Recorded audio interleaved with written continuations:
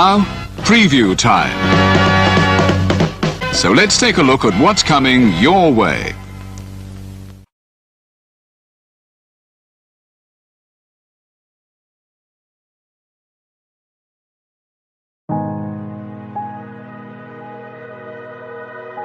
Gary Hebert, the man, the myth, the legend. I was amazed, and I was looking to become a better skater myself, and I wanted to be like Gary. When you look at a guy like this, he's one of the most talented people in his profession.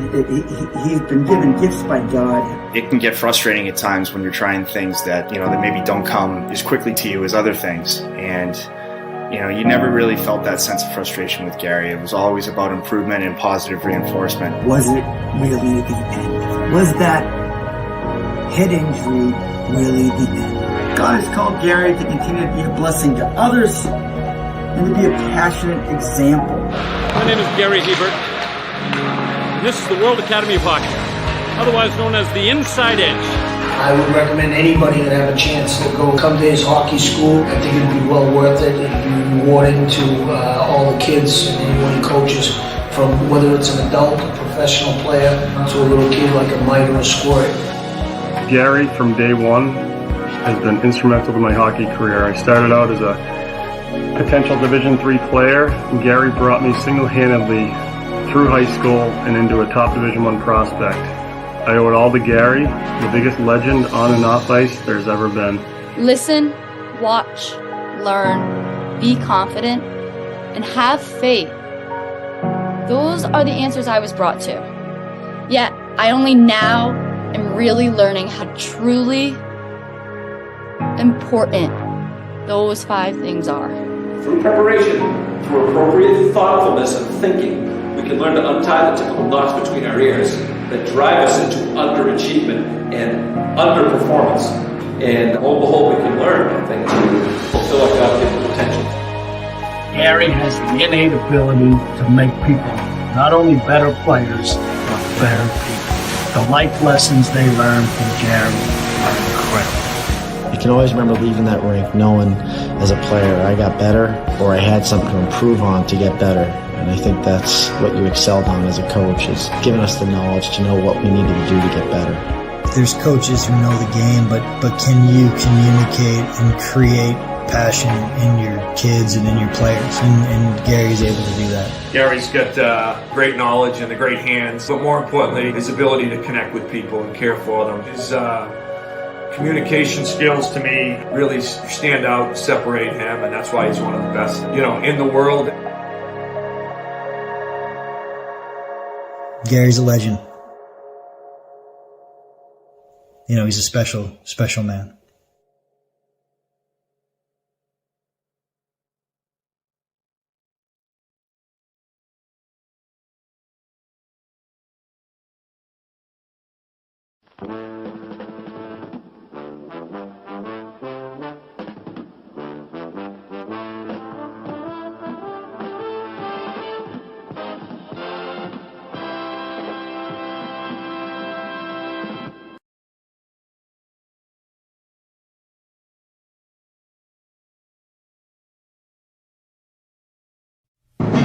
The Jeff Meacham Network's Multiverse of Media.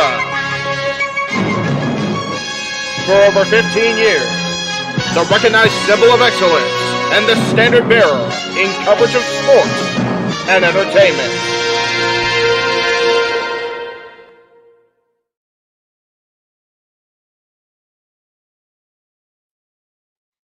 Howdy, folks.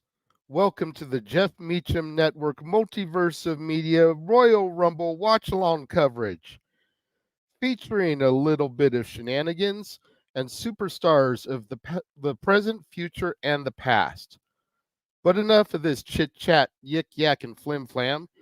Just refrain from hibernating, and we'll all enjoy the show. That is right. What is going on, everybody? It is I, your color commentator extraordinaire, the renegade of wrestling, J.J. Williams, being joined by the simple man with the spectacular voice, Noah Foster. Hello, everybody. He literally caught me off guard, and I'm in here impromptu really quickly because I wasn't sure I was going to be in here this early. But yes, it is that time indeed, and there's a lot more to talk about. It's good to see y'all once again. Hello, JJ. Hello, chat. Hello, hello. And our statistician, number one statistician, Statboy Mike is in the house. Hello, my internet fans. It's Rumble Day! What's up? Hello, everybody. Hey, man. I can't hear you guys, so let's do the you. intro after I get the sound working. Give me a second. Okay. Sorry, guys. Hang on. No, you're fine. Of course, he has to figure that all out, and it's solo to me. It was on him for solo, but for some reason it threw it to you once he dropped out. So I just probably picked a random screen. All right. Yeah, we've got Catherine in the chat room saying hello to everybody. Daniel is here. Let's get ready to rumble. Yes. Of course, Natalie is here. Hello, everyone. I hope you enjoyed that intro, sweetheart. That was partially for you, as yesterday the doors closed on the original 1971 version of the Country Bear Jamboree at Walt Disney World. I forgot that's what that was. It is all under refurbishment. It will be back at a later date with a brand new show. But that was the intro from that. Just repurposed for our shenanigans here today. So glad to see that you joined us, sweetheart. Cape Rear in the house. Probably the most unpredictable Rumble since 01. That's a fair shout. Yep. I literally made that analysis during Silly Predicting, so he is right on point with that. Also says, hey, Noah and JJ, good to see everybody. Matthew's in the house. After a start of a wild week of wrestling, it's time for the Rumble and the road to WrestleMania, yes. And thank you for putting it that way. So well worded there, Matthew. We are not here right now to address the issues, the elephant in the room regarding Vince McMahon. That'll be a lot later on open mic night. Let us try to keep the focus here and now on the Rumble. Jeff is back. Can you hear us, Jeff? I cannot hear you now. I know that. Okay. I think you guys could hear. I could hear you without me talking. That way, I wasn't throwing everything off. Yes. Okay. Well, since I'm 9 minutes late to the party or whenever the actual thing started, I just want to say, welcome everyone to WrestleMania season here on the Jeff Meacham Network, Multiverse of Media. It's time to rumble. Okay, we're good. Thank you. That's really all I wanted to do at the end of the day. Okay. And by the way, to Booking.com. You guys suck because you said we had an early check-in. Hotel didn't know we had an early check-in. So I should have been up here an hour ago. Anyway. 99, yes, sir. Yes. So we are live from Victorville, Sevierville. No, Pigeon Forge is where you actually live, Mikey? Sevierville is where I live. Pigeon Forge is where you live. So Sevierville, Toledo, Ohio, and Las Vegas, baby. Welcome to the Watch Along the Rumble, guys. Glad to have everybody along. Yes. It's good to see everybody in the chat room. Good to see the chat room lively already. That's awesome. I love that. That's awesome. Yes. Matt is here. Good to see Matt. Good to see Pop and Natalie. Both of them there. Very cool. I haven't seen Pop yet because I'm still going through. It must be a little bit down. Spoiler alert. Yeah, sorry. Hello to the Micho Man and the Stat Boy. Jesus Santos is here. The Cleaver is here. Good to see the Cleaver. Right on. Was liking the new dishes I saw on Cleaver's Facebook post, so definitely have to get out there and check that when we get out to the area. Jesus says, hopefully Jay is in the Rumble. You know, I got a feeling Jimmy and Jay are going to be 1 and 2. Especially after they did the SmackDown draw last night, which I felt really jacked things up because now we know people are in it that we didn't know before. But Jimmy drawing his number seemed very, very down on his number, which almost makes me think he got number 1. Right. So Jay could very easily be number 2. Right. I am almost willing to bet money R-Truth drew number 19 because of the joke he made about, do I have to quarantine now? Shit, right. Wouldn't that be so stupid? COVID-19, like, that just seems like an R-Truth thing to do. Right. Well, they already showed him walking in saying it's WrestleMania Day, and it's like, God damn it, Ron, really? Natalie did pick up on the Country Bear reference. That's right. I raised you good, sweetheart. You done good, Jay. You done good. Pop is in the house, as you alluded to. Yeah. Before you came in, because we didn't know what your sitch was, I did Henry's intro. The howdy, folks. Welcome to the one and only original Country Bear Jamboree, but I reworded it. Tremendous. For us here. I love it. Since, like I mentioned, last night was the final night, curtain closed at Disney World on the. Oh, that's right. They're doing the refurb. That's right. Everything is getting overhauled now. So yeah, the final vestiges of the original. Liver Lips McGraw is now DOA. He will now be Romeo McGraw. But anyway, we're not here to talk about Country Bears. We're here to discuss what, Noah? Oh yeah, professional wrestling. Damn it! Damn right, and you no longer digress. No, that's the new rule. Oh, okay, okay, that's good to know. Yeah, there is no more digressing and no Cape Rayer. You're not seeing things. We are only getting 4 matches tonight. I'm here for that. I'm here for that. There is no more digressing because, goddamn it, stand behind your claim. If it's not your NXT, then goddamn it, don't digress. You stand from behind that. If you're a fan of professional wrestling, damn it, don't digress. You stand behind that shit. That's right. Yeah, I'm tired of digressing. We're past 5 minutes. No, the fuck, I do not digress. It is my goddamn NXT. Yeah, damn it, all that hell. Catherine says, Jeff, you're in Vegas, buddy. I am in Las Vegas. Yes, good to see you, Kat. Yes, we're actually here to see Paradise Kitty tonight at the Santa Fe Station Hotel and Casino. About a 15, 20-minute drive. So I'm hoping we don't get a Tony Khan situation. There it is. There are my girls. There we go. Tonight at doors at 7, show at 8. And I told a few people this. We figured out, JJ and team, that January 27th is now Jeff Hangs with Jenna Day. Okay. Because 2 years ago, Paradise Kitty had a show at the Whiskey. And I was there with Travis and Kathy, ironically enough. Last year, on Friday, January 27th, was the Disneyland kickoff of Disney 100. Who came with me to that? Jenna. And tonight, January 27th, 2024, here we are again to see the kitties. There you go. So every year, no matter what happens, we're going to find a way to get Jeff and Jenna together on the 27th now because it has to be a thing. Exactly. It's almost like an anniversary date. It is. It's a beautiful thing. And I've been authorized to say this. I just can't say how we met now because then people will be able to equate ages. But this coming toward the end of the year, we'll say end of second, actually beginning of third quarter, fourth quarter of the year. 30 years of friendship with that woman. So just 2024 is a big year. So. Cheers to that. Catherine says hello to Noah, JJ, and Mike, not wanting to leave anybody out. Absolutely. We love Kat for that.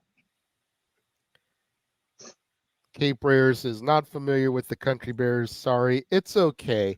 It's not everybody's cup of tea. No. It's a Disney attraction that has been missing from Disneyland for 23 years. Yes. It's just one of those things. And it's one of those, I'm going to reach out and hug Jay because the last opportunity he had to see his original Country Bears in their original form has now been snatched from him, but with forced and furious anger. So hugs to JJ because now we can't even go to Florida. It's probably best we don't dwell on that because if Natalie is in the chat, she will let off a Noah-esque or Statboy-esque rant about it. And we don't need her getting fired up. No. Hello, Tim. Good to see you. Jesus says it's just me, Oos. Day one-ish, just me, Oos. Well, it is his birthday-ish, so, it's... Oh, yeah, there you go. Yes. Stand behind my NXT and Damage Control having all the power of gold on SmackDown. I'm not going to lie. I was a little bit bummed to see Kane and Katana lose the titles. Well, your girls. Then, I knew they were going to be transitional, but I hoped they'd at least survive the Rumble. Fair. You know, get them maybe to the Chamber, get them a more marquee match, heading into Mania. But it is what it is. Yes. There will be a standard pre-show on WWE, but there's no kickoff match. Right. WWE tends not to do that. Which is why they're not on with us this time. Because usually if there's a match, they have an hour of just BS and then an hour with the match in it. So yes, they are awesome, Cape they Ray. are. Going back to the Country Bears. Yeah. We'll see how they end up. So,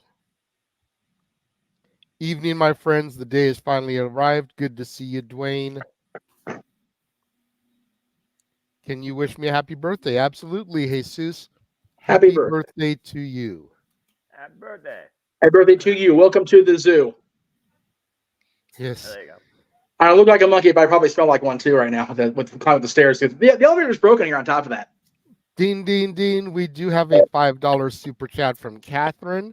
Ready to Rumble 2024. You know, I jokingly did this last night on Noah's Simply Predicting because I knew it would get a little bit of a rise out of him doing singing. But it's the most wonderful time of the year. Not copyright. Ding dong. It really is, you know. And before we get more in depth, we will go ahead and bring in to the room. Yes. Walter is in the house. Hola, mi gente. Mr. Reliable here. If I may, Jay. Go ahead. With the stars rumbling, much to Noah's chagrin, but we all like it. It's the most wonderful time of the year. I'm missing out on tacos because of this. I thought we were supposed to talk wrestling, not We are going to talk wrestling. We're getting everything going here, Noah. We got 2 hours to bullshit. You got me literally here at the beginning. I was like, okay, we're going to be at the end of the conversation. All right, I'll hold off. Well, first I'm going through the chat room's comments. We do have to acknowledge the almost 30 people that we've got watching already. That's right, baby. Enough. I respect that. We're not even 20 minutes in, and we've already got almost 30 people here. We got to start shenanigans early, Noah. That's right. But it truly is the most wonderful time of the year. Tonight is the kickoff to the road to WrestleMania. If WrestleMania is the Super Bowl, then tonight is the All-Star game. It's the Pro Bowl. It's the World Series, you know. Whatever analogy you want to draw, this is where it all begins. Yes. I get that. Yeah, you know? if you're making sports analogies. I'm sorry. And that's why I enjoy the Rumble so much. Go ahead, Jeff. I keep forgetting there's a lag with me ahead of you guys, so I do apologize for that. Yeah, if you're going to make a sports analogy, the All-Star thing is a perfect thing because generally speaking in sports, the All-Star break is when shit picks up. You know, post All-Star break in baseball, in hockey, and in basketball, that's when things get serious. The Pro Bowl is the only one that really doesn't amount to spit at the end of the day because it's literally the freaking lame duck between the conference championships, which are tomorrow for you sports fans, and the Super Bowl. But yeah, I like that reference. When we get to it, I'll bring it up because that's a great comparison, especially when we were talking about on the way up here as far as the championships go. It is this time of year is my favorite time of year, not actually being a holiday season. I love it. There you go. And we did get a second super chat from Catherine. Spreading the super chat love around. That's always appreciated. So thank you for that, Catherine. Thank you very much for sharing it with everybody. Absolutely.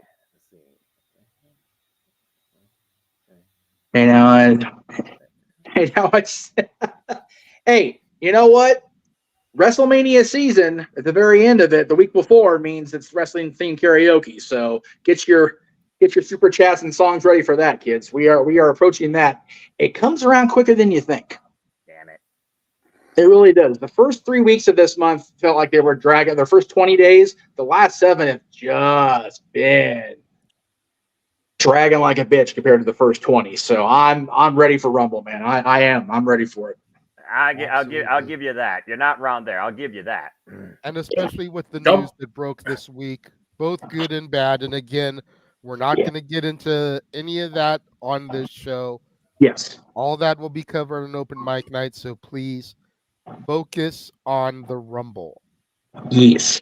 Don't anybody be alert. I mean, alarmed. I'm not stripping. I'm just changing. I have T-shirts. I mean, Walter, if you want to use Rick Rude's music, let us know. We'll throw it on for you. Non-copyright. No, that's copyright. We don't want to get pinged. Hey. Well, then we can use the chat. No, we will not even do that for super chats. No. Look at Walter over here biting the shirt. We got twins. Got twinning. Oh, there we go. Here. Twinsies on the left. Twinsies to the left of Noah. Twinning. Twin. That's it. But anyways, the reason why we brought Noah in here early, much to his chagrin, was not to sing. No. Not to harass him. No. Not to embarrass him, but there was a rumor that went around earlier today. Yes. And let me try to find my source here again real quick. From the ringside roster. Okay. That's where I got it from, the ringside roster. And the rumor stated that WWE reached out to various promotions for the Rumble pay-per-view, PLE. Yeah. So I want to go around the horn here. Okay. And let's not list off 25 different people, but just one at a time. Like, who would you like to see? Pick a man and a woman that you would like to see from an outside company come in and do something. And we can go around the horn a few times if people don't get named.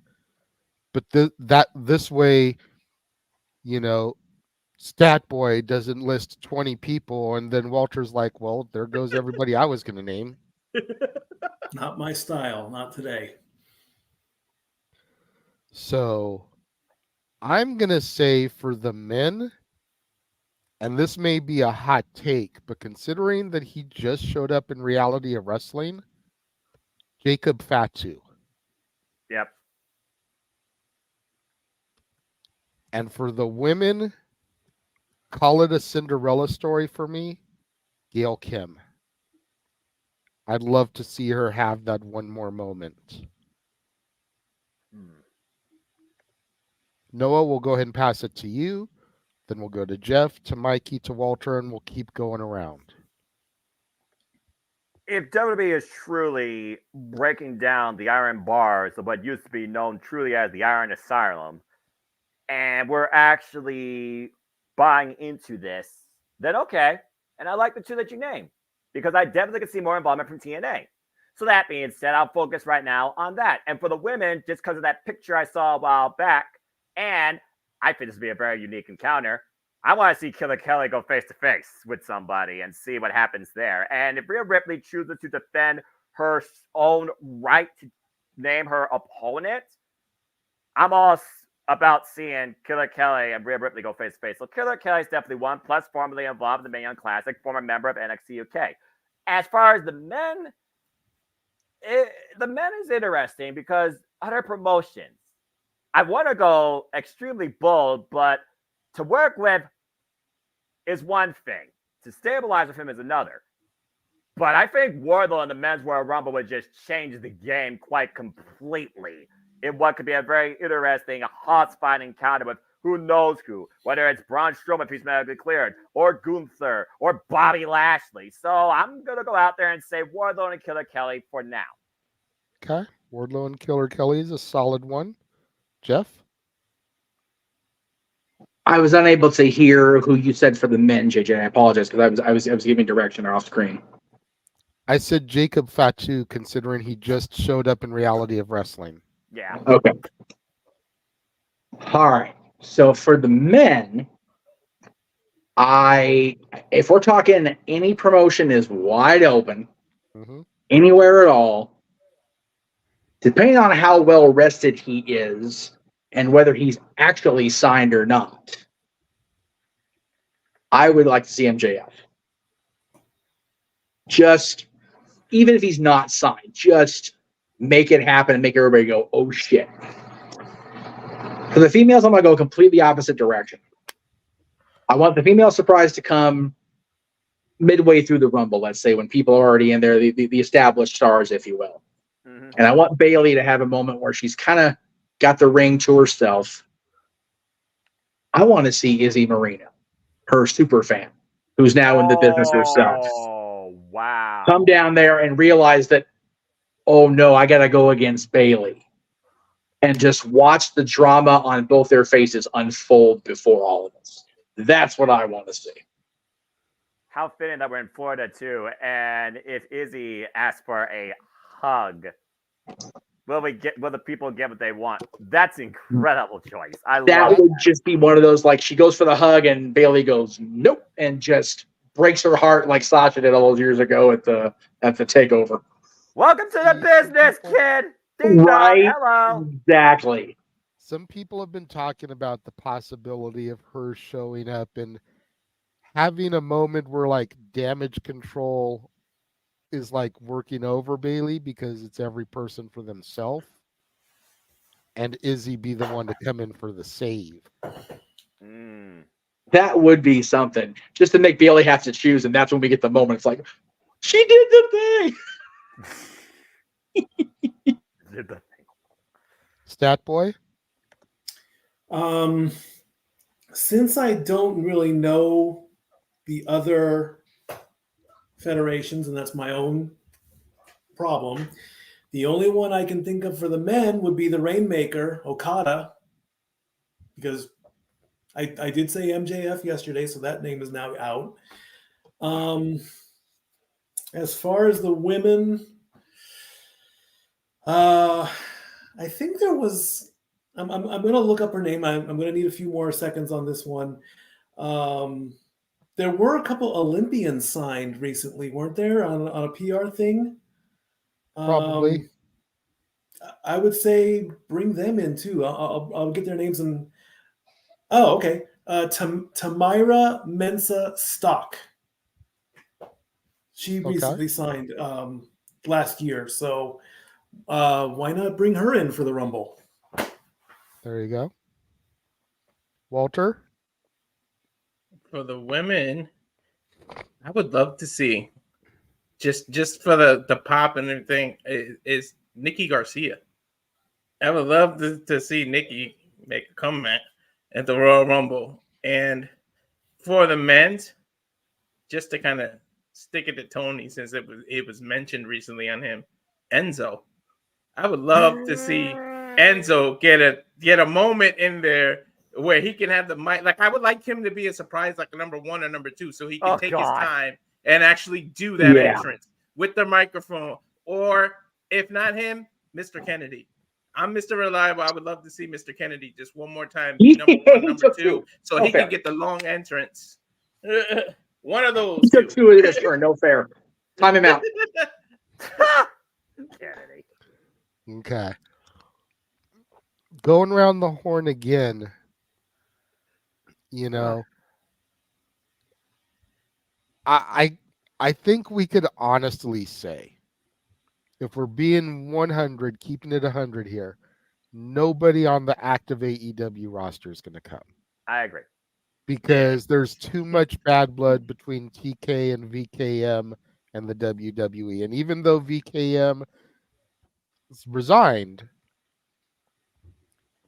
he just no. Just leave it at that. Just no. I agree. Just no.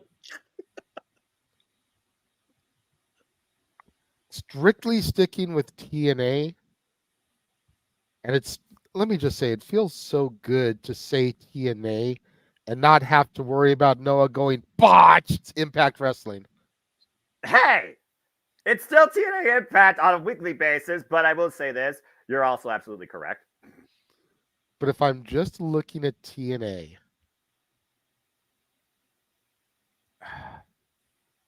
if I'm thinking about a moment and somebody who could make like a moment and seize an opportunity, it's got to be my TNA MVP of last year, Speedball Mike Bailey. Yes. Could you imagine? Yes. Could you imagine like we had last year that spot with Logan and Ricochet, but have it be Ricochet and Bailey?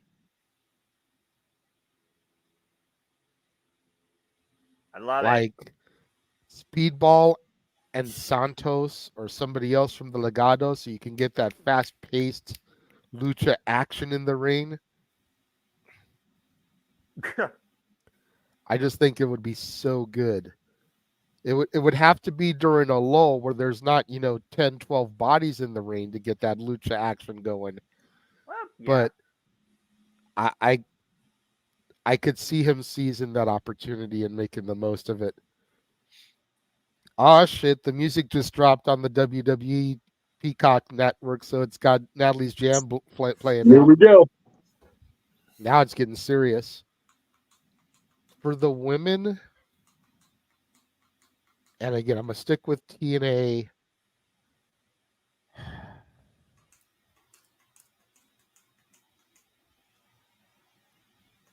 I'm going to go with Thick Mama Pump. I'd love to see her get in there. And I'm not even a Jordan Grace fan, if we're being real. I don't mind her in-ring work. It's her mouth outside of the ring that I've got an issue with. That's fair. In a lot of cases, you can like the person but hate the gimmick. In this case, I like the gimmick. I don't care that much for the person. But I think Jordan Grace in there, Thick Mama Pump, Big Mommy Cool. There you go. Or the roughest, the toughest, the strongest, Thick Mama Pump. The Juggernaut. There's something there. And especially now that Endeavor has their hands in the TNA with just, we can make this a reality, people. I'll say it. I'm one of those again, though. Seeing is believing, reading is speculating, but I like this aspect a lot.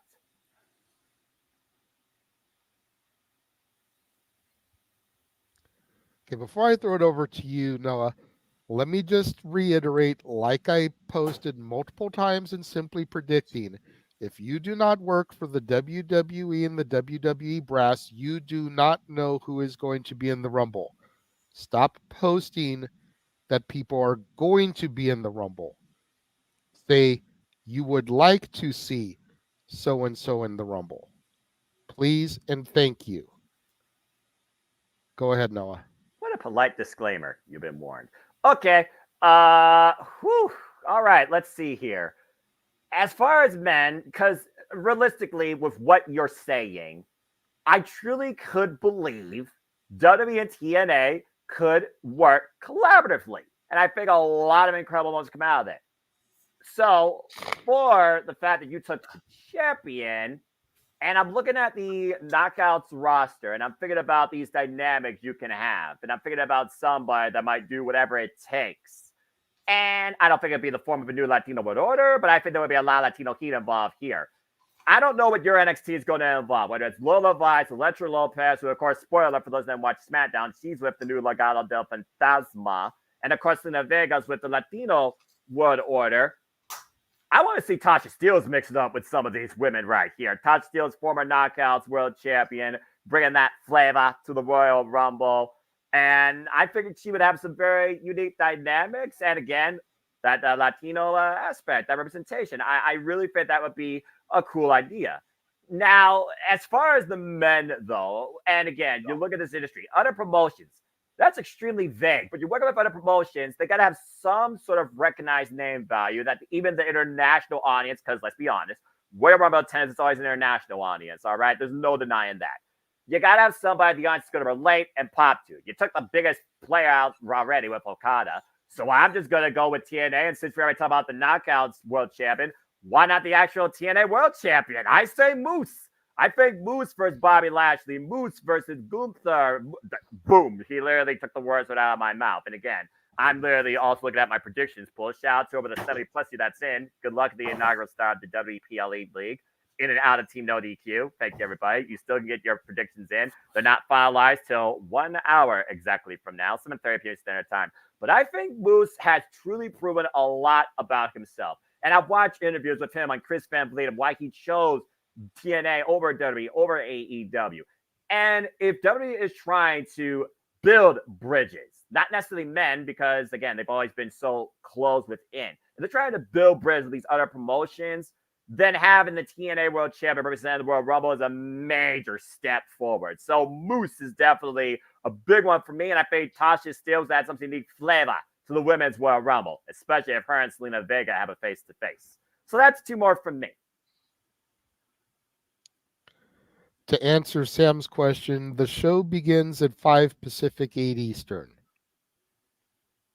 Their pre-show will begin at 4 Pacific, 7 Eastern. We are giving you a whole extra hour of coverage because, like Cypress Hill, we are insane in the brain.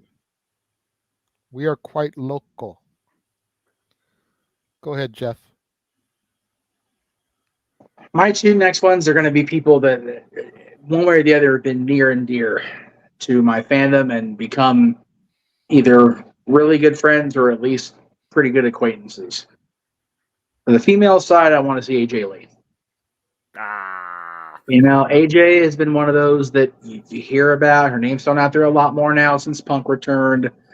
If you believe pictures that go around the X platform and other areas, they both are in Tampa. Now, the significant other traveling with their partners, whatever. Okay. But I want to see her, even if it's just a one-off. She sat out because of, the damage to her vertebrae, but she's also said she's physically cleared to go if she wants to. It was all about her mental state. That's why she didn't make a full-time active return. Ding, ding. And a big part of why she ended up leaving, as much as it was about her injuries, was about the fact that her hubby was sitting there in a pissing contest with a company. I wouldn't want to stick around either from her. But everything's good now. So why not? Mm-hmm. As far as the men, as much as he threw a red herring at us on Twitter, I want to see Sean Waltman. I want to see X-Pac. I really do. Or 1-2-3 Kid. However they want to use Sean Waltman today. I'd love to see Sean Waltman. Well, think about it like this.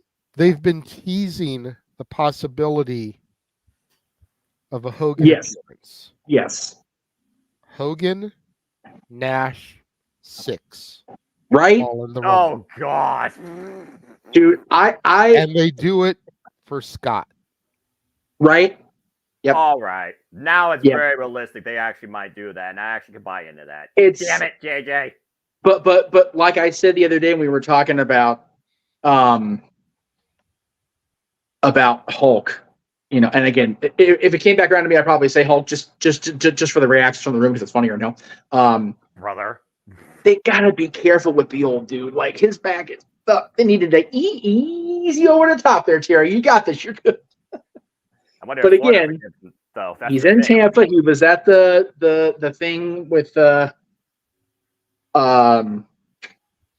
ad-free shows thing. So what's that? Conrad and Eazy-E. Thank you. Yeah, because they were doing Hogan-based trivia at Hogan's Hangout and didn't book him. He just kind of walked in and went, "Oh, okay, cool. Well, here, hey, I'm here." So I wouldn't put it past him to try something. And yes, I think that considering he missed 10 and missed 20, at least trot him out there in the red and yellow just for a little bit at 40. Like, seriously. But anyway, I did my 2. Definitely, I just want to see Sean Waltman get back in there mixed up a little bit because he's been out of the mixing it up a bit part for so long now. And that's my boy. I love Sean. Always will. Always have a special place in my heart for how he reciprocated me making sure that he and his were good. He did the same for me and mine. So, and then immediately just a sentimental like, oh, that'd be cool. Yeah. Back to Sam, it's an hour and a half away. Hour and a half from now. Cheers, pal. Shout out to my friend Amara J, by the way. I hope that she enjoys the Rumble and whatever she's doing, if she has free time. And to answer Cape Rayer's comment real quick, even though it wasn't super chatted, to my knowledge, Gable Steveson is still with WWE. That doesn't seem to be going well. Stat Boy, you got another 2 for us? I was just going to say Gable Stevenson. Okay. So Gable Stevenson for Mikey. And yeah. But remember, we're trying to discuss people from other companies. Gable Steveson is technically under WWE contract. Yep. Mikey, come here. Use another device. Google TNA roster. All my devices are being used right now. Son of a bitch. I can't do nothing. Or watch TNA and know their roster. I'm sorry. You know, you would think that a man with the stats would be better at homework. I'm just saying. I did. What do you think I've been doing the past 9 weeks? 10 kilos. Oh my god, dude! Mikey, breathe it in, brother. Breathe it in. Don't anger it, Jay. Jesus. Way to go, JJ. Damn it, JJ. No, don't poke the stat boy. Do not poke the stat boy. Do not feed the stat boy. Do not give stat boy water after midnight. No. I'm not going to turn into a gremlin. No. Tasty water. Tasty. Yeah. You're back one more year. Did there you go. Did you stir that tasty water before you served it? Yeah. I did. Stir it up. Yeah, you did. A little bit. Red velvet style. Let's steer the train back towards Tropicana Center and continue naming other people. And if he doesn't have any, he can just pass. Yeah, it's definitely Tropicana Center because Tropicana Road's closed up here. Construction. It's a bitch up here. So Tropicana Center is fine. There you go. Oh my god. Toward Las Vegas. Well, traffic's there's murder a up here. name on the TNA roster that you might be familiar with, Stat Boy. Oh, there we go. Sabin. El Sabin, Hell yeah. the X Division champion. Yes. Still 10 times over. Time. Madness. Unbelievable. Mikey members saving at PWG. Mikey members. He should. That hour-long intro that he had because we needed a hero, and it's like just cut straight to the lyrics. You don't need the whole one of the longest intros ever. No, the freaking hour intro was Danielson because he waited for the whole freaking preamble to start before he actually came down the damn stairs. For what song, Mikey?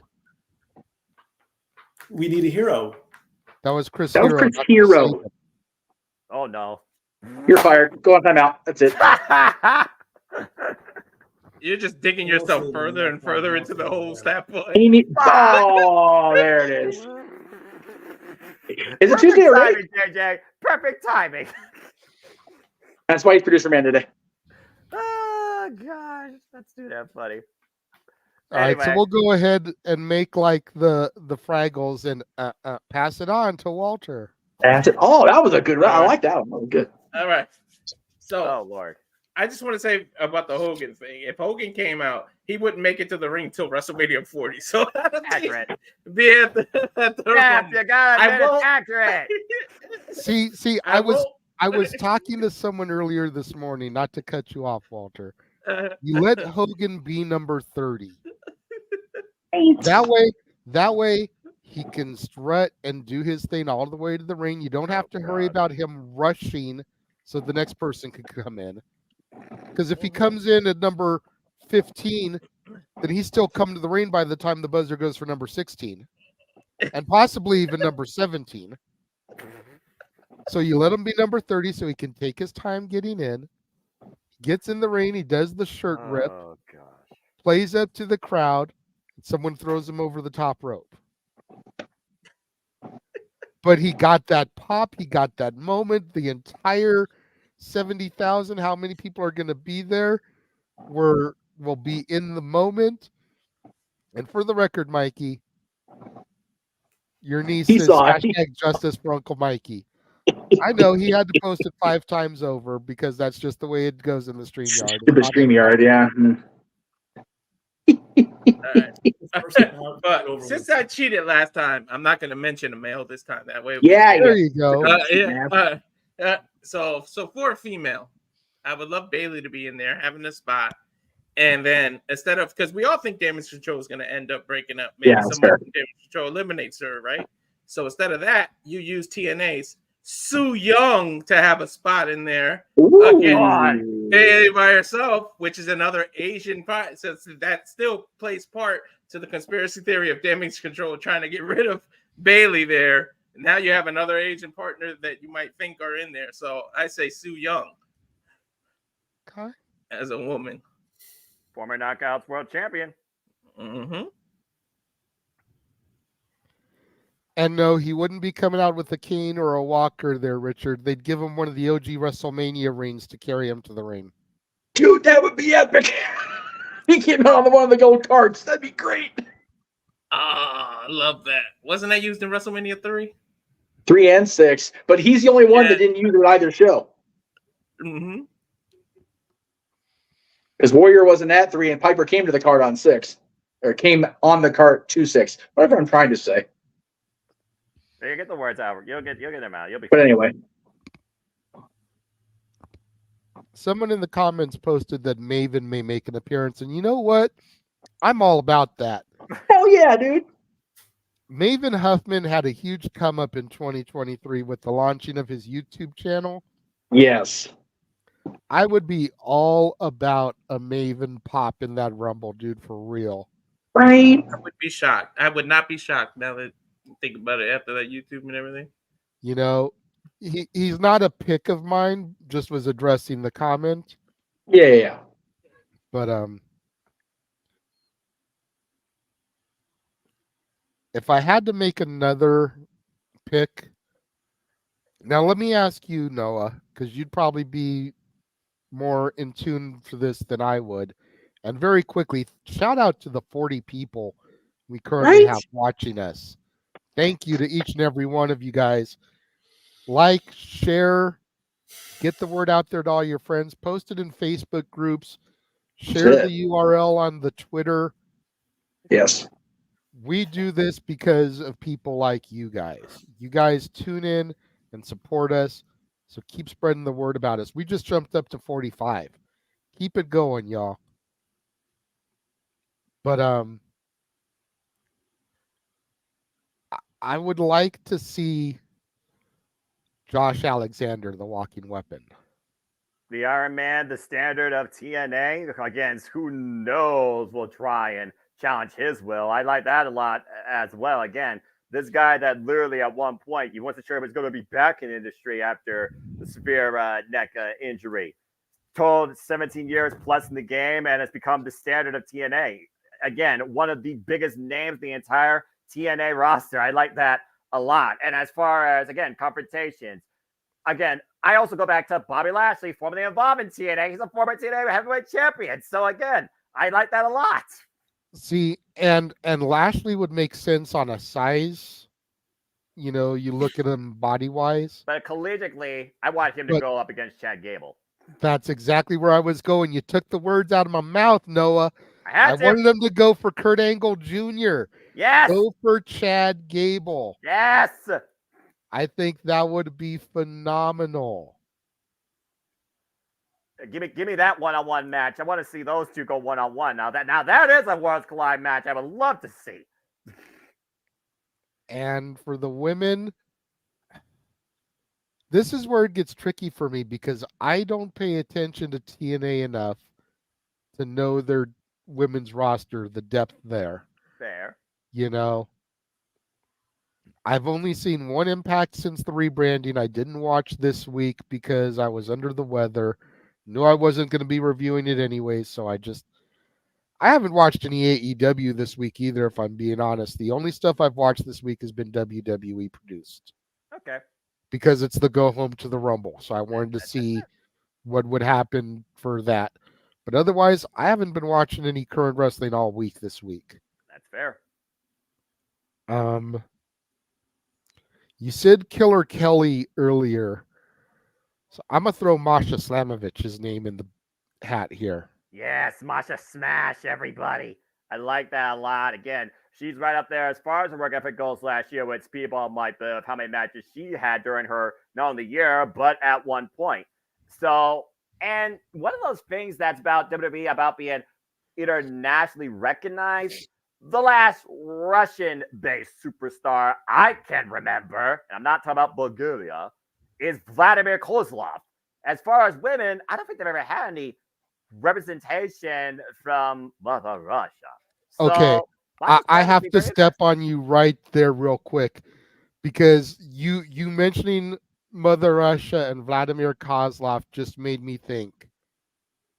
What if, and I can't even believe I'm putting this out in the ether, so please don't jump through the screen and kill me. What if we have Ariana Grace and Santina Marella in the ring at the same time? I'm serious here. Think about this for a moment.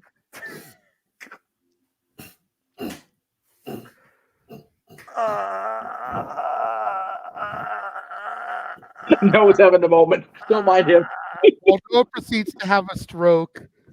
Thank you for tuning in, sweetheart. I hope you and Juno enjoy watching the show together. Yes, enjoy it tonight, girl. It's gonna be a fun show.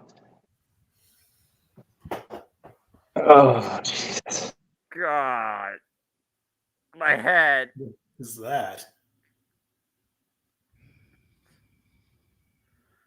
Get that shit out of there. Come on, Noah. Come back. All right, fine. Yeah, I'm going back. But Jesus Christ, no! You mentioned Kozlov, and I immediately went to Santino and Kozlov. I immediately thought about the fact that they're both together in TNA. That's fair. I then went to the fact that Ariana Grace's, Miss NXT gimmick is a direct knock on the Santina Marella gimmick, and Santino is her father. Come on. Anybody that knows and that connects the dots would find that shit hilarious. I don't think Santino's own daughter would deem that worthy. What the fuck? I think it'd be I might fall out my chair if I hell. saw that. I think it would be a tremendous, great Easter egg type moment. I think that'd be funnier than hell. Thank you. I'm gonna lose my Thank shit on you. air. Thank you. I'm gonna lose my shit on air. That's That it. Grace would have to eliminate her aunt. Right? You choose family. You choose the thrill of victory over your family pride. That's great long-term storytelling, JJ. Damn it all! I just made Daniel spit out his tea. Oh, damn it! There goes your $5. You gotta get a screen repaired from the tea now. Yeah, man, that sounds. All right. Well, I'm just saying, I think it'd be a funny moment personally. I would pop for it. Why not? Why the hell I will not? say this, and I think Josh, if he comes around, would agree with me. I'd rather see that than Hogan in the Rumble. See, I would, but that's just because I'm a Hulkamaniac. So let's say that. I'm just gonna say this: whatever you decide in life, and if this is not the Matrix, blue pill is red pill. Comedy is subjective. Okay. Oi. Yes. Noah, follow that. Give me 2 more.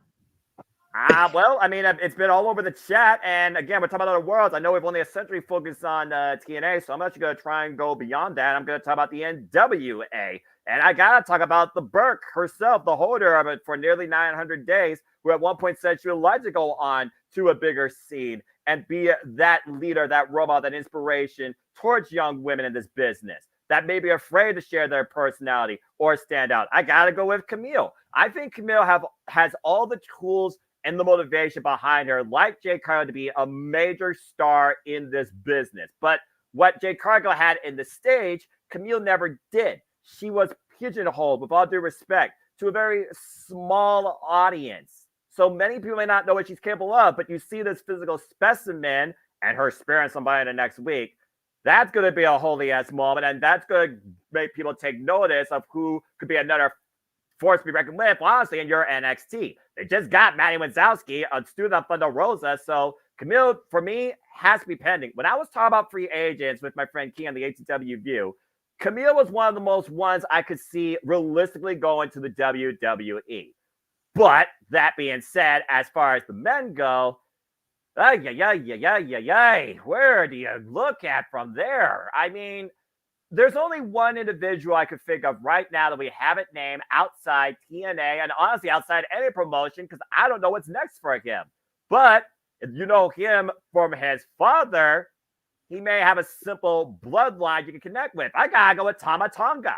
I think Tama Tonga will be one of those very shocking moments that people would not expect. One of the sons, of course, you might know him of Haku. And of course, Tama Tonga lost never an openweight championship, and he bid Japan farewell. I think Tama Tonga would add even more of a family feud to this business. You think about this in the men's rumble. You got Jimmy, you got Jay, you got Solo. And then you have Tama, and then the whole world's like, what the hell's happening here? Because And Jake had mentioned earlier, too. Again, Jacob Fatu is a whole nother one. So there's a summit of the Anai family here. So I think Tama Tonga would be very interesting. And again, he has so much upside to it. One of the most loyal, honest, hardworking men I have seen in his growth in New Japan Pro Wrestling. There's another promotion for you. So, yeah, for me right now, I think Camille and Tama Tonga are two names to look out for that could be very interesting to see tonight in the Royal Rumbles, respectfully. Okay. We're over 50 people right now. I was going to say, we hit 55 during Noah's thing there. That's crazy. I love it. We're still not on everything we're broadcasting on. We still have a couple that don't have any views right now. Yeah. We're over 50 people. That's awesome. Is fucking nuts. This just goes to show the sentiment that I echoed earlier. This truly is the most wonderful time of the year. People are excited about the Rumble, Jeff. Yep. No, I agree. Brother. Like we don't get these numbers except during the holiday karaoke stuff. So this is great. I appreciate everybody tuning in. I'm glad that everybody's able to tune in, and I'm actually glad I'm in a comfortable chair in a hotel room instead of sitting in the lobby dicking around. So I'm always good for that. Now, there you go. Really quickly, before you give more thoughts, let me throw this question to Mikey, since he is from the state that this is being questioned about. Is Kane going to be in the Rumble? Sorry. You took away the question. I'm trying to put this person in timeout because he's being a dick. Will Kane be in the Rumble? Oh, yeah, I guess I won't. I'm going to say no. I'm going to say Mayor Jacobs is going to stay in Knox County and watch the Rumble as a fan tonight. If he's smart, he will. About to say CM Punk would make him prime target number one. Let's not forget what happened the last time CM Punk was involved in WWE. Yes. Yeah. Damn it! Now I want him in. Yeah. As far as my picks, I apologize. I was trying to hit the three dots. It's very hard with that thumb, JJ. I apologize for. I got you. I got you. Unintentionally producing, JJ. Sorry about that. Hey, not no one. Use the right words. Not no one. Almost no one. I have no problem. I like to see it just for the pop. Like, honest to God. Fair. I mean, as far as Kane goes, you figure how close is Tennessee to Florida? Mikey? Like, it is a weekend, so it's not like it's out of the question. True. No, it's true. And you figure Kofi is on the heels of that record as far as number of Rumbles. That's true. This I have will be Kofi's 16th, I think, and the record is 18. Yeah. So if Kane can get an appearance in there, that just bumps it up another number that Kofi has to try to, surpass. You know what I want to see? Like, this isn't one of the official picks I had in my mind I was going to say right now. Okay. Corporate Kane come out and have Punk eliminate him just because. That would be awesome. Wouldn't that be just like a great, like, oh, I know they did there. Yeah. Full circle. We did talk about the NWO earlier, Richard. So, yeah, again, it'd be cool to see the remaining members of the Hall of Fame inductee NWO guys be in there. That'd be cool. I know. As far as my official picks. Yes. I had a name that just went out of my head because I got distracted with the chat room. So let me just think for a quick second here. Been seeing him a lot more than we have in his time away. Man, if Big E's cleared, I know I'm still inside the company at that point, but man, Big E being cleared would be just one of those moments like they did the thing. In his home state. Saying. The last time Big E was competing regularly was just after they'd been removed from the Thunderdome, which is where they're going to be tonight, essentially. So, isn't it crazy? So Big E's my pick for now because, again, outside the company, we're going to be here for another 6 hours. Jesus, which is fine, I guess. Well, I mean, we've still got another 5 minutes before WWE even gives their coverage, starting to talk about the matches. 60 people watching. Thank you guys at home. Holy shit. You guys are you guys are what keep me going, man, for real. Especially after this last week. My God, what a week. So Big E for the guys. For the gals, goodness.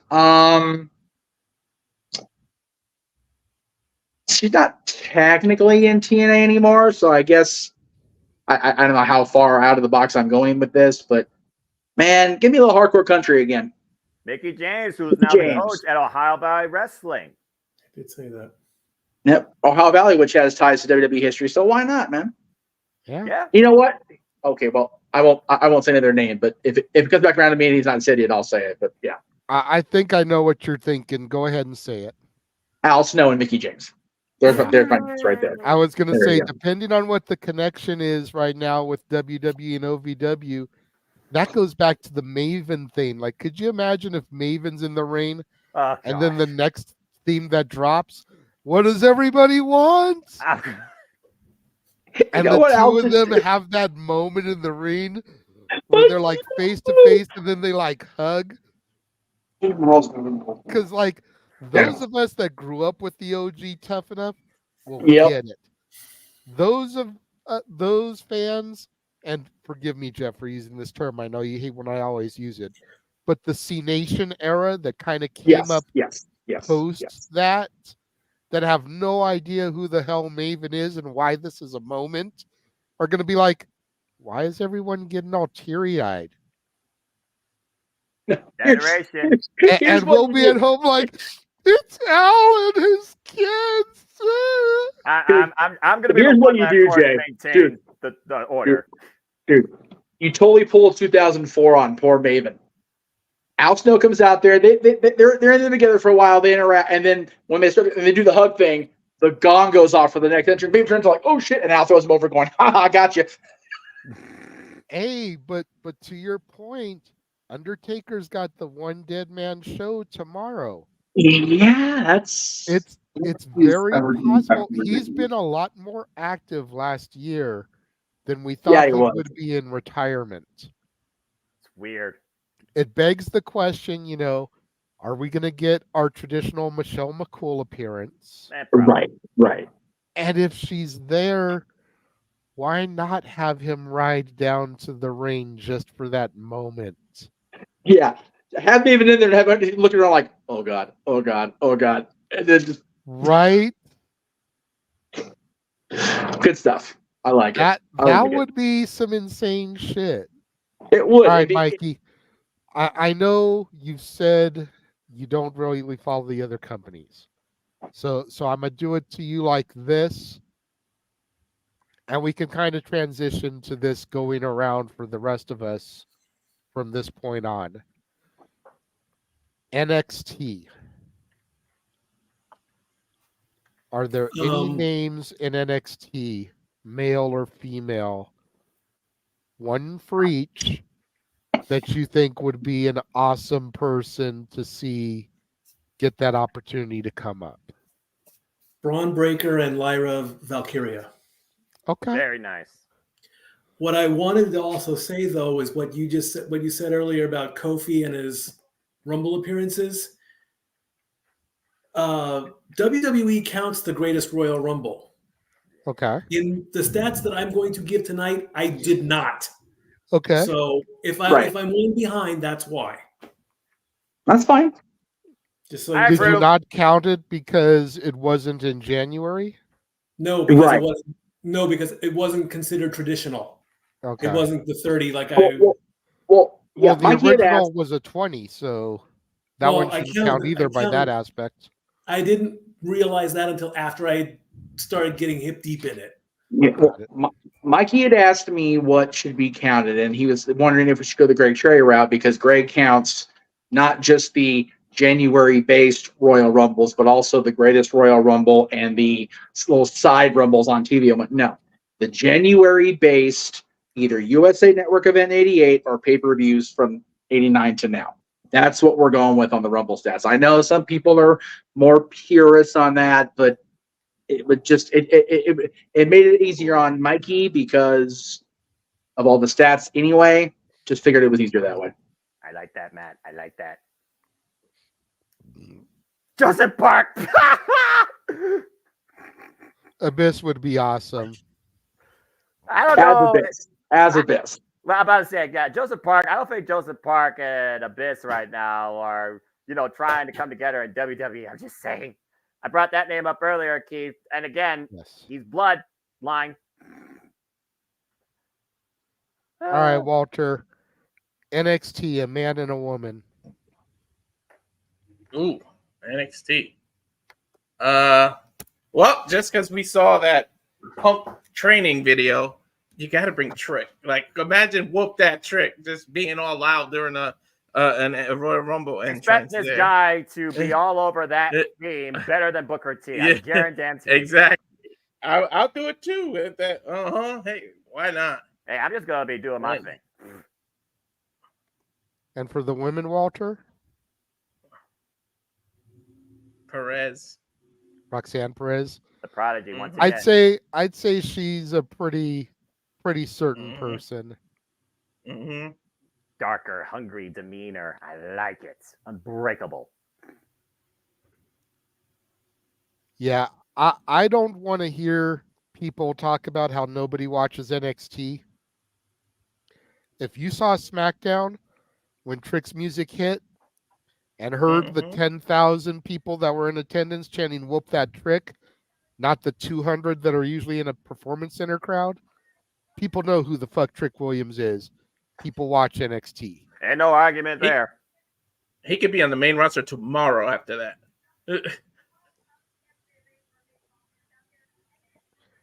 I'm not trying to be mean or really clown, but Becky Lynch should not be wearing a white sports bra. It blends into her skin tone too much. She is that pale. And as you talk about that, of course, we go inside as we are just preparing now for the Royal Rumble, as we are finally underneath the hour mark. The countdown is underway to see who starts their road to WrestleMania.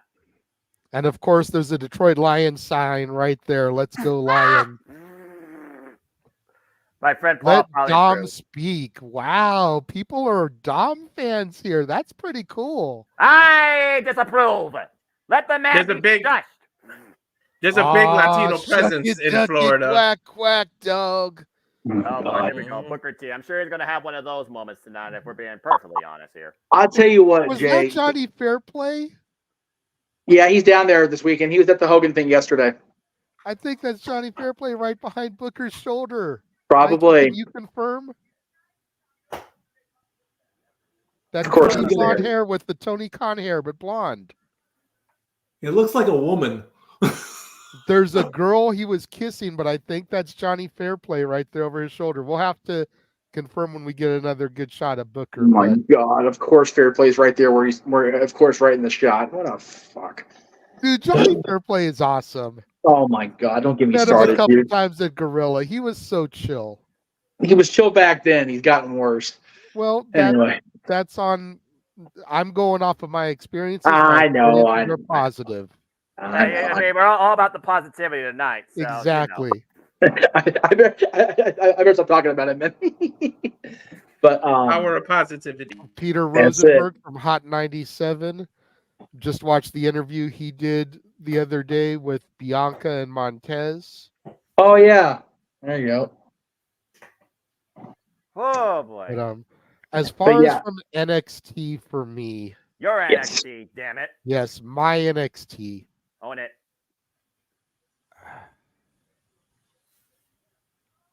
I feel like Trick is obvious. I feel like Mello at this point is obvious. He's been on the SmackDown roster, having a few matches here and there. So I'm not going to say Mello because I feel like, it's an obvious pick. Ooh. So I want to go a little bit more abstract. But going back to that training video, I'm going to say Lexus King. I'm going to say Brian Pillman Jr. gets an opportunity to shine tonight. That's fair. That's absolutely fair. Because for those that didn't see the video or don't know what I'm talking about, there was a 10-minute video, a vlog video posted by WWE. It's kind of followed Punk throughout the week. And the last one to come up was filmed on Thursday and was him at the PC working out with Mello, Trick, Braun, and Lexus King. Mm-hmm. Running drills. Steve Corino was there ringside, making jokes with Punk. You saw Natty when he first arrived at the building. Indy Hartwell was there. She opened the door as he was coming in. Roxanne Perez, Cora Jade were there, showing some love. But the training was Punk with those four gentlemen and Corino watching at ringside. And like I said, Mello seems like it's a lock. Trick seems like it's a lock. Braun seems like it's a lock. But I think Lexus King was there for a reason. They see big things in Lexus King, and you can tell just by the way they present him. Sliding him out each week on a throne, to play up the King portion of his name. They see something in him, and I think they want him to carry out the legacy in WWE that Brian Pillman didn't get to carry out because of his untimely demise. Mm. On the women's side of things, I gotta go for my girl. The university may have had everything taken away from it, including the podiums. But give me my girl Thea in there so I can represent Chase U and pop hardcore when that music drops. She needs to go to a better credit institution. Damn you, Noah. You leave her alone. It's bad enough I've got Emmanuel and Arlene sitting here telling me that the time is going to come when Riley Osborne shows that he cares about JC Jane more than Thea cares about him. Gonna break my heart. Stop trying to book a fucking high school, young college age teen Disney bullshit soap opera and sports entertainment. Damn it! God, I hate that shit. And he does not digress. Anyway. Didn't take their medication today. Damn, no. Yeah. Love stories. Yeah. Who do you see from my NXT showing up tonight? Oh, okay. Well, actually, there's a talk about wrestling. Your NXT's got some very, very, very, very, very, very, very unique names that I could see involved here. And I go with a couple of workers that definitely I think could surprise us and have had a resurgence in your NXT. One particularly, Dijak. Dijak has been a force to be reckoned with, and his justice could definitely be delivered tonight throughout the Royal Rumble. He could be a force to be reckoned with. One of the hardest workers, in my opinion, of your NXT, have been working with so many different people, and now we're trying to see between him and a certain other individual who's crazier, and I'm all for it. I'm curious to see if it falls out at Vengeance Day. As far as women, I go again with the international flair, and I think, by the way, Ashley, get well soon. I think for me, just because she's one of those that always is opportunist, tries to find her moment, creates at anybody's expense.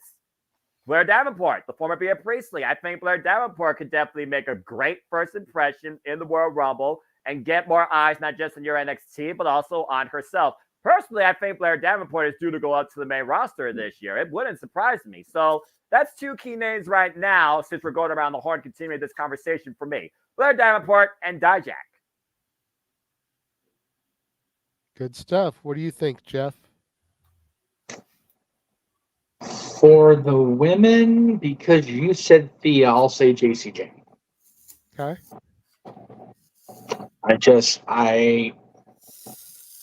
I feel like the two of them, her and Gigi, just have kind of just, even though they put JC with Chase U and kind of made a pretty decent plate of chicken salad out of the chicken shit they got when they had to release Mandy. You know, I still miss the dynamic between the three of them, but JC and JC and Thea have been a good pairing, so have both in there. Why not? Men's a little bit more difficult for me to kind of narrow down from NXT, but this is for my boy Ben Thomas, because I'm going to see him tonight in all likelihood at the Paradise Kitty concert, because his pick, and I quote his Facebook every fucking year for the Rumble, is Scott Steiner. I'll go with Braun Breaker. That's for you, Ben. It's Braun him. Breaker in the Rumble. Yep. He's It's even him. wearing his own gimmick. He's wearing a Johnny Fairplay t-shirt. God damn. Oh, yeah. Okay, so last night at the True thing, he had the Johnny Fairplay's my favorite Survivor instead of Eddie Guerrero, my favorite wrestler. The same stylish shirt that he used to wear in WCW. The same exact stylish shirt. It's like, damn it, Johnny. Always getting himself over, but, whatever.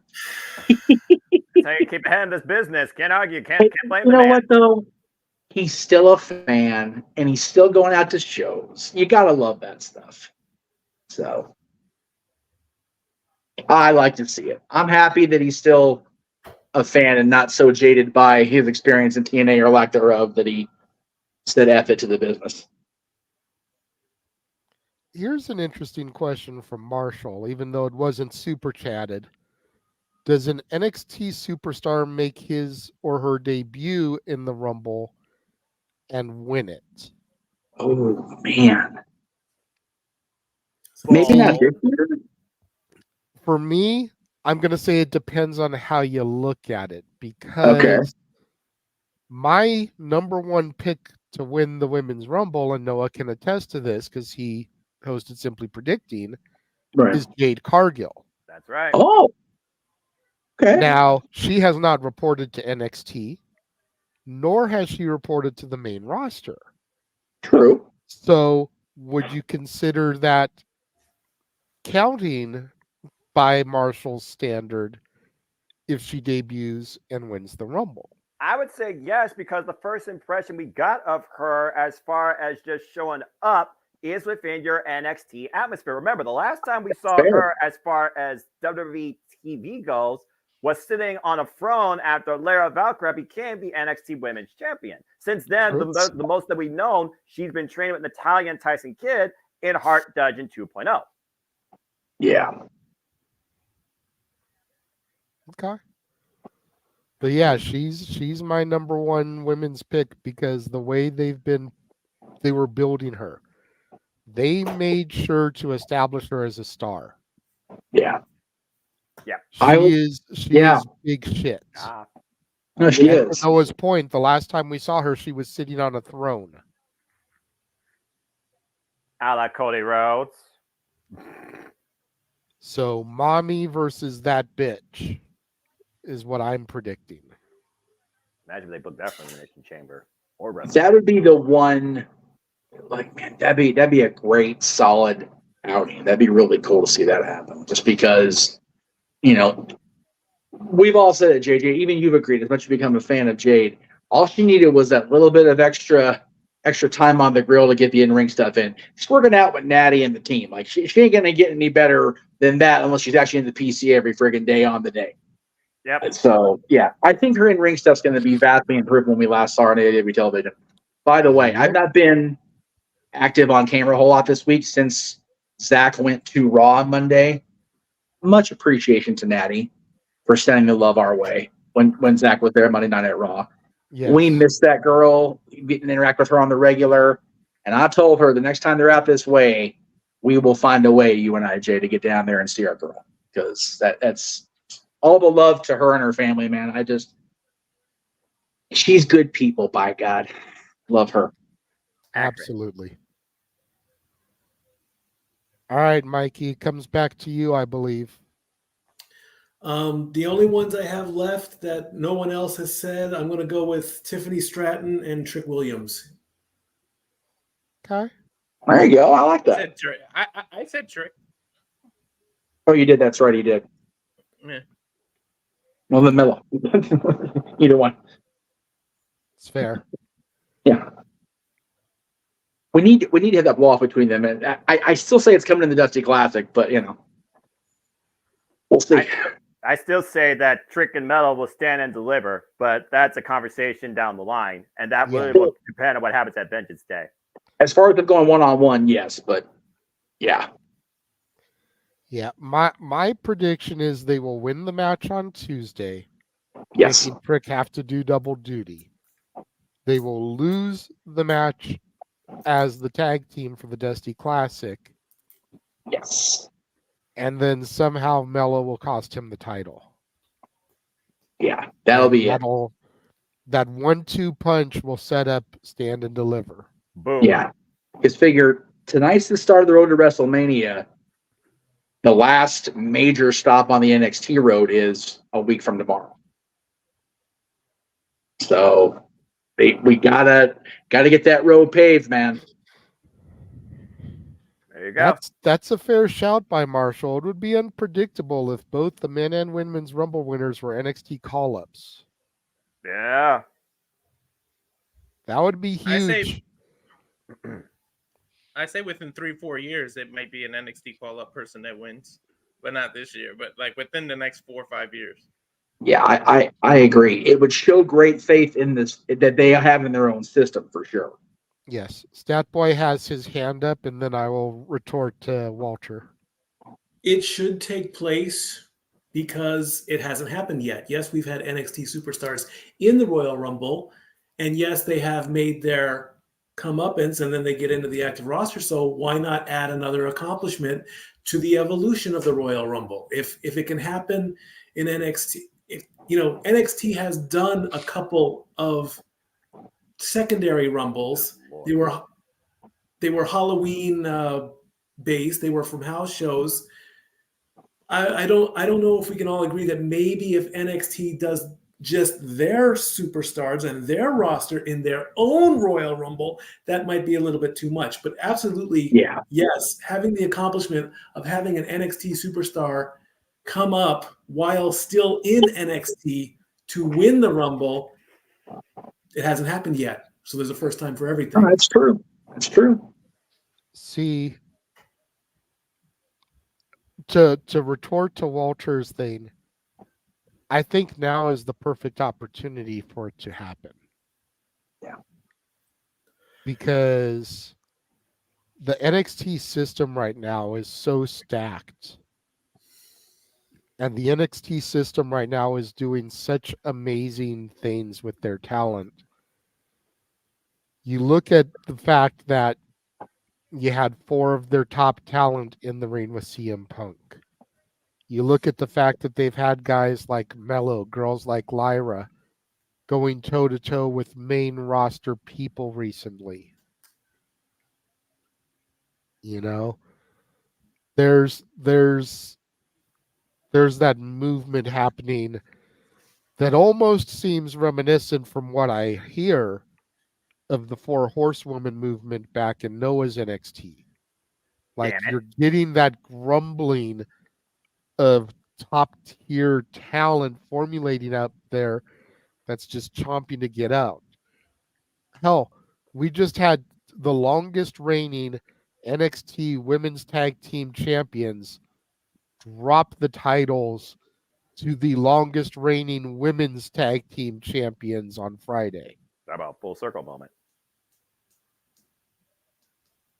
Already getting championship gold, and they haven't even been on the roster for a year yet. Ivy Nile in her match at day 1 against Rhea Ripley.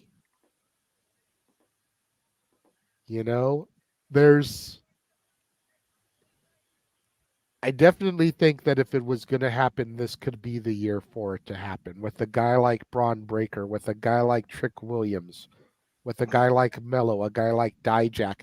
Hell, a guy like Baron Corbin. Seriously. Reasserting himself. Corbin was a punchline a year ago, but look at what he's done to redefine himself in my NXT. Fair point.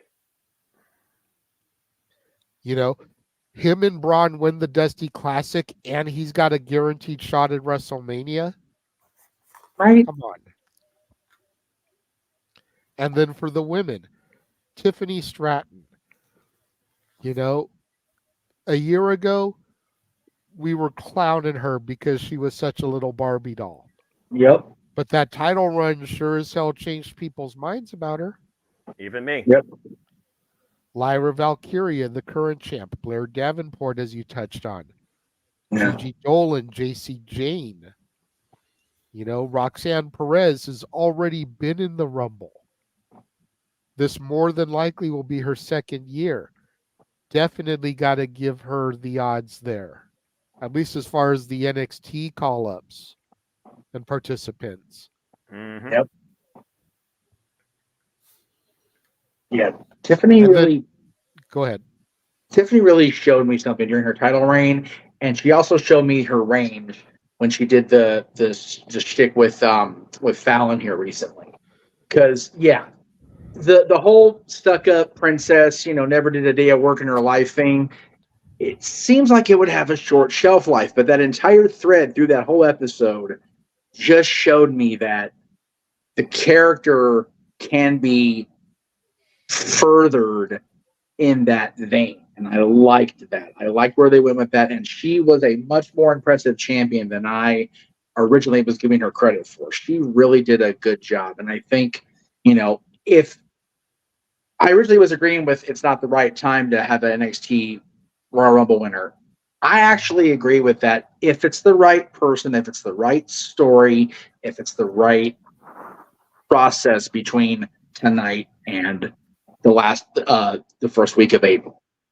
But it has to be a good story or it's useless. Mm-hmm. Like Corbin. Like you said, Corbin's the best example.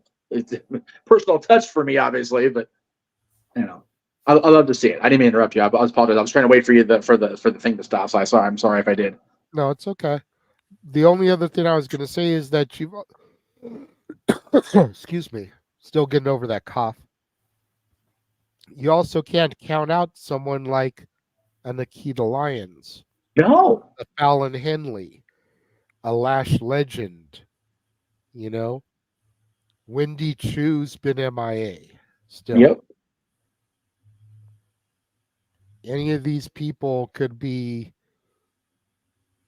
thrown in that moment, and can they rise to the occasion? I am so over that clip. I'm sorry. Which one? Squirrel moment. They showed the Solo Sikoa splashing AJ Styles backstage shit again. They showed like 27 times in one show. This is the WWE where we only do highlight. This is the WWE where we only do highlight. Speaking of highlights, it's the Meltzer of the Multiverse. Hey, what's up, get Josh? ready to rumble! That's definitely not copyright. We're not getting sued for that shit. Knock it off. No. Nope. I will not have Michael Buffer. I'm gonna have Michael Buffer people after me, dude. That's all. Yeah. Yes. The commentary of Josh Mansfield is not reflective of views of the Jeff Beacham Network Multiverse of Media. There you go. Yeah. Like he usually doesn't.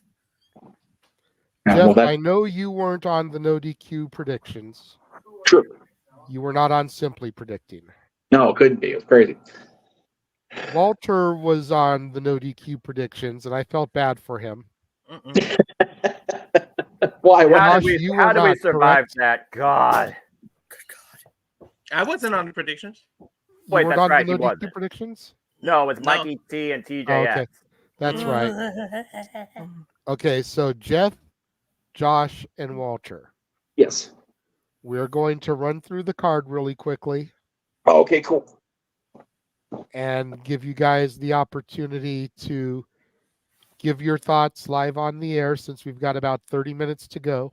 That's true. Yeah. Mike, and Noah will just kind of sit out on this one because we all gave our thoughts on Simply Predicting. Okay. Yep. But Noah, Noah went ahead and muted. I was going to say, but Noah, if you want to lead the charge since you're our predictions guy extraordinaire.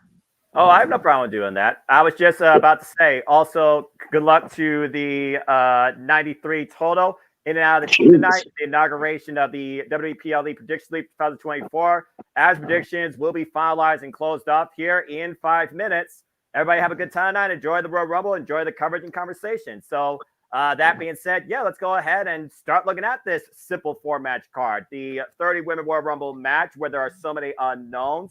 There are a couple of, I would say, for most people, obvious choices to consider. But I think there's also some other things you have to keep in mind as well. Like, who could actually topple Mommy? Is there an opposing force in the WWE or developing in NXT where Mommy's not always on top? And who could ground the Genius of the Sky, Io Sky, if the hugger-to-be doesn't kick down the door and finally achieve a moment that the other 4 horsewomen of NXT have? So that being said, yeah, let's go ahead and first talk about the 30 Women Royal Rumble match. And since we're trying to get thoughts of those that didn't get thoughts initially, I'm just going to go right down the board here. And how fitting, the advocate of women's professional wrestling in the dead and gone middle. And first, damn it. So, Jeff, what's your thoughts on this year's 30 Women Royal Rumble match? In your opinion, who truly needs to start their road to WrestleMania first, considering we don't know if Elimination Chamber is going to offer a roadblock or a second chance? Yeah, I'm going to stick with what I said on your predictions form because that way I keep my own thoughts consistent and coherent, which is difficult to do for me anymore. My old ass. I'm going to stick with Bayley as my top pick. I really think that as much as Damage Control has done to further the story development and the character development of each of those women, Bayley feels like she's treading water, big time. So I would say Bayley's my top choice, and she will challenge Io. They'll find a way to get there because I just don't see her and Rhea Ripley as working as well as the story with Bayley and Io. If it's not Bayley, my second pick, I believe, was Becky Lynch. Not that I necessarily want that. I just got to go for the points if they're there. And Becky versus Rhea, as much as we wanted that sooner than we're going to get it at Mania, if it does happen, it's going to happen. Let it be. I forget who my third pick was, so forgive me. You picked Bianca there. Bianca. Yeah, again, Bianca seems like just one of those safe things like, when in doubt, big match John Cena. When in doubt, big match Roman Reigns. So Bianca was my third pick just because. So yeah, but my big choice is Bayley at the end of the day. That's fair because, again, Bayley, who, in my opinion, has kind of been treated, Josh, with the shaft, we're being perfectly honest, has not really had a real in-ring WrestleMania moment since the WrestleMania in front of nobody. While she played in and out spontaneous guest host for 37, she really hasn't had that moment herself, honestly, since 33, and that almost feels like a fleeting thought since that Fatal 4-Way. So, Josh, where do you stand on the 30 Women Royal Rumble match? What's your 3? My 3 are pretty simple, actually. Bayley's number 1, especially after the shenanigans of last night. With the, are we allowed to say that yet, JJ? Just making sure. No. Oh, we're not allowed to talk about SmackDown results. Okay. Oh no. You can talk about SmackDown results. Yes. Okay, that's why I wanted to say. After last night, with the new women's tag team champions, which I was so happy for. Sorry, NXT. I'm sorry. I'm a Kabuki Warriors guy. All right, gentlemen, calm down. Continue, Josh. But Perfect. yeah, and with them pretty much distancing Bayley from them as they were celebrating. Oh yeah, Bayley is my number 1 pick. Number 2, this is to get in JJ's good graces, or to keep myself in his good graces, whichever one we're at this point, because I can never tell. That bitch Jade Cargill. Because, yeah, it's that bitch Jade Cargill. What else do you need to say? And third, Becky, just because I don't think she needs to win the Rumble. I think her main eventing night one of Mania with Rhea is good without the Rumble victory. I don't think she needs to be a two-time winner. But we'll see. I'm excited. I'm excited to see whatever possible surprise entrance they have and what all happens. I just hope we get Leiko, but I digress. And so that's my thoughts. Well, whether or not your picks are flawless, that remains to be seen. Walter, to Josh's point, Becky Lynch, yes, she's been to the dance. She's been to the main event. She's won the Royal Rumble, but it seems right now in this state, she's looking for more of a proving ground to herself or maybe passing the torch onto the leader of the next generation. In that subtle face-off with her and Rhea Ripley, she's asking herself right now, am I still the best or are you better? With that motivation, with that moniker, with that history milestone there in the Summit Women's World Rumble where she could become the first to win it twice, where do you stand on the 30 Women World Rumble match, Walter? Go ahead and give your three. I do think she's going to win twice, and I think she's going to come in the top 5. She's going to be in there as long just to prove it to herself that she belongs there. I think she's going to enter in the top 5 and still come out on top, even though it's Mommy that usually comes out on top. So I think just because the program is teasing that, I think it is going to be Rhea and Becky.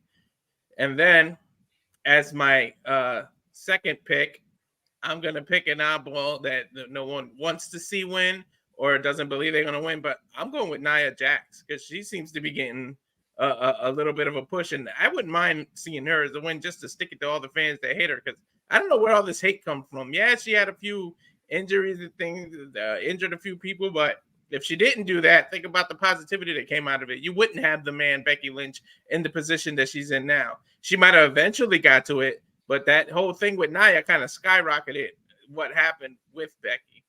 And then to Josh's credit, I'm going with that bitch because most of us use the third pick as a ha-ha thing that we don't believe. Jade never officially said she was going to be in the Rumble. Nobody announced it. So I'll say Jade Cargill as the third pick just because no one knows if she's going to be in there. We're just leaning towards the yeah, she will. But none of us properly know. None of us work for WWE like Jay said. So we don't know what they're going to do. But I'll pick Jade as the third pick as a ha-ha thing. And the reason I didn't go with Bayley, because I honestly think something screwy is going to happen with them where they start teasing the breakup now, and Bayley ends up winning the Elimination Chamber to get to EO. See, and that's why I picked Jade for my number 1, because nobody is thinking about her, so that's going to give me 3 points. You're striking rich tonight, but we'll see if Kevin Owens can give us one lucky punch and what's going to become the face of America. As we got a prize fight here as Logan Paul, the Maverick, defends the United States Championship against the winner of the No. Contenders Tournament, Kevin Owens. But we've seen the assault lately to Kevin Owens, particularly that right hand. And why he's been wearing a cast recently, I don't think the cast could come into play tonight. It might have become a hindrance. And of course, we know people like Austin Theory and Grayson Waller, they've also been playing on Logan Paul's behalf. Talk about an ego trip. Maybe that should be the name of that trio. That being said, we'll start from the bottom this time, since the man whose name is used on the marquee had to stay away for a moment.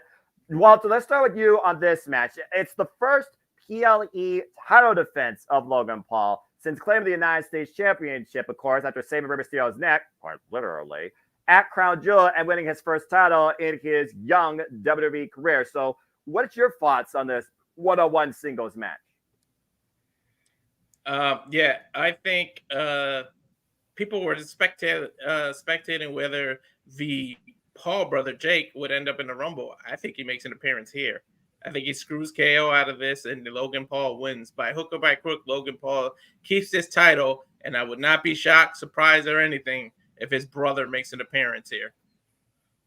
That's fair. And again, we don't know the status quo of Jake Paul, besides the fact that he may be even more imposing than Logan Paul. But Josh, as JJ alluded to, there was a sit-down interview with John Cena on his opposite podcast that showed a brighter side, if being perfectly honest, Logan Paul. Yes, JJ, I watched it, by the way, so I will say this. Respect. It's always one of those things where I go by, you don't judge by the character on screen. You judge by the character you know in reality. None of us know Logan Paul, but if Logan Paul can actually show a bit of decorum kindness, consideration. And again, he's already shown me awareness. Similar to Mysterio's neck. I can't stress that enough and how young this man has started his WWE career. It's one of those phases of Logan Paul. He might need to be that representation for the United States Championship to bring that sort of positive appeal to the WWE. So, Josh, your thoughts on this match? Does Logan Paul not KO out? Quite literally. Real quick, because my food's about to be here. Go for it. Logan Paul's going to win this, sadly.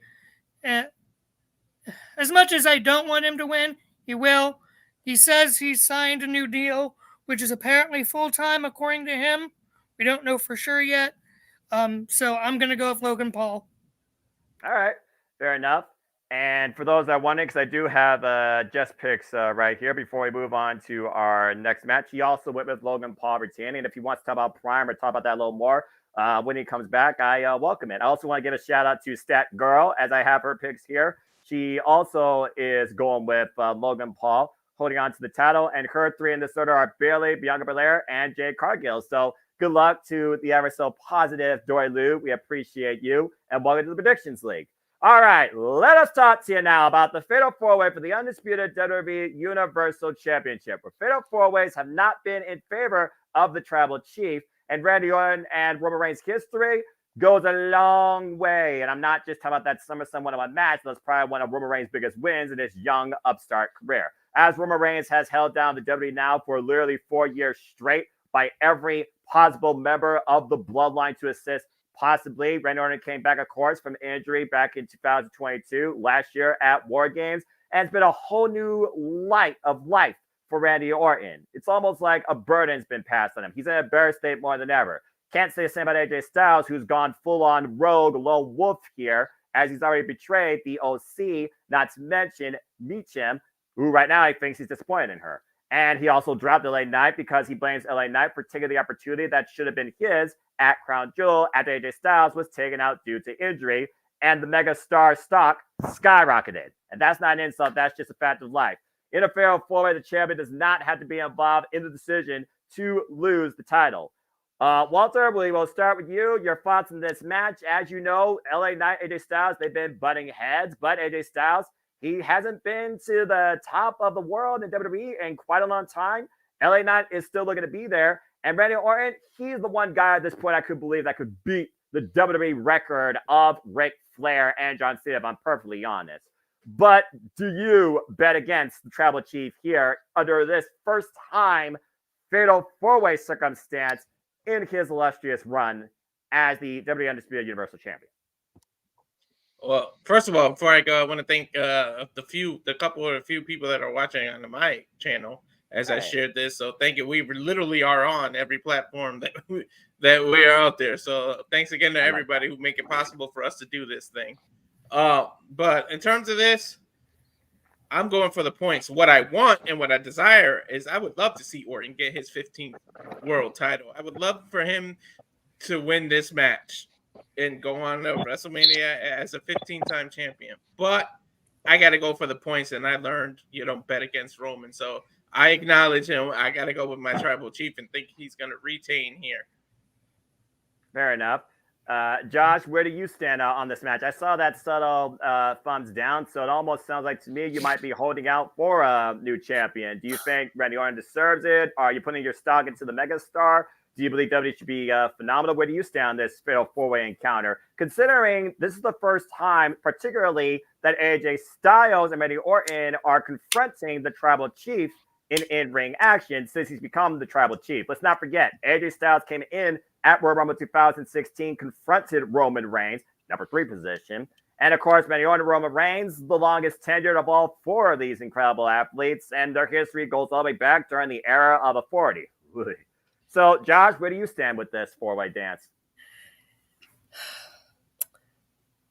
My heart, in my heart of hearts, is this man right here. Randy Orton. I was going to say, yeah, pretend we're doing audio only for the people that can't get video to work. Gotcha. Yeah, Randy Orton. But as much as I hate it. I have to say Roman, even though in my heart of hearts I want Randy to win so fucking bad. Sounds like Jeff goes the same sentence. Jeff, welcome back. By the way, before I throw it to you, Joy Lou, also in this four-way, she picked the Viper, Randy Orton. So again, we're holding out for something out of nowhere. Could this be the out of nowhere moment to kick us off in 2024? Jeff, where do you stand on this four-way dance? The floor is yours. Oh, well, been going on 3 years now, over 3 years with Roman as champion. He's got 3 challengers tonight. He's got a little under 3 months to go. Tonight's all about threes. And for me, the winner of this match, not over Roman Reigns taking the fall, comes down to 3 as well. RKO.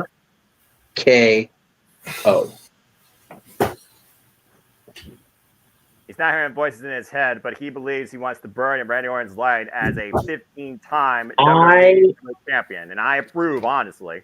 And honestly, Travis and I talked about this. I think we already crossed state line at this point. We were talking about this.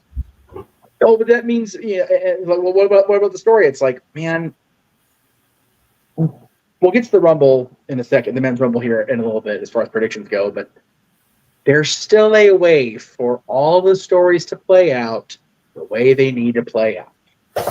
If Randy Orton leaves Tropicana Field as the WWE champion. And yes, I'm calling it what I'm calling it, by damn God, because it's what it is. It is the championship. They've merged the lineages, whatever. It's still the WWE championship. With all respect to Seth Rollins and him dragging his decaying body through this world championship reign, damn it. The WWE championship is the WWE championship, whether Roman has it or not. Can't argue that. All right. Before we Ladies and gentlemen, we were taught many, many years ago, thou shalt not steal. Yes. Thou shalt not kill. Yes. Thou shalt not bet against Roman Reigns. Okay. Okay, Virtue. No, that's not virtue. That's been. Oh, did I miss the U.S. title prediction, or are you doing that last? You already did it. Yeah, go ahead, though. Give us your thoughts on the U.S. title real quick, because how fitting they're playing a video package about it. And also, JJ showed us he's a fan of Prime. Jeff, have you tried Prime at all? And what's your thoughts on Prime? It's fucking gross. Dude, the one I had last night was bomb. Which one do you have? Strawberry watermelon.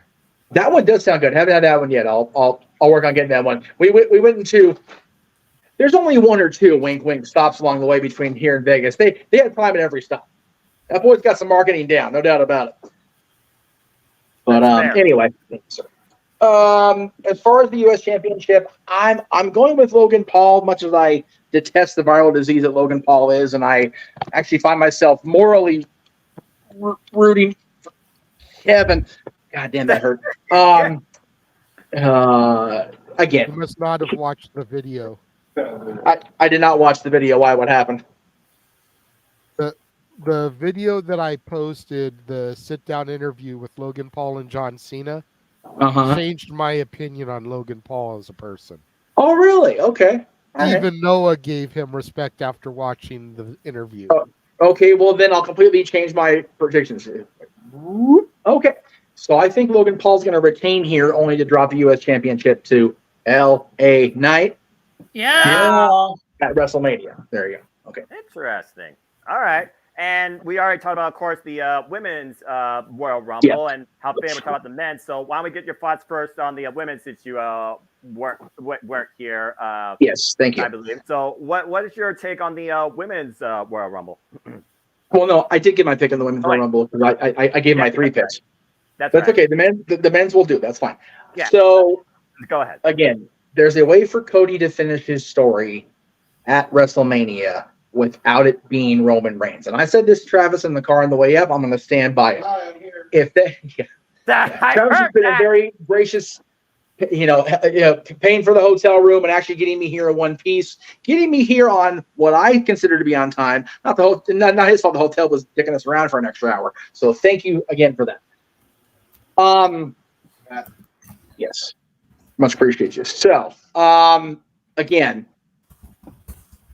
there is a way for Cody to finish the story and not have the Roman. Because if they run around and do Roman Reigns versus Cody and Cody wins, I'm going to be like, what the hell was this last year of WWE? The freaking season of Dallas where it was all a dream and Pam Ewing's mind? Like, what the hell? Like, what the hell is this?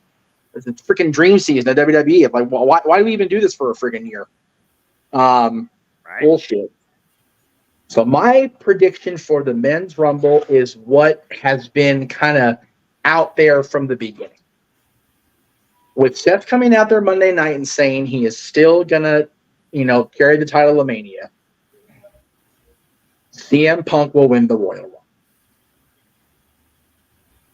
Cody Rhodes will find a way to become the WWE Championship #1 contender, be it the Chamber, be it whatever. Because I said Randy Orton's going to walk out of here as champion.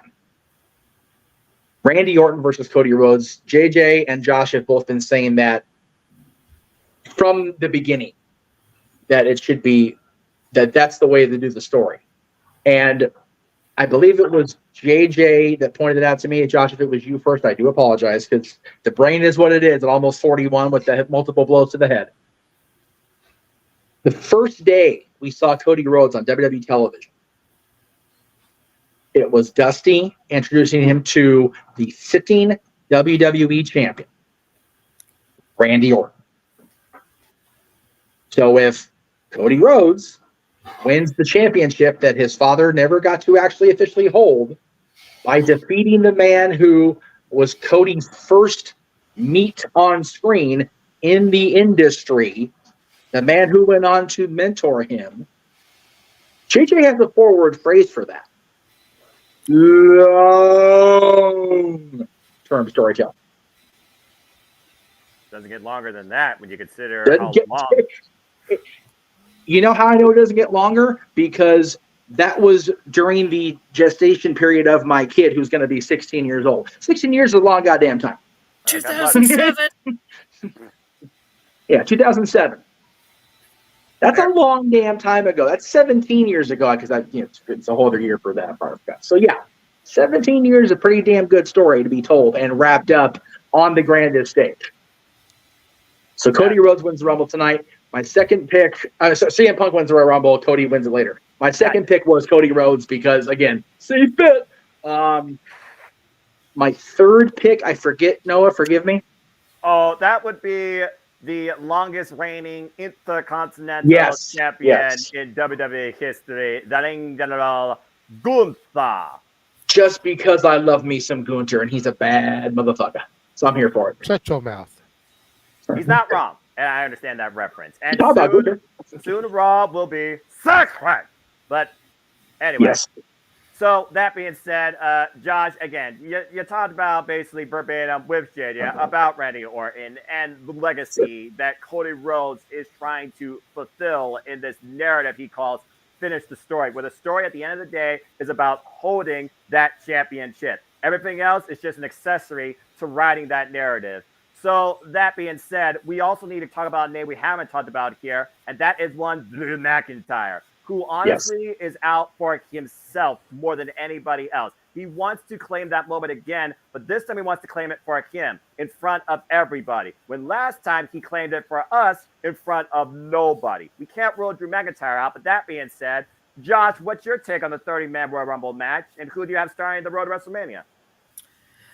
Boy, fucking howdy, this match is going to be fun.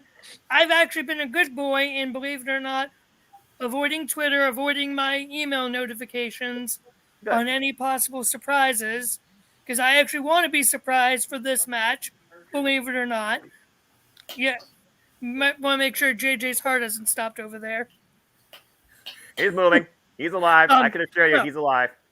Yeah, so, my number one pick, I'm going CM Punk. I'm going to go for safe bet. My number two, the Ring General Gunther. And three, I'm going to go Cody.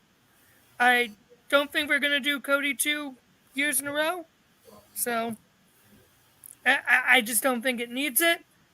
I think with how much they've been building up the new World Heavyweight title this year, that is what needs the Rumble, is the world title.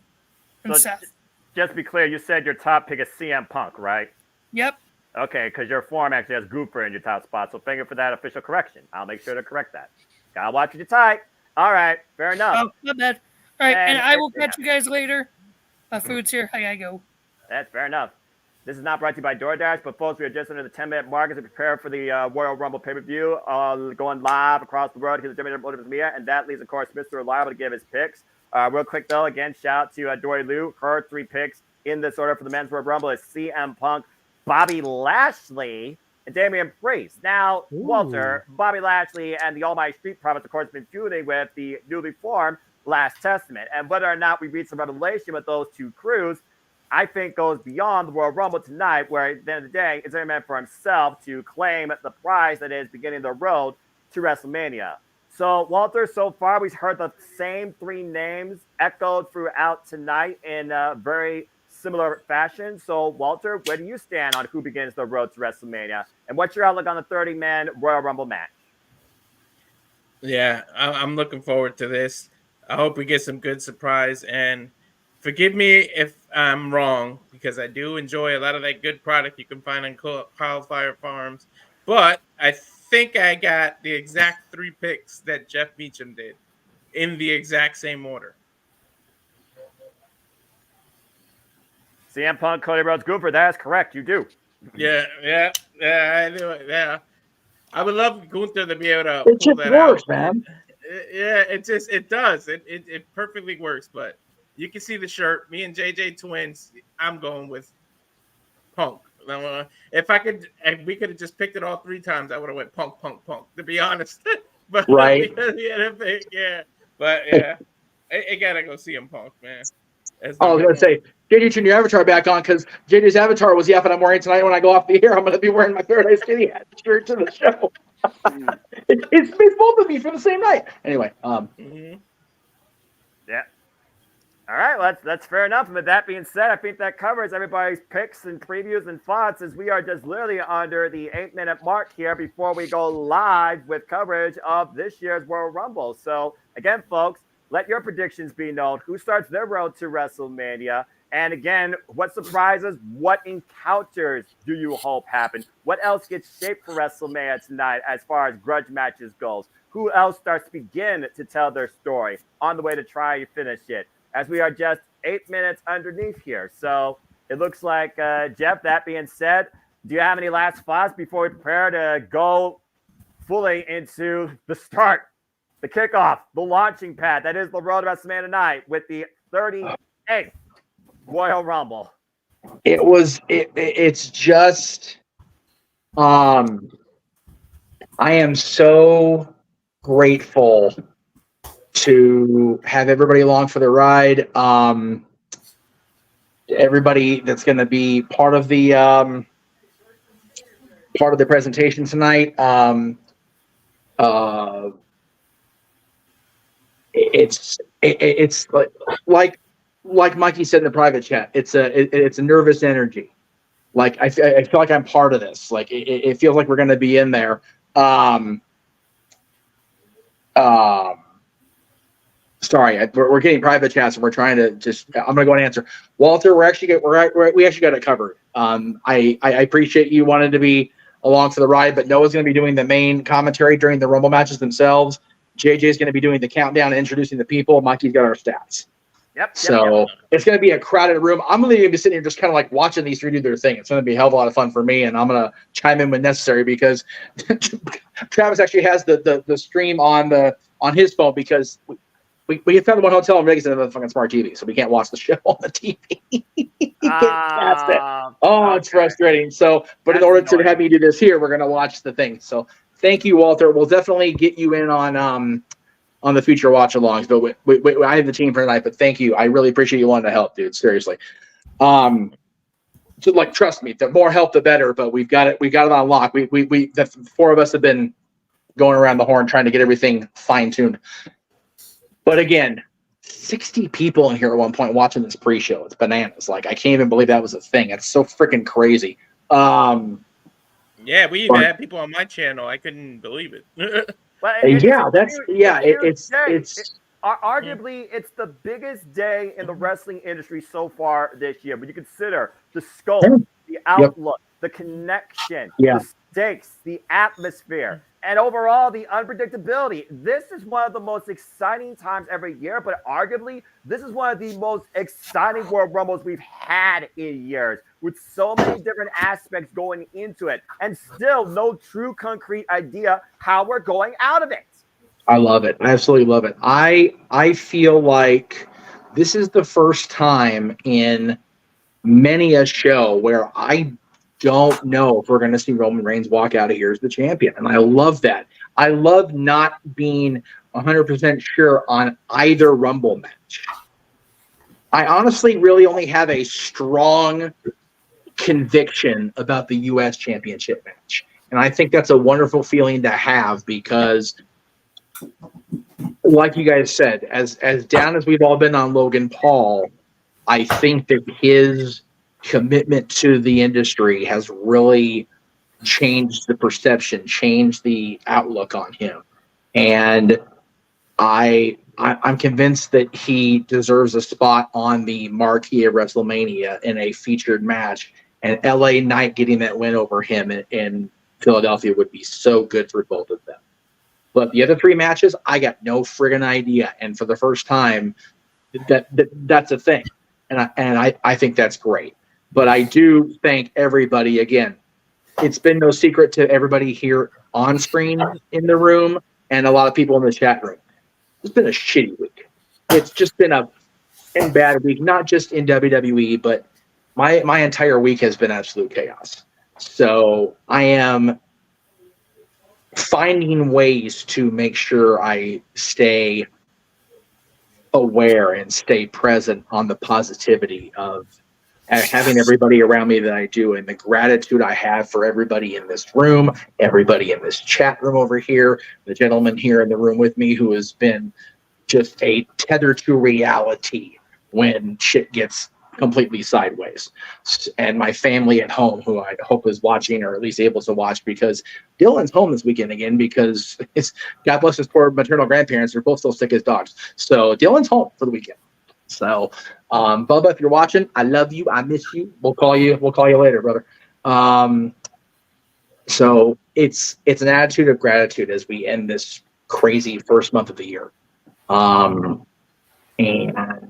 it is for wrestling fans, and especially for me, with Christmas being kind of what it was a month ago, this is the most wonderful time of the year, and I'm grateful to be around my wrestling family. So thank you guys for being here, part of this, and we'll see how the night goes, man. I'm hoping for a non-Tony Khan-like length of show, but I also want both Rumbles to get that hour, man. I want that for the girls. I really do. Yeah, considering this is the 7th Women's Royal Rumble, pioneered by the man himself we see on screen, God bless him, Triple H, I think this honestly could be the most important and competitive Women's Royal Rumble match in its young history. Again, this is the 7th Women's Royal Rumble match, and the very first winner, Asuka, we know will be involved in it as WWE Chief Content Officer Paul Triple H Levesque brings us into tonight's event, and honestly, tonight's starting cycle of WCLEs for 2024. And Noah, it's more than that. We were talking about this morning at the house before we left to start this crazy journey up here. This truly is the first WWE event without a single blood-tied member of the McMahon family involved in it.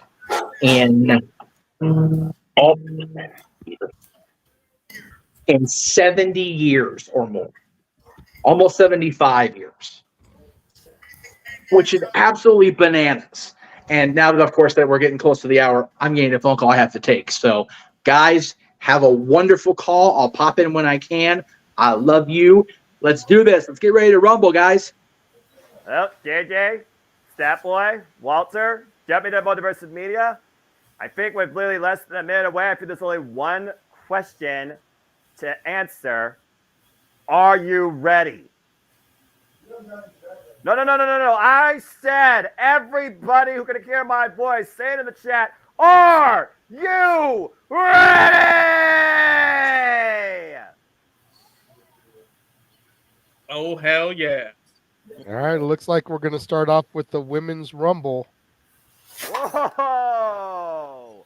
From the match we talked about last night on City Predicting, the women set the pace for not only tonight, but the road to WrestleMania. It will be the 30 women Royal Rumble match kicking off the festivities as the WWE Royal Rumble is mere seconds away and the road to WrestleMania takes shape. Get ready, everybody. Here we go. I'm not going to lie. I'm already sweating through this suit. Warning. This review event is exclusive property of World Wrestling Federation Incorporated. Only paying value for the cable operator under the upfront, the WWE Incorporated. To be granted and limited license. The pay-per-view may not be recorded, broadcast, transmitted, or other distributed. Black screen. Yep. Body slam. Because once again, what we talked about then continues now,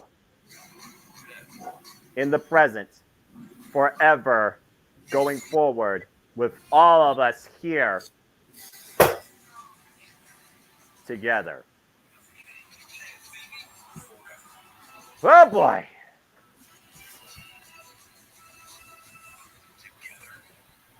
Ladies and gentlemen, boys and girls, sports entertainment affiliates, professional wrestling fans and friends galore, once again to the Jeff Meacham Network Multiverse of Media live watch event specials here as we bring you into the start of the Road to WrestleMania and the WWE PLE Cycle 2024. Welcome to the 38th annual Royal Rumble. And tonight we will see who will take that first step on the road to WrestleMania. Of course, Roman Reigns will also be in action tonight. There you see our undisputed WWE Universal Champion making his way into the arena, defending the title tonight, along against Randy Orton, the Viper, who of course came back after being injured by the Bloodline back in 2022. And of course, we also saw Mommy, who stood on top last year at this event, the Iron Woman of Women's Royal Rumble history, looking to see tonight who may be seeing her on the other side of that marquee. There's the ESTM Montez Ford. Everybody making their way inside the building tonight as the Royal Rumble is mere seconds away. And at the end of the day, it's all about the numbers. And again, welcome everybody to our coverage of the Royal Rumble virtually from St. Petersburg, Clearwater, Florida, and the Tropicana Arena as we have WWE Hall of Famer Hulk Hogan giving us the lay down on what this event means, what this time means, and what everybody is looking to achieve. Brother. And right now we're just listening to Hulk Hogan here. We talked about Hulk Hogan verbatim, so it's only fitting that he brings us into the event.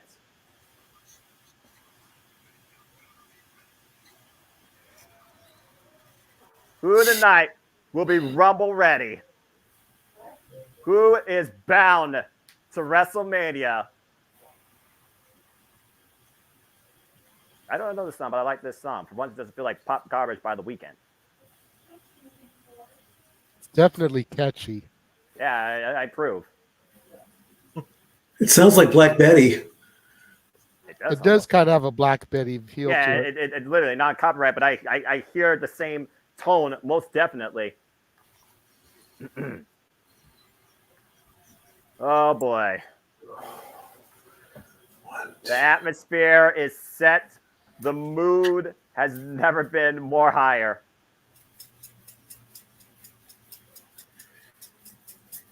To get to heaven, sometimes you have to go through hell. Thank you, Shawn Michaels. Well, Undertaker also says sometimes it's hell trying to get to heaven. If you remember that incredible video package from WrestleMania 25. And again, we are going to see who begins their narrative, who could start their story, and maybe even finish it. And it all comes ahead tonight. It all comes forward tonight. It all starts tonight. There is no other beginning for you bigger than the Royal Rumble in professional wrestling on your way to the stage of the Immortals and the main event of WrestleMania. It doesn't get bigger than this.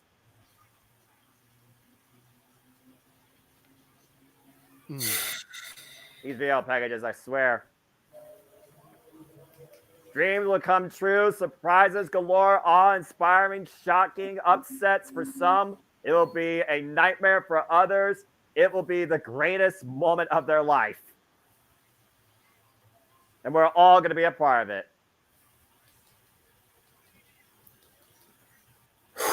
Oh, baby. I feel like I'm about to come through the curtain. I swear to God. I'm not going to lie, family. I'm nervous, but I'm ready. Yeah, I'm ready too. Woo! I love it.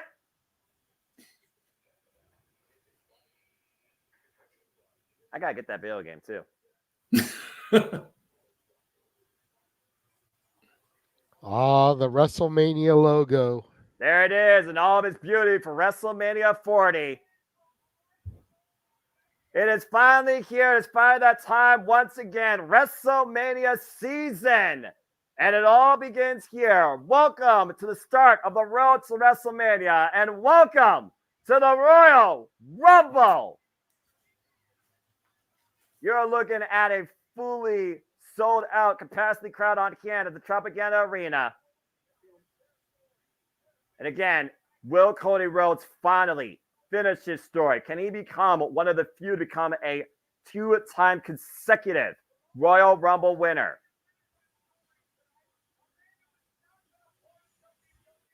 But also somebody CM who's Punk, never a man had that who moment. walked out of the company a decade ago, almost to the date. Yeah. His first televised match. His last televised match, Whoa. the 2014 Royal Rumble. Could this be the beginning of his road to redemption by winning the match that he last competed in? Well, we're mere minutes away. We're hours away from finding out as far as CM Punk goes, but we're mere minutes away to find out which woman will begin the road to WrestleMania. And again, folks, I am the...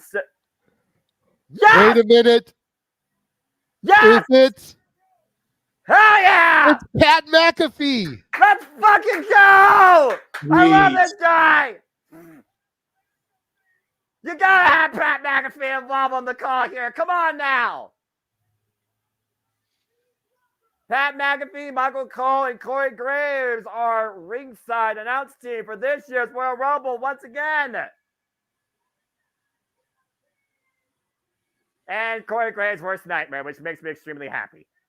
Oh, I like Corey Graves.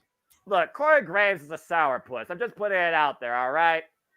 Giving love to Jessica Carr, the referee. I'll take the McAfee role. I'm good with it. About to say, do you have that same energy? I just pushed Corey Graves. Oh, it's going to be fun. As if Michael Cole couldn't be more excited as it is.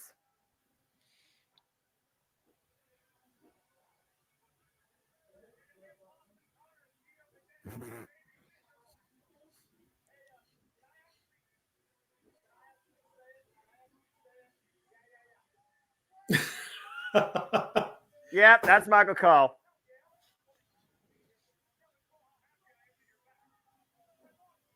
Hey, wait Corey Graves to play Damage Control. And we'll see if the leader of Damage Control becomes the winner tonight in the Women's Royal Rumble match. This is going to be an incredible night, guys. Again, folks, my name is Noah Foster, Superman, Superbrand, voice JMN for Great Professional Wrestling. Damn it, with JJ Williams and the Stat Boy Mikey. Let's go down to the ring to Samantha Irvin to bring us in on the rules on the Women's Royal Rumble match. All I got to say is if Pat McAfee doesn't get on the table and dance during Shinsuke's entrance, I'm throwing my headset down. I expect you to. Nah, I'm not doing that.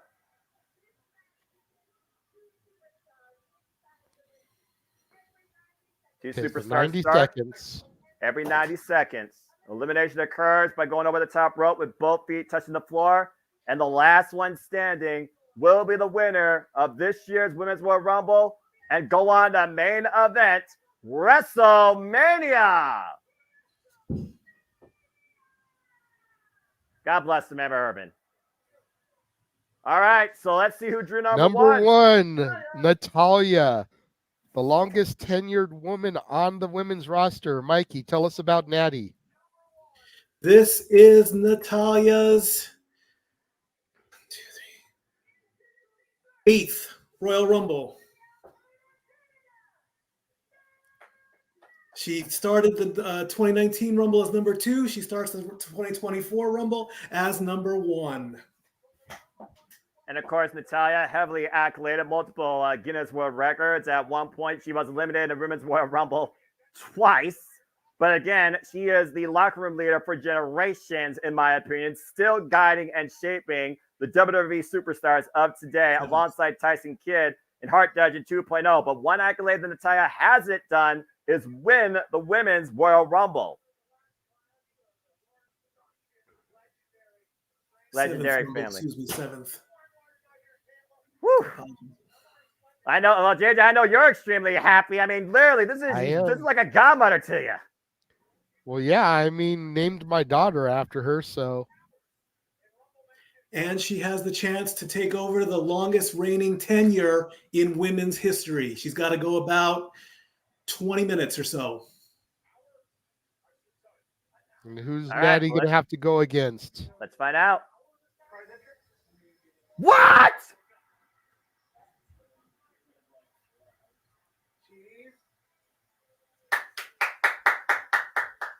Oh, come on. Are you serious? We're starting off with this? Yes, we are. We're feeling the glow tonight. She's back. It is Naomi. Hot off her stint in Impact Wrestling. And from Orlando, Florida. Unbelievable. The former TNA Knockouts World Champion. I brought Hell Froze over last year in Chicago. Naomi is back in WWE.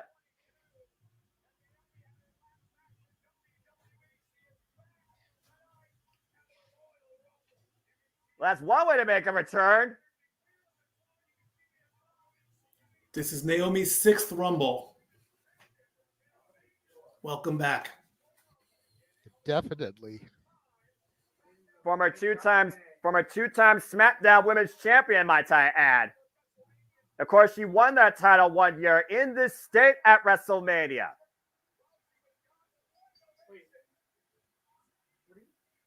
All right.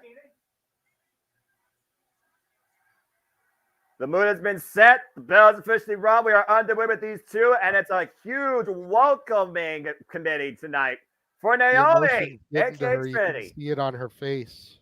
Can you blame her? And again, No. folks, be part of the conversation using hashtag Royal Rumble, and please like, subscribe, comment, and tell a friend. And kudos to them acknowledging Naomi's tenure outside the WWE as we start things off. Oof.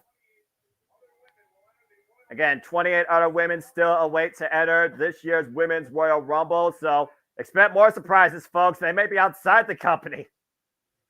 With a waist lock here and a nice bump there by Naomi to break the hold, throws Natalia into the corner. And of course, these two set the pace for the entire field and for themselves. They have to go literally from start to finish to achieve that dream to main event, WrestleMania. Nice takeover to Harris. Grabbing Natalia right on her head. Again, we talked about Natalia being locker room leader for generations. Naomi has had an extremely long tenure.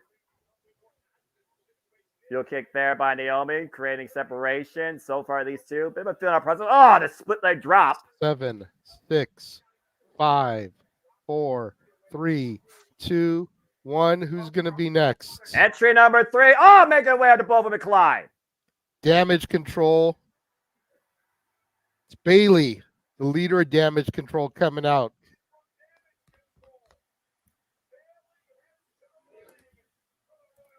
Mikey? This is Bailey's 5th Rumble. This is her 2nd time being in the top 5. starting number 1 in 2021. And Bayley again has made it known that she looks to win this year's Royal Rumble, an accolade she has yet to achieve in her illustrious career. Former SmackDown and Raw Women's Champion, of course. And at this point, she is the final piece left in Damage Control to achieve the great. Oh my!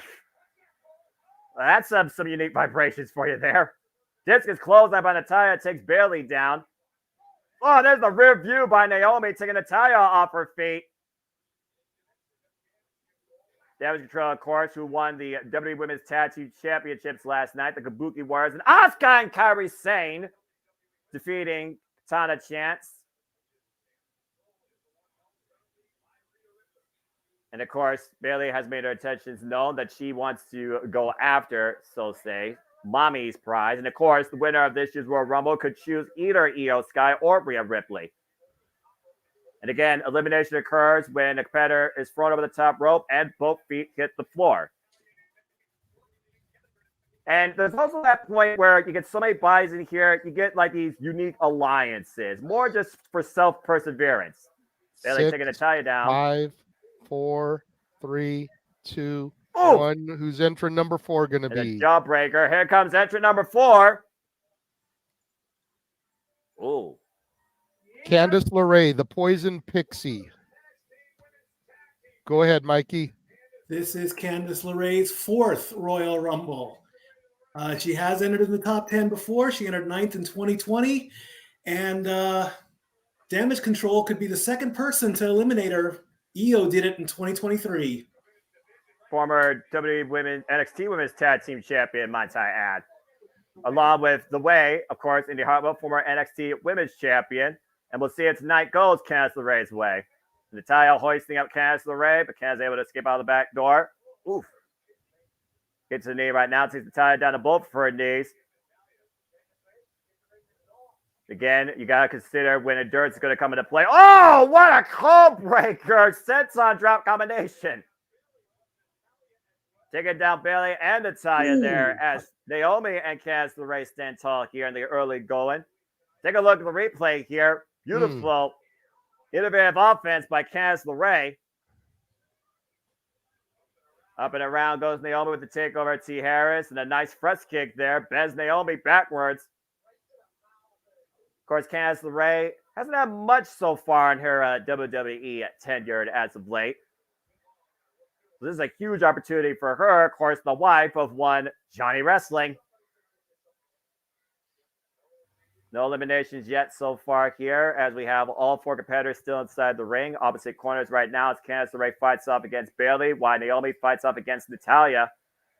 And we prepare ourselves for entrant number 5.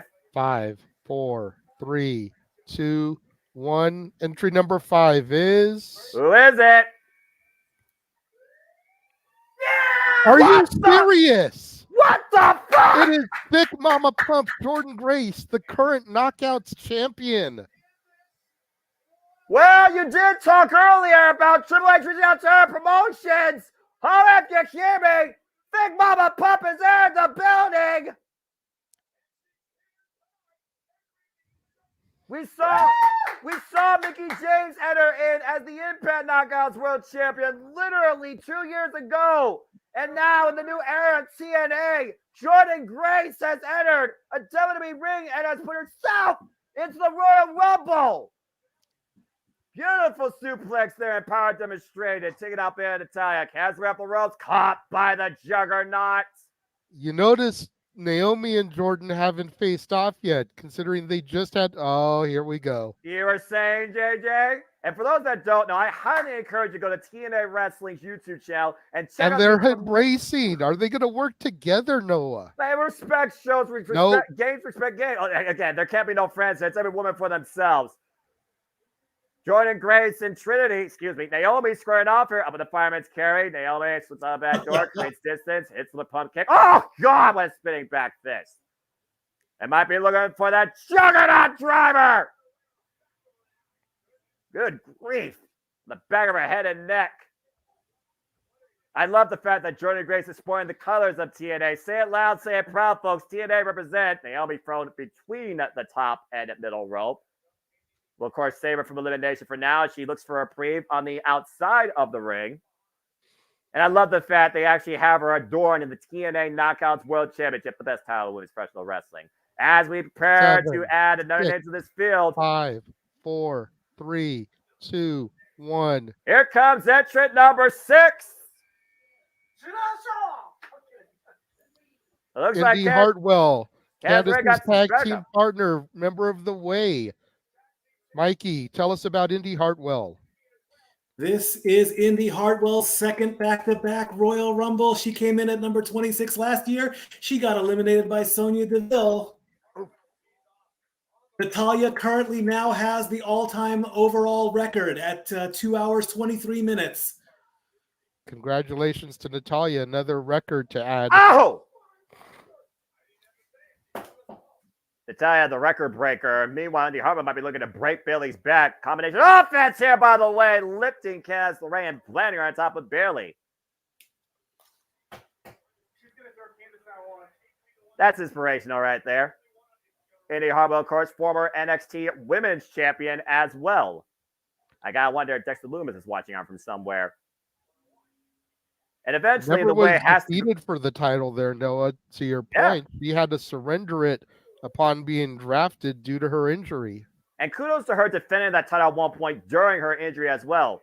And so far, no eliminations have occurred as the field continues to fill. Jordan Grace will now try to eliminate Candice LeRae, but Candice LeRae finds a way to save herself. Meanwhile, Bayley's being double teamed by Natalya and Hartwell. The opposite corner over the top rope, but somehow lands on the apron and saves herself. While Naomi still looks for a reprieve on the outside. And again, I also figure about that injury. Indy Hartwell has not had much in-ring action, to your point, since that injury. As the field 7, continues to fill, here comes our next entrant. 5, 4, 3, 2, 1. Entry number 7. Who's it gonna be? The Empress of Tomorrow, member of Damage Control, one half of the new tag team champions, Asuka. Mikey, take it away on Asuka. This is Asuka's third. She is the 2018 winner, and she had a third place finish last year, being eliminated by Rhea Ripley. And also, guys, Asuka is the first ever winner in women's Royal Rumble history. Asuka off the top rope with a missile drop kick takes down Natalya and Indy Hartwell. And there's no doubt Asuka might be looking to create history tonight.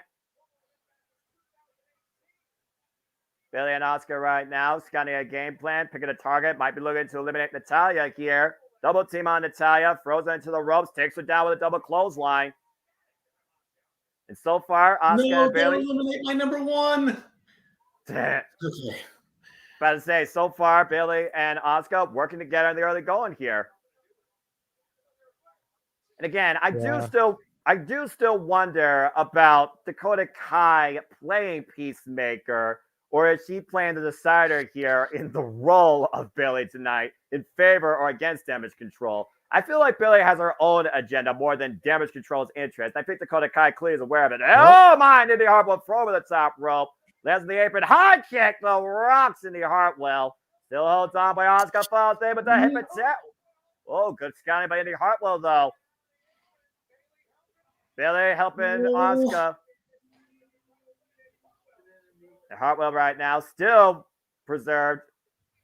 Asuka and Indy Hartwell, though, on the apron. And Indy Hartwell, big kick to the side of the head. Bayley, though, coming out. She's getting Indy Hartwell, the first elimination. Oh. Indy Hartwell eliminated by Bayley. And again, double team efforts here in favor of Damage Control. 6, 5, 4, 3, 2, 1. Entry number 8 is. Who's it going to be out of the field? Ivy Nile, the pit bull of the Diamond Mine. All right. I believe this is her debut. Mikey, can you confirm that? That is confirmed. This is her debut Rumble match. Good luck, Ivy Nile. Ivy Nile, the muscle of Diamond Mine, the pit bull, some would say. Up and over goes Bear with the TRT Harris. Previously challenged Rhea Ripley for the Women's Heavyweight Championship. Also has challenged Michael Satomura at one point for the NXT UK Women's Championship. She is one of the fiercest competitors to come out this generation. of NXT's women's division. Jesus. Hoisting Naomi up and over with the gut wrench power slam. Slight misstep there early on, almost dropped her, but was able to regain her footing and take her over. Gorgeous move by Ivy. I also want to add, Jada, she's one of the shortest competitors in the entire division, and that might play to her advantage. Natalia's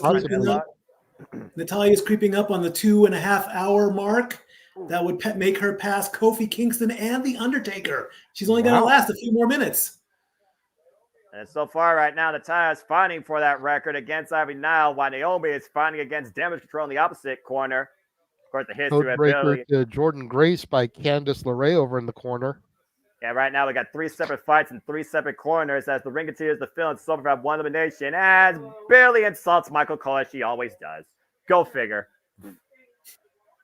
Leave him 5, alone. 4, 3, 2, 1. Let's see who's next to add to the field. Entrant number 9. It is Katana Chance, one half of the former tag team champions. Mikey? Katana actually came in as Casey Catazano, so this is her second character as being in the Royal Rumble, and this is also her second Rumble.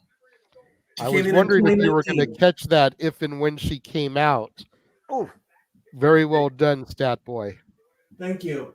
Again, we talk about the evolution of the women's division in WWE. And again, also now the shortest competitor in this match got the same type of vibes as Ricochet. Expect some spectacular things coming out of this girl that likes to party.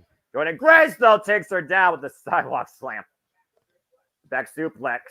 Far away throw by Ivy Nile. Oh, boy. Give me Ivy Nile and Jordan Grace. I'm all for this match. Hell yeah.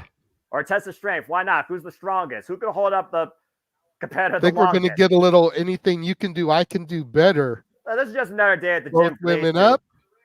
Start your stopwatches, folks. Jordan Grace and Ivy Nile can hold up Candice LeRae and Casey Catanzaro all night long.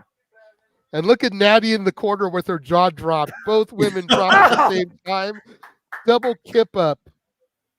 Yes, please. Okay, now I do need to see W Worlds collide with TNA. Just Nice. after that, Jordan Grace does through the clothesline, high kick the knife, falls up, and catches him with the right. Oh, spinning back fist takes Ivy Nile down. A kick and a fist from Grace and Ivy respectfully takes down the 2 strongest forces here so far in the early going this Women's Royal Rumble as the field continues to field. And here comes entrant 5, number 10. 4, 3, 2, 1. Officially 1/3 away from the Royal Rumble. Who's next? Bianca Belair, the EST of the boy. WWE, former winner from the number 3 position. 1/3 of the way through the contest. Mikey, tell us some more about Bianca. This is her 4th Rumble. She is also in the running for the top spot. She's got to go about 20 more minutes as well. This is her 4th top 10 entrance. Number 2, number 3, and number 8. And of course, Bianca Belair, previous winner of the Women's Royal Rumble, who went on to main event WrestleMania here in Florida and beat the Boss for the SmackDown Women's Championship. Beautiful double blockbuster takeover on Damage Control. And Bianca Who was looking to number eliminate 4 Bayley. again? Oh, Bayley somehow saves herself. Now trying to eliminate Asuka. And who forget last year was Asuka versus Bianca Belair at WrestleMania. Wait, slap back elbow strike. The most dangerous force right now, the EST of WWE inside the ring, demonstrating why she is indeed the strongest and possibly the fastest. But is she the greatest? And we'll find out tonight if she achieves history and become a 2-time Women's Royal Rumble winner. Squaring off right now. In the corner, here comes Candice LeRae. Bianca Belair kicks Bianca up, goes up and over. Shoulder tackle to both Candice LeRae. And right now just squaring up with Bayley once again. And again, who can fit the fuse that Bayley and Bianca Belair had for a better part of half a year? And you figure about this right now, Bianca Belair has been like the number 1 enemy since Damage Control's existence. Ooh! Nice drop, Virgo suplex there. Power game being demonstrated by Bianca Belair. And uh-oh. Now hoisting up Katana Chance. Oh! 5, 4, 3, 2, 1. Number 11 is Who's got a field?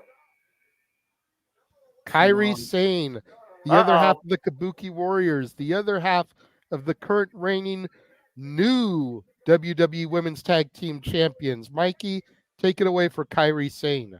This is her 4th in a row. 2018, 2019, 2020. Now we have the Kabuki Warriors in there. Kyrie only has 1 elimination in 4 years, and that's against Sarah Logan. Of course, she came back last year to the WWE and aided Io Sky in retaining the Women's Undisputed Championship against Bianca Belair at Crown Jewel. Kyrie saying right now, squared up a spear! Like a ton of chance breaking her in half. And the Tat Chance right now working together and Damage Control right now working on all fronts with 3 members inside the ring. Take a look at the spear, by the way. Boom!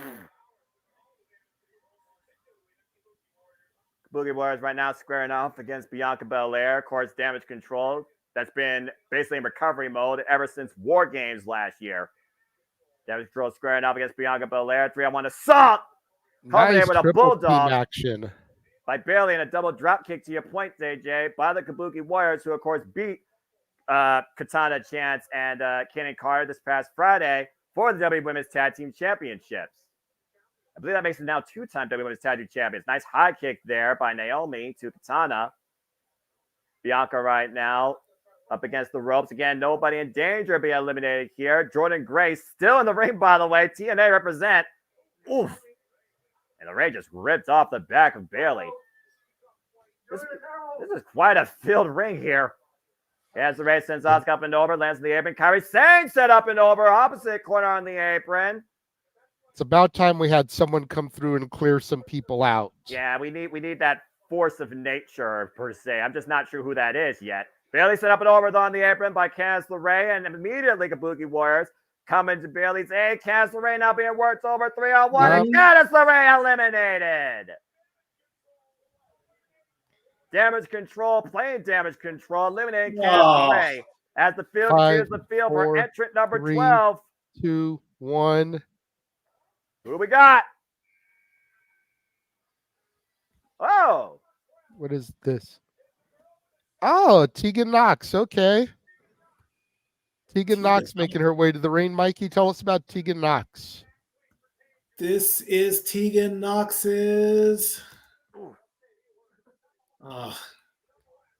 second Royal Rumble. Oh, no, third. 2020, 2023.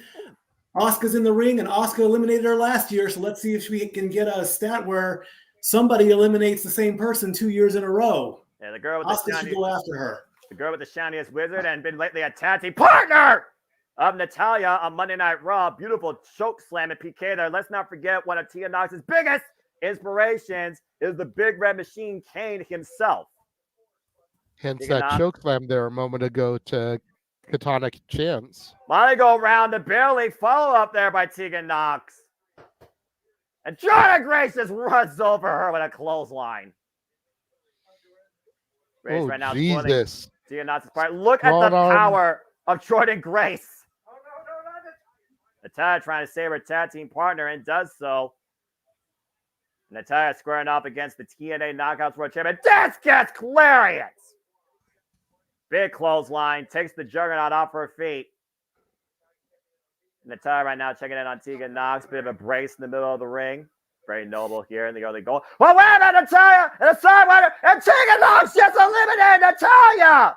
And then Bailey eliminated Dakota. Tegan Knox! And just like that, those two are gone! Well, 5, 4, 3, 2, 1. There Number are no 13. friends in the Royal Rumble. Who's next? And it is Caden Carter. Looks like Go ahead, Mikey. Talk to us about Caden Carter. It's Caden's debut match.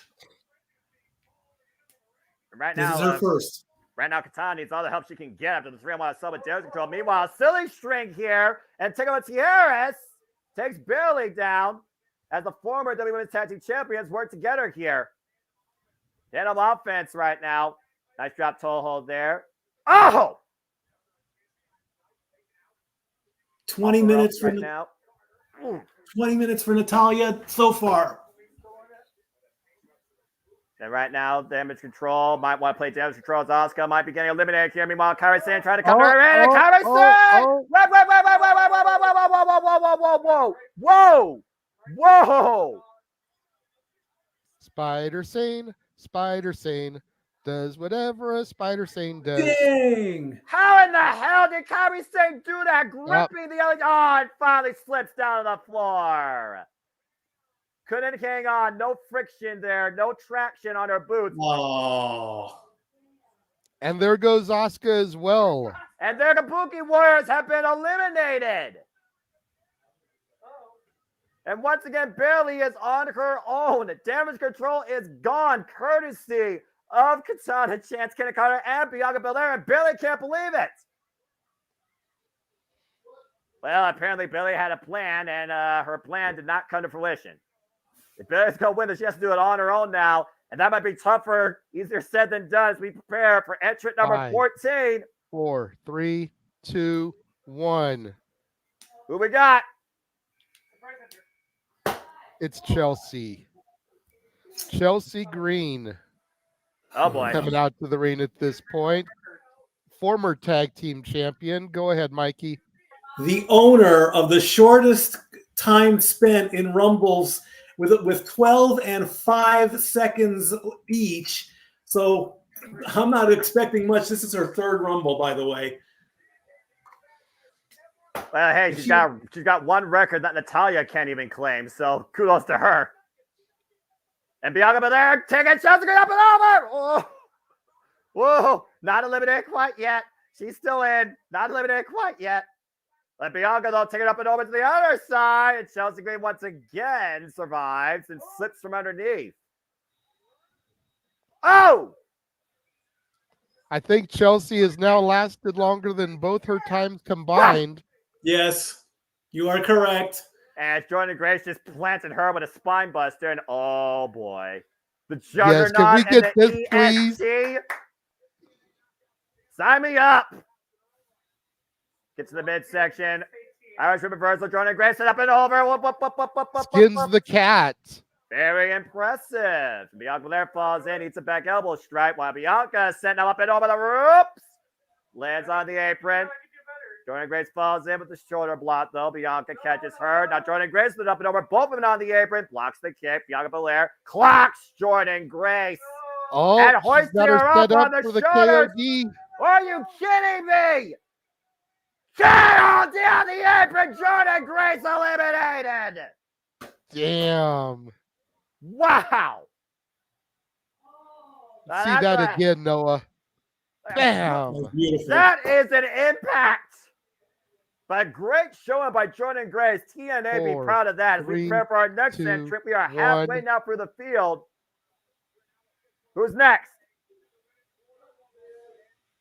What? Piper Niven, Chelsea's tag team partner, making her way to the ring. Chelsea's going to get a little bit of assistance here. Mikey. And she needs it. This is Piper's second back-to-back. She came in last year at number 18. Raquel Rodriguez threw her out, and she has 2 eliminations under her belt. Also, she lasted 30 minutes last year. And Piper Niven literally saving Chelsea Green from elimination. But is she going to, like, put her back in the ring, or is she going to just drop her? Oh, come on. That was respectful. Just put her on the stairs, you know, give her just some saving grace. Again, former women's tag team champions, even if Piper Niven just, you know, demanded that she become one. Oh, man. There's no chance that Katana was going to pull anything out from there. Kenny Carter now coming to Katana's aid. K-squared right now. And you see up in the top left-hand corner right now, the current longest running times here in the Women's Rumble with Naomi leading at over 26 minutes. Oh, that's clever. Yeah, I like that, Triple H. It's a nice little cue. Again, it's all about the numbers. Everybody out here right now is trying to prove a point, but also claim that moment to become the main event of WrestleMania. Their backdrop suplex by Piper Niven and Bayley. Meanwhile, Naomi caught by Piper Niven and just planted to the mat with a scoop slam. Chelsea Green now coming into play. Guys, Naomi face first in the corner. And so far, the former women's tag team champions have taken advantage of the field. Oh! And only Chelsea Green would literally let herself be assaulted by her own partner to cause damage to somebody else. She's that crazy. I do love me a hot mess, though. I'm not gonna lie. For real. Yeah, well, I'm just saying. I saw this woman come in at Slammiversary 2021. I was like, yes.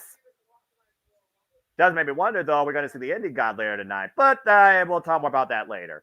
Piper Niven right now being triple teamed by Ivy Nile, Bianca Belair, and Kaden Carter as we prepare for entrant number 16. 5, 4, 3, 2, 1.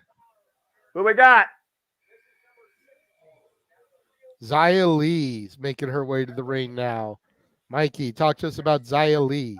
This is Xia Lee's third Rumble, 2020 and 2023, eliminated by Shayna and Queen Zelina. She's got 25 minutes under her belt, so wow. And she's pretty, too. I think she's taking a page out of how the educated feet, the striking game of Xia Li, something not to be underregarded. At one point, called herself a protector of WWE. Xia very dangerous here. And what she's looking for here, hooking up Kaden Carter. Up handle suplex.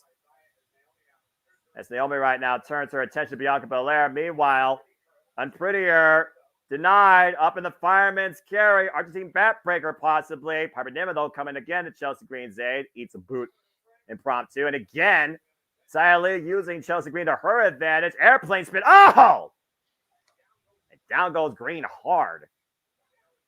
Bailey still hanging on here, along with both the former women's tag team champions. Bianca Belair holding on with everything she's got on the apron to the top rope.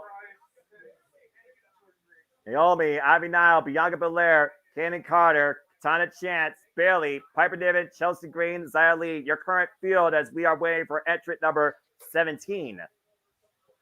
Someone's got to take control of this, though. Someone's got to literally clean house and change the game. I'm just not sure who.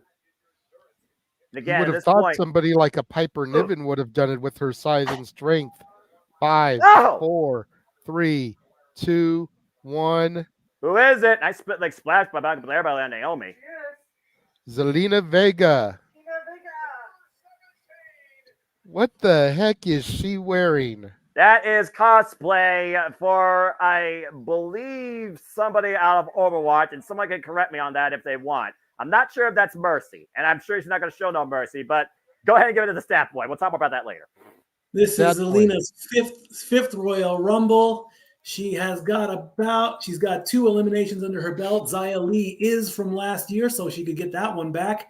She's got about 30 minutes under her belt. Let's see what she does. Zelina Vega, of course, had a monumental moment last year challenging Mommy for the championship in Puerto Rico at Backlash. Beautiful Hasn't Meteora. done a whole lot since then, if we're being honest. Accurate. Beautiful Meteora, though, to Kaden Carter. Cazadora, caught by Naomi, and impromptu spear by Naomi to Bianca Belair, courtesy of Zelina Vega. Uh-oh. Premature pointing at the sign. Yeah, about to say. Being confronted by Piper Niven, though. This is two opposite forces of video games. I feel like I'm looking at Mortal Kombat versus Tekken 8. I say Street Fighter. Accurate. That's probably more accurate now that I think about it. Xia Li is kind of like Chun-Li. Chun-Li, though, wears more blue and white. Oh! Beautiful DDT planning Piper Niven. Great move there. Take a look at the replay here. Planning Piper Niven on the crown of her head. Zelina Vega right now creating distance as Piper Niven is being looked upon by Chelsea Green in the corner as we wait for entrant number 18. 3, 2, 1. Who we got? Maxine Dupree representing the Alpha Academy. A thank you. Shoosh. That boy. It is her debut. This is her debut Rumble. Well, Stat Boy, thank you. And Maxine Dupree taking Bailey up and over to Sierras, of course, graduating from the Alpha Academy last year, but has had some fallout as of late against one Valhalla. Match time is at 32 minutes.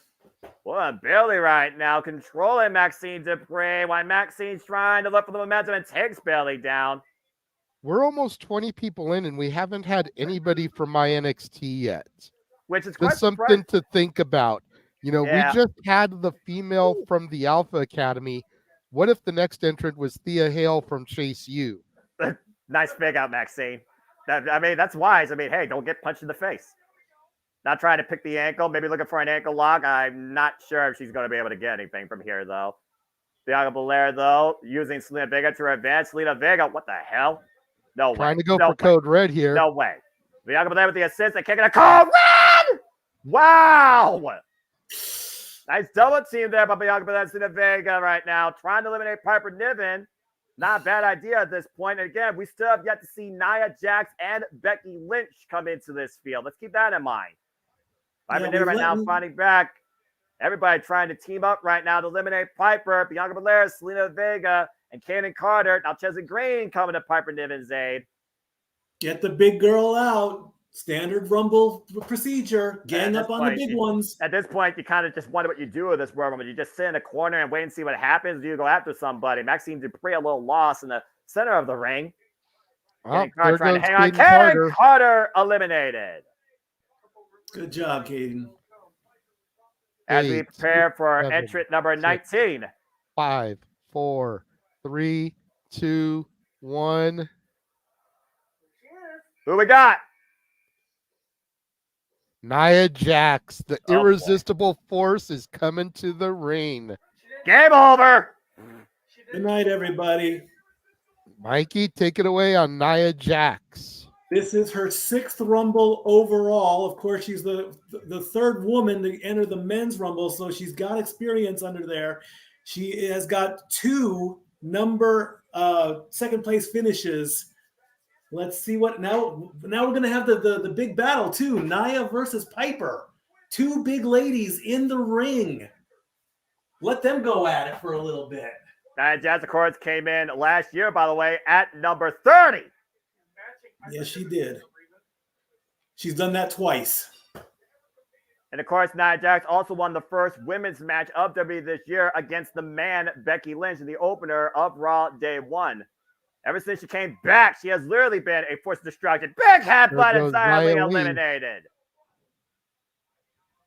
Right now, trying to eliminate. And Abby now pushed up on the apron. Nia Jax center face first into the turnbuckle, and Abby now eliminated.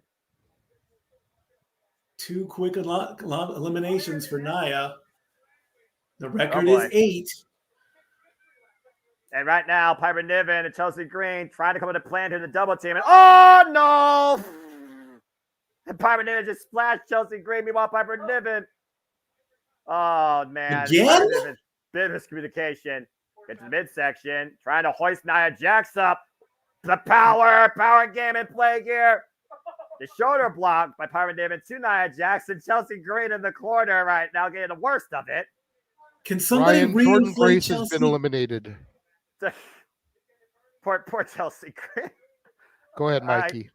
This is like the bad cartoon where the character is flat and you got to get an air hose to reinflate her. Come on. I mean, Chelsea Green's been through worse in her career. Come on now. You're counting her. Come on.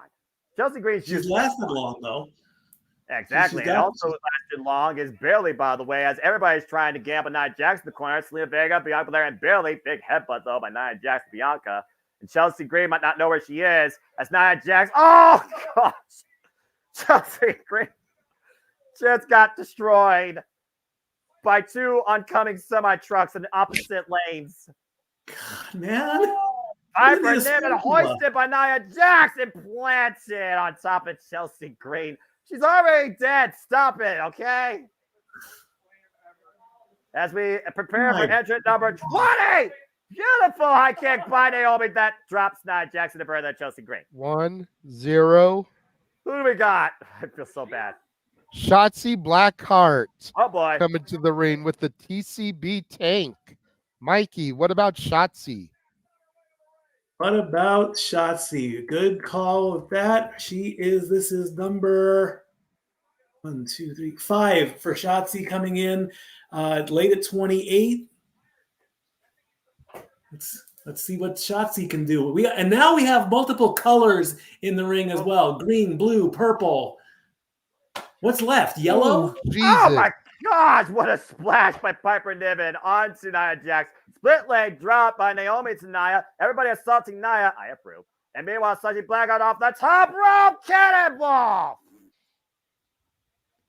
And everybody right now has changed their agenda to eliminate Nia. Is Maxine going to go for the caterpillar? No, Maxie, come on in reverse. Now. What the hell?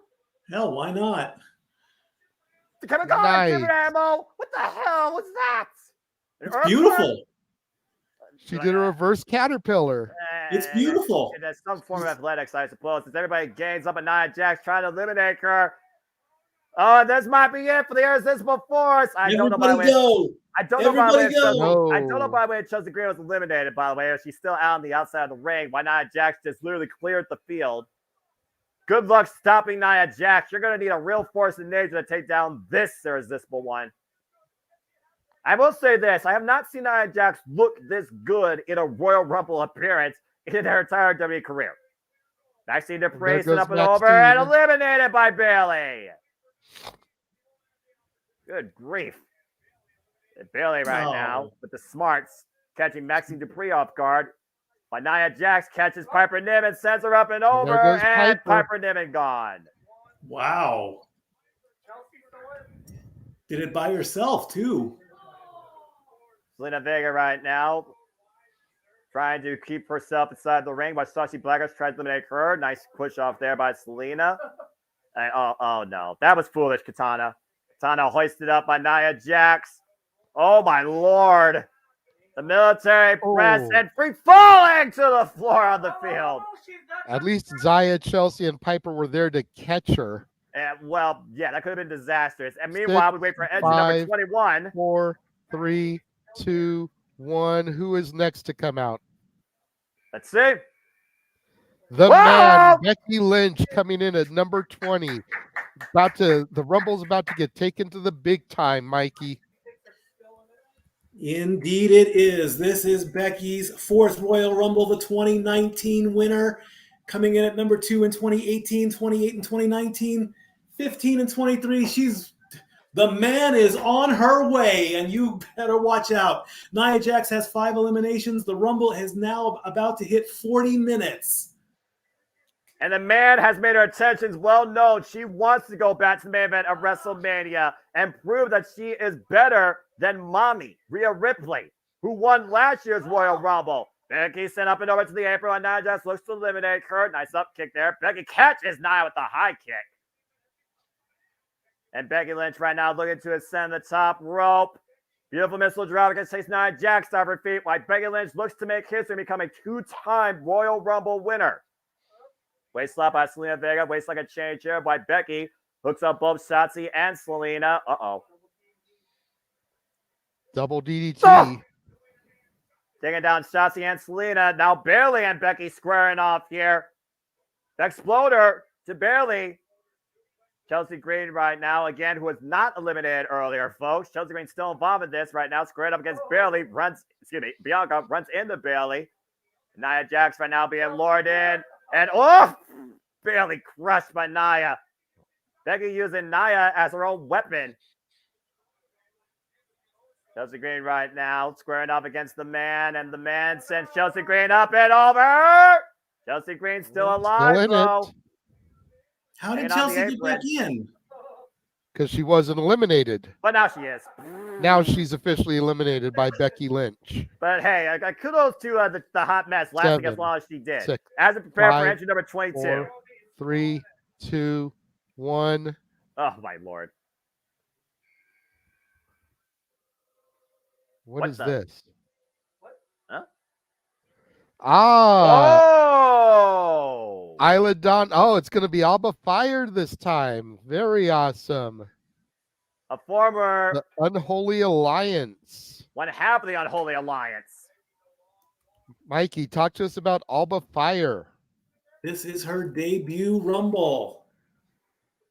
Alba Fire, former NXT UK Women's Champion, former WWE Women's Tag Team Champion, Super Kick Bailey. Bailey set up and over and holds on to the apron. And right now, Alba Fire squaring up against Bianca, takes her down with a satellite DDT. Selena Vega eats the boot to the midsection. And of course, it was Isla Dawn that snuffed out the fire of the last Firewalker in Alba Fire and formed this unholy alliance in the first place. Bravo, Willow's Peak! No way. Here you see the timer. Ted. That's beautiful. Top left-hand corner, Naomi right now holds the record at 42 minutes and 38 seconds for the longest duration in this year's Women's Royal Rumble match. Bailey peaking just over 40. Nice kick there by Alba. Meanwhile, Straight Fire versus an Unholy Fire. Alba Fire sends Becky over and over the apron. Nia Jax, just ran over Alba Fire. Becky able to duck out of harm's way. Still no NXT people.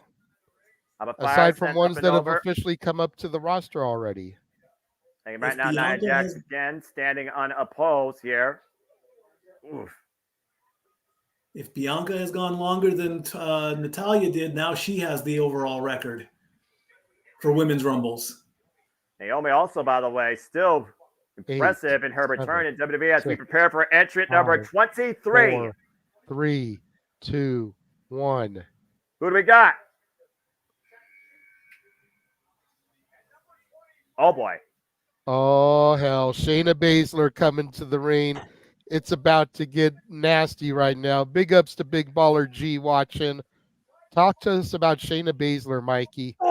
The Queen of Spades, making her fifth Royal Rumble. This is her fifth in a row. She has tied the record for most eliminations at 8. Oh, my God. Oof. The waistline of Bianca Belair, beautiful suplex. Of course, Shayna Baszler, former NXT Women's Champion. Multiple-time Royal Rumble appearances. Sometimes it's come out at number 30. Gut wrench to Chelsea Blackheart. Ooh, that lethal knee strike. Ask Rhea Ripley about that. Of course, Nia Jax and Baszler, former tag team partners. Messy arm drag takeover. It's Nia Jax by Shayna Baszler. Absolute powerhouse, force to be reckoned with. Shayna Baszler right now looking to eliminate Alba Fire, while Shotzi Blackheart and Becky Lynch square off in the opposite corner. Without a doubt, Naomi is going to be crowned Iron Woman. No ifs, ands, or buts about it. Bailey right now looking to eliminate Bianca Belair, trying to use the braid to her advantage. And Naomi and Selena Vega in the opposite corner just looking for their breath in the lungs. Here comes entrant number 24. 4, 3, 2, 1. Who do we got? Here we go. The horns sound. It is Valhalla coming to the ring. Oh, boy.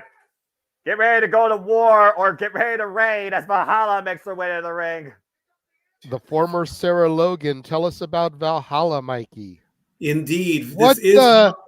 This is Valhalla's first Why Rumble. is our truth coming out? Are you kidding? What the shit is our truth doing? Are you kidding me? You're gonna ruin. What are you doing?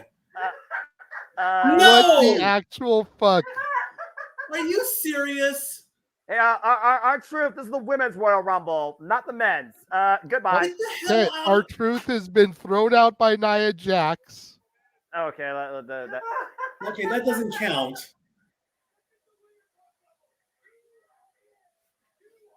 Thank you, Adam Pierce. And meanwhile, Valhalla And is there goes eliminated Valhalla. immediately. Oh. All right. Well, that was a thing. Valhalla is pissed off. She wants a piece of our truth for costing her the match. Well, that was a moment. Well, Valhalla gets the record for the shortest amount of time in a Rumble. No thanks to R-Truth. That's going to make the books a lot more fun. Yeah, she lasted 5 seconds, in case people are wondering. And She had the Chelsea Green Santino Morella spot there. Oh, good Lord Almighty. And it's time for our next entry already. Entry number 25. Go ahead. 4, 3, 2, 1. Who do we got? Oh, good. I'm going to need a drink after that. Michin, Mia Yim, representing the OC. Mia Yim. I believe Cole just said it's her third Rumble there. Stat Boys will help you out a little bit. That is true. This is her third Rumble. Ooh. Oh, what a DDT! Go ahead, Mikey. It is her third Rumble. She was eliminated by Alexa Bliss and Piper Niven.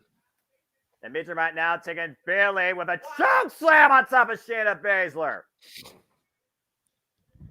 Take a look at this, by the way. Bam. Beautiful DDT off the second rope. Springboard, tornado DDT. And Nia Jax just literally pushing Meacham into oncoming traffic with that pounce. Nia Jax right now has been nothing but a force, unopposed. Alba Fire jumping over by Naomi. She needs 3 more eliminations to tie, 4 to take the record. Naomi right now, who's been the Iron Woman this year, up kick to Alba Fire's jaw. Uh-oh. And Naomi takes Alba Fire down with the heat seeker DDT. And there Alba goes Fire Alba Fire. has been extinguished. Alba Fire eliminated. And then you see up in the top left-hand corner, Naomi at 48 minutes, Bailey over 46, Bianca Belair at 33. Very impressive showing by these 3 women here. Indeed. As long as Naomi stays in and Bailey gets out, Naomi's the Iron Woman. If Naomi gets out and Bailey stays in, Bailey's the Iron Woman. 1-0. Next entry is entry number 26. Oh boy. Zoe Stark. Go ahead and tell us about Zoe Stark, Stat Boy. This is her debut. Rocking a little Harley Quinn looking inspired outfit there. Get ready for some intensity. Springboard missile drop kick to Meacham. Also, they've been a tag partner alongside Shayna Baszler. That first kick just dropped Becky Lynch where she stood. Looking for the neckbreaker. Takes the ripcord lariat. Takes Naomi down. So you start one of the most intense compares you will see on the Raw Women's division. Take a look at this. Ooh. Damn, Pop was firing shots tonight. Says, how long are they going to let Nia Jax stand in the corner and rest her huge ass? Good question, Pop. I wish I had an answer for that. He's not out of line, and he's also not wrong. Gets the midsection by Selena Vega. Might be looking for cold red on Zoe Stark. Shayna Baszler, though. Trapping Selena Vega. Right in the Karafuda clutch. Pop is never wrong, Noah Foster. Pop is never wrong. Accurate. Oh, the jawbreaker breaks that hole. Selena Vega in danger, though, on the apron. Shayna Baszler's helping over, though. Both of them on the apron now. Zoe Stark coming to Shayna's aid. And Selena right now in a 2-on-1 situation needs to get back inside the ring here. What the hell is she looking for? Oh, no. Looking for the T. Harris with the strength of Shayna Baszler. Ooh, high kick. Ooh. Oh, man. Jesus. Hard elimination for Selena Vega, courtesy of Zoe Stark and Shayna Baszler with that powerbomb combination on top of Alba Fire. And take a look at this. The high kick and then dropped off by Shayna into the powerbomb on top of Alba Fire. Here comes entrant number 27. The winningest number in Rumble history. Roxanne Perez, the prodigy, making her second appearance to my knowledge. First NXT contributor. Mikey, take it away. I will confirm exactly what you just said. That is all true. This is her second Rumble. And with the prodigy rise to promise and continue to prove to herself that she is unbreakable. Lufez press takedown Zoe Stark. And let's not forget, folks, 1 week from today at Vengeance Day, she challenges Lyra Valkyria for the NXT Women's Championship. You notice she went straight after Zoe Stark, someone she's got some history with within my NXT. Of course, those 2 women were involved in the first Iron Survivor Challenge. Roxanne Perez squaring up against Zoe Stark, looking for the tick around. What the hell? That's my NXT, damn it. And you don't digress. Well, Barry, though, might ruin the prodigy's promise. Woo! Oh. Meanwhile, she's got Roxanne Bailey looking hooked. to take Bailey. With Look out.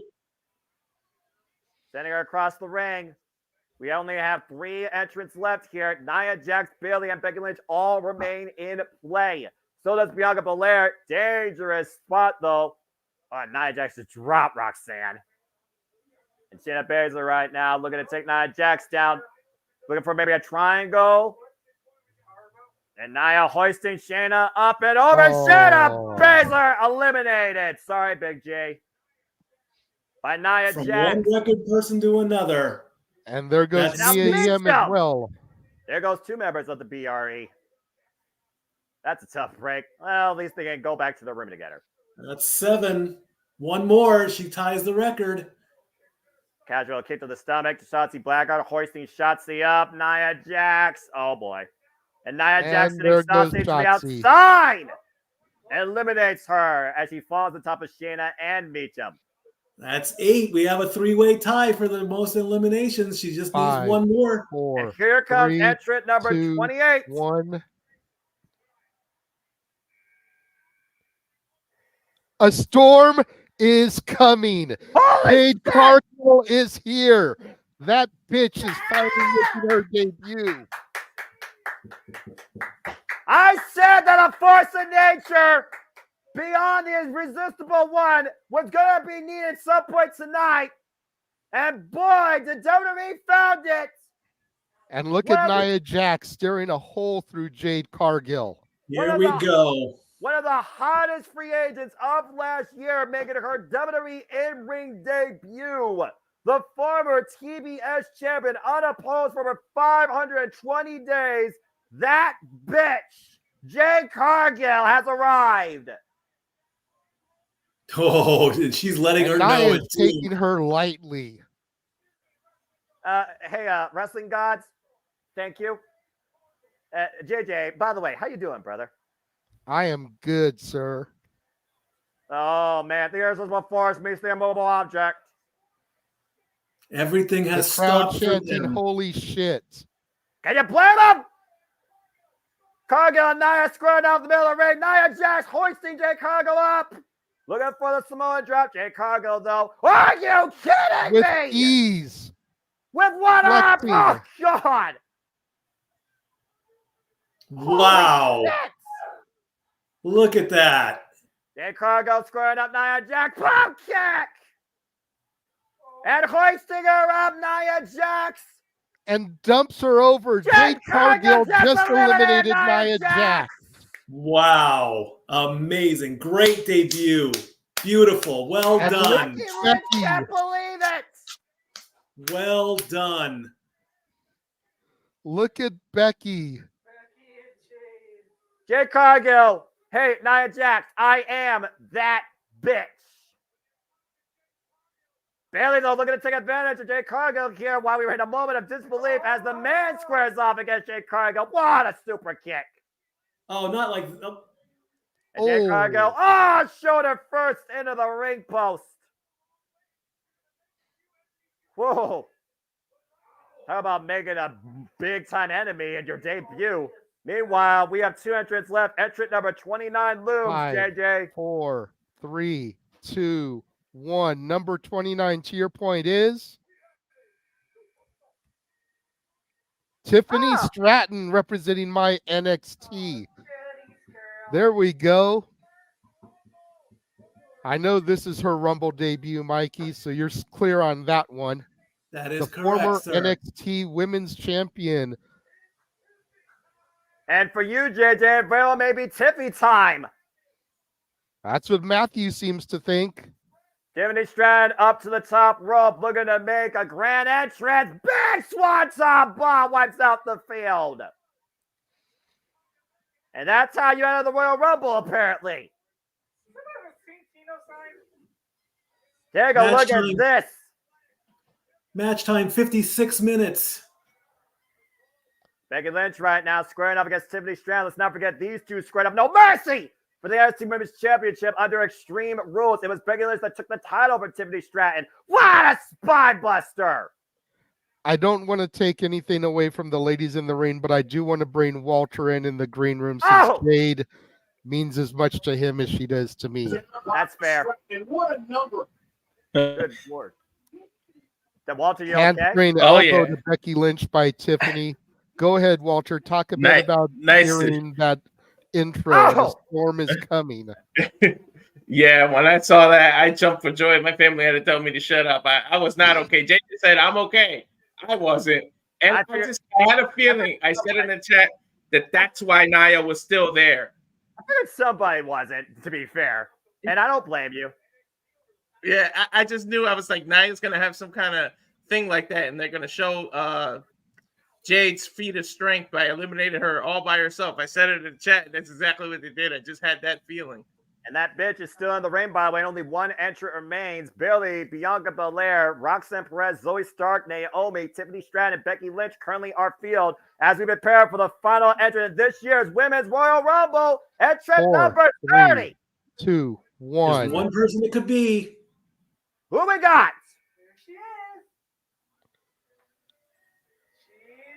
Oh, shit. Well, it's Liv Morgan.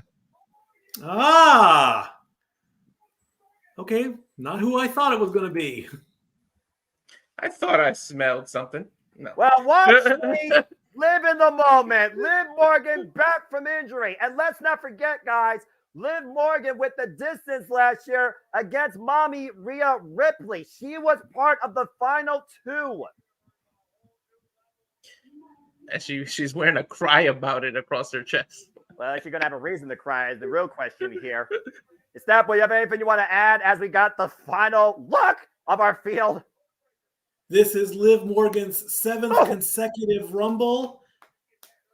Coming up second place last year. Let's see what happens. All 30 women have participated. The match clock is at 58 minutes.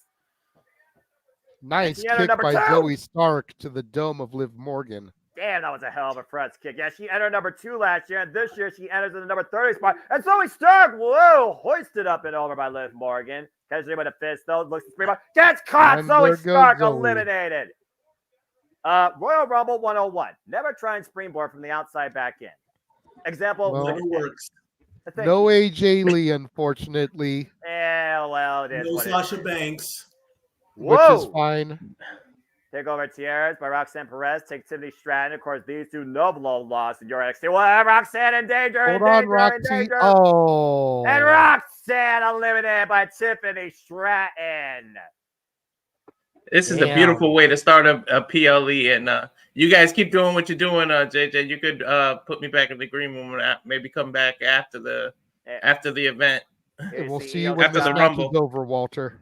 Yep, we appreciate you, Walter. We'll see you on the post. As you see both champions looking on, one of these women will challenge one of these two at WrestleMania. Does Monty or does Io Sky learn who waits them on the marquee on the road to WrestleMania? It comes down to these 7 incredible athletes tonight. Liv Morgan, Bianca Belair, Bayley, Tiffany Stratton, Naomi, Becky Lynch, and Jade Cargill, that bitch.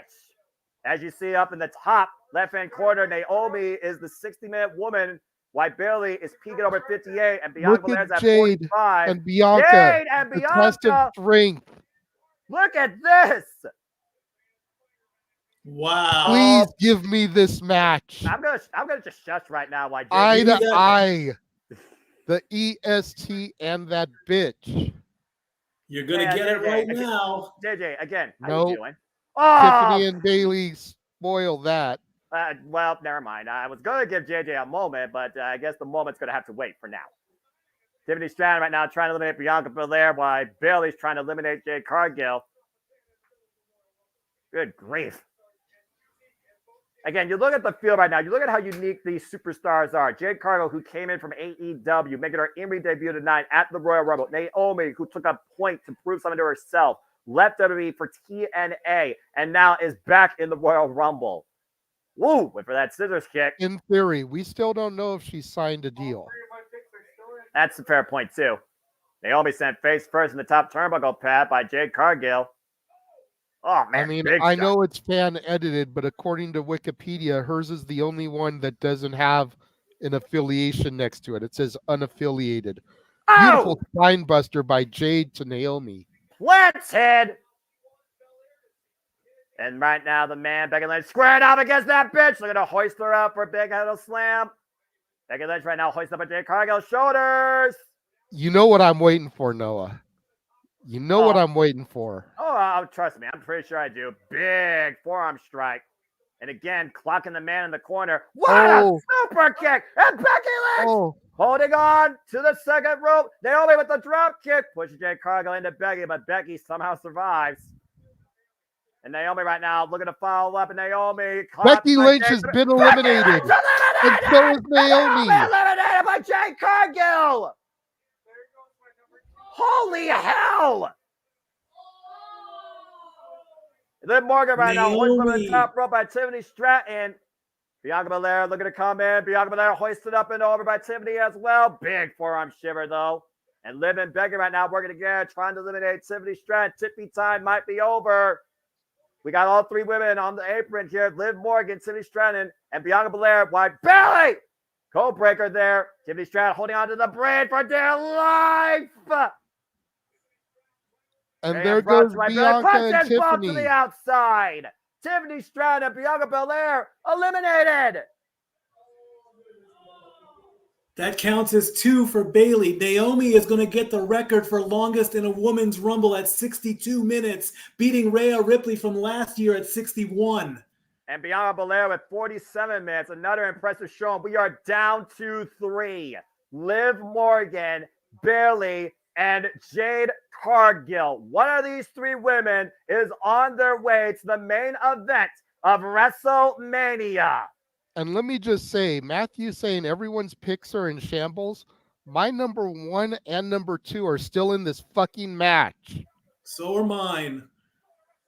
And Bayley right now squaring up against Liv, against Jade Cargill right now. And Jade with a big shot. Liv Morgan sending Bayley up and over while Jade goes after Liv. Oh! Big step up kick there by Liv Morgan, who already seized the moment with the Money in the Bank briefcase. Looking to win her first ever Women's Royal Rumble. Came so close last year. Started at number 2. Bayley right now looking for Oblivion while Bayley hoisted up and over on the apron. Hold on to the bottom rope though while Jade Cargill's power takes over. Hoisting Liv Morgan up and over to the apron. It's going to be close. Bayley, Liv Morgan trying to work together. Hoisting Jade Cargill up and over. All 3 women on the apron now. And she's still hanging on. Fighting back for everything she's worth. Looking to skin the cat.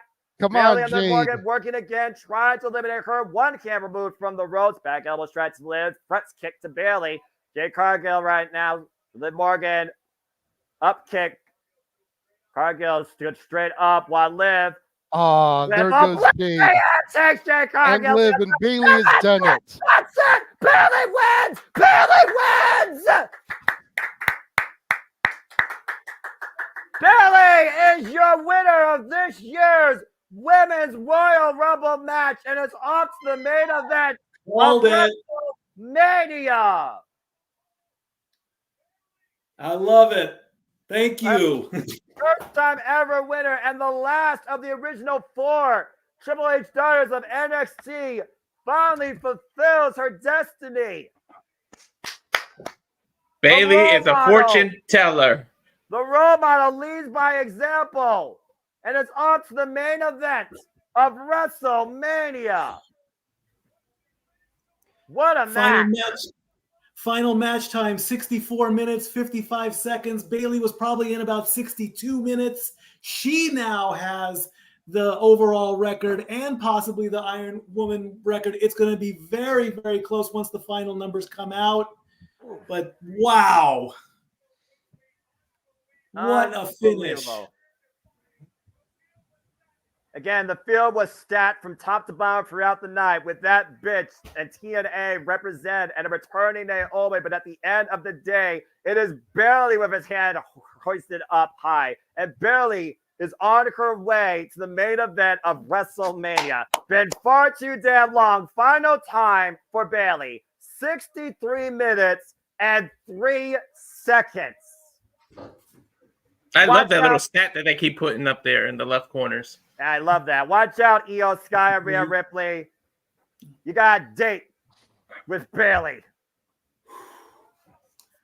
Incredible. Indeed, it was. And now the men have to follow that. Good luck, guys.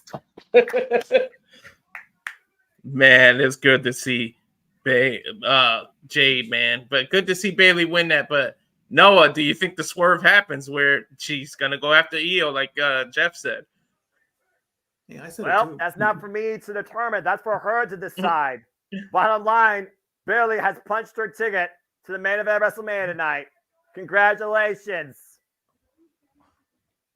Definitely. Big congratulations. She told no lies. She's a fortune teller. Everything she said has come true, from the Kabuki Warriors winning the tag titles to her winning the Rumble. And long over fucking due. Yes, indeed. Well, as we have a moment to breathe, again, let me remind you folks, hope you are enjoying the watch on. Please like, subscribe, comment, tell a friend. We do these for all the biggest shows throughout sports entertainment and professional wrestling, damn it. We hope that you enjoy our stats, our take, our reactions, and the play-by-play, as we have a bit of an intermission here. So I'm going to let these guys talk for a moment while I go over fill my drink. And I do agree with that comment. That was the best Women's Royal Rumble yet. Thank you, Triple H. Yeah, that happened. Whew. That. Wow, man. That was fucking incredible. I'm not mad at Bailey winning, but I'm so glad that my prophecy at least held true to the final three, man. 2 of the 3 women that were in the ring weren't even on the fucking graphic. And I was saying all along, the winner isn't going to be on the graphic. Bailey was, so I was wrong there. But 2 of the final 3, Liv Morgan and Jade Cargill, both. And I know Walter was with me, man, when Bianca got eliminated, when Becky got eliminated, we're both like, oh shit, that bitch is actually going to do it. Let's go. Hell yeah. Now, JJ, you think they do the contract bidding war now to who signs Jade? They put that on TV as the Raw, SmackDown, or even NXT. Yeah. Why not? Definitely.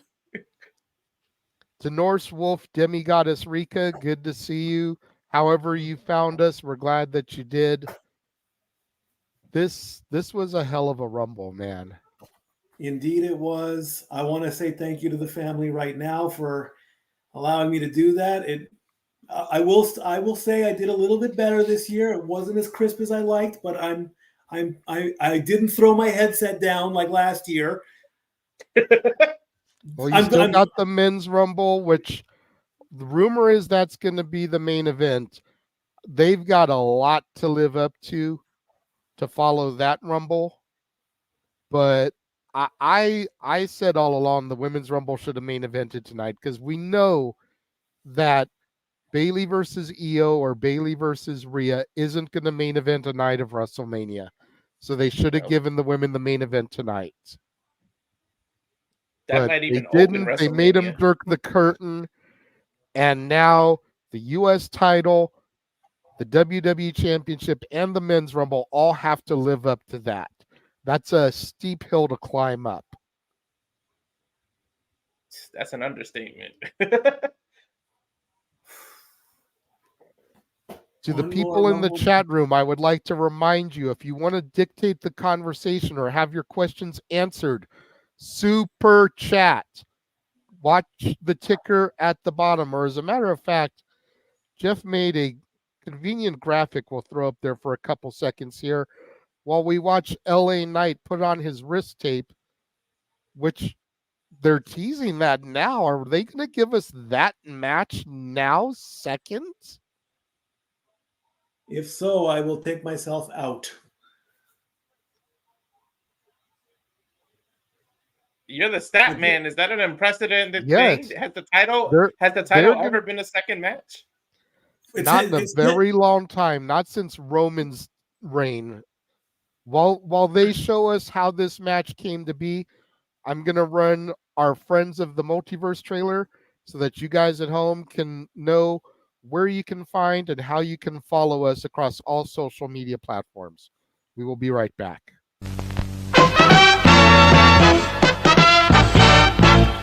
And now, preview time. So let's take a look at what's coming your way.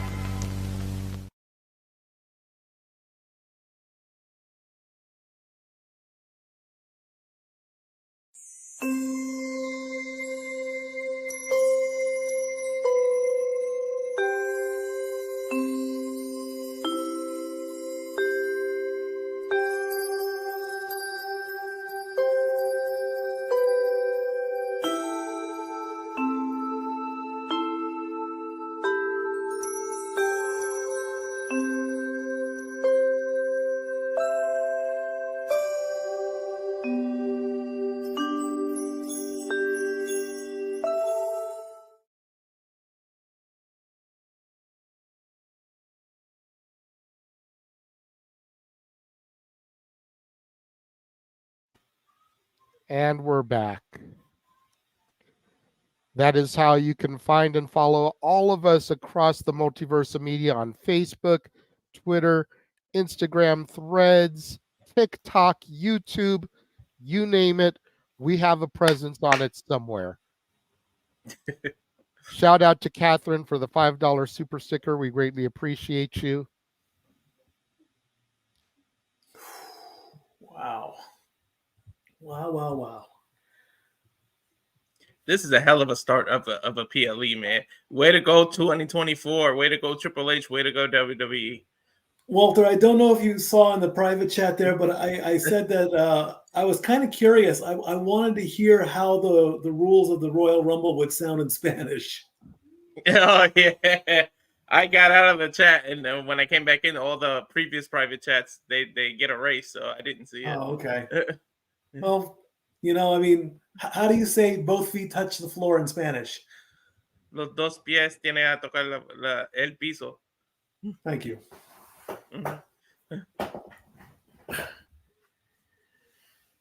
Whew. Unbelievable. We're all recovering. We got to recover from that, man. The women's has set the bar. The women's Royal Rumble has set the bar for this PLE, and they can get to go backstage and go follow that. Hey, I'm going to give you this verbal warning because you're one of our longtime followers and fans. We are not addressing the Vince thing on the Rumble. Please do not bring that up in the chat room. If you do it again, we will time you out, brother.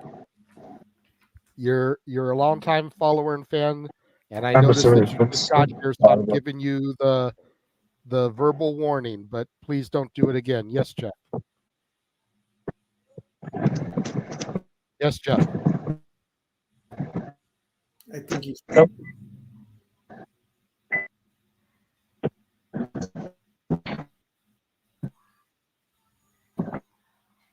Go ahead, Jeff.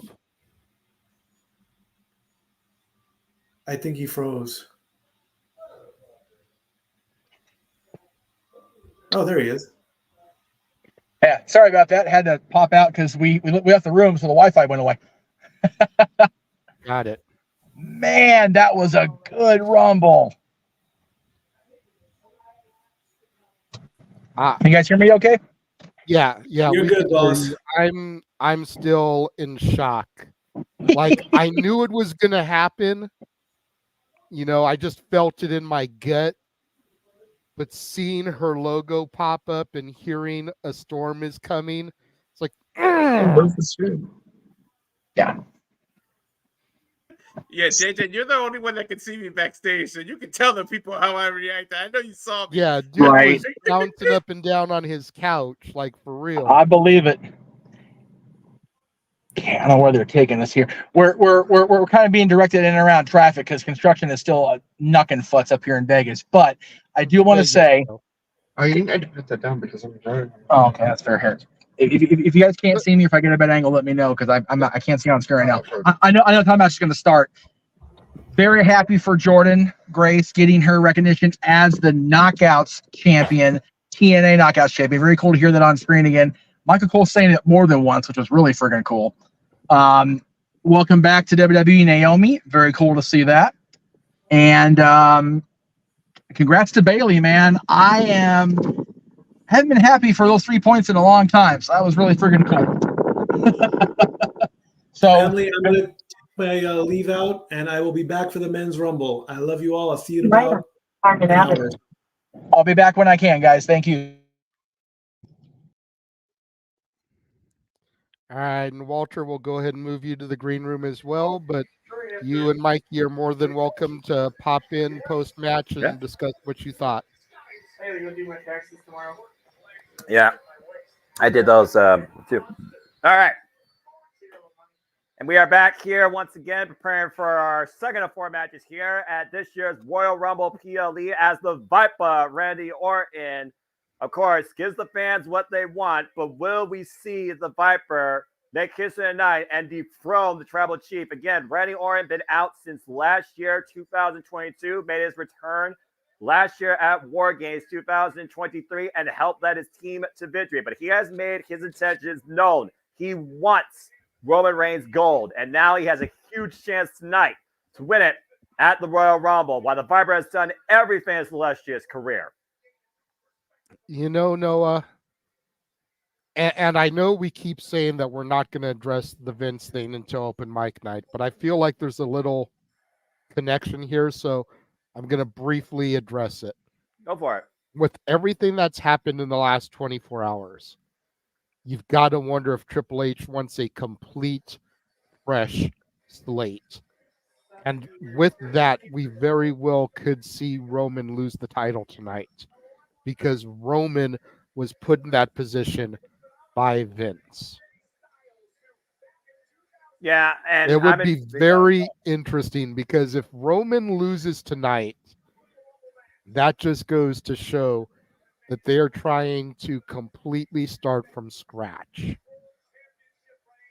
There definitely is a new feeling in the air that we are seeing the winds of change before us in the representation, in the direction, in the presentation of the WWE, to your point.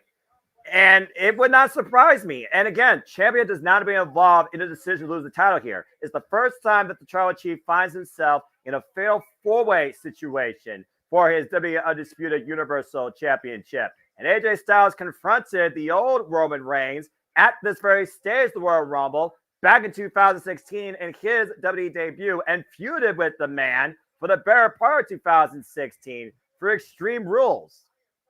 And with AJ Styles in this new lone wolf mentality, looking stronger and hungrier than ever, there's a very real possibility that WWE can become phenomenal again under the new era of Triple H.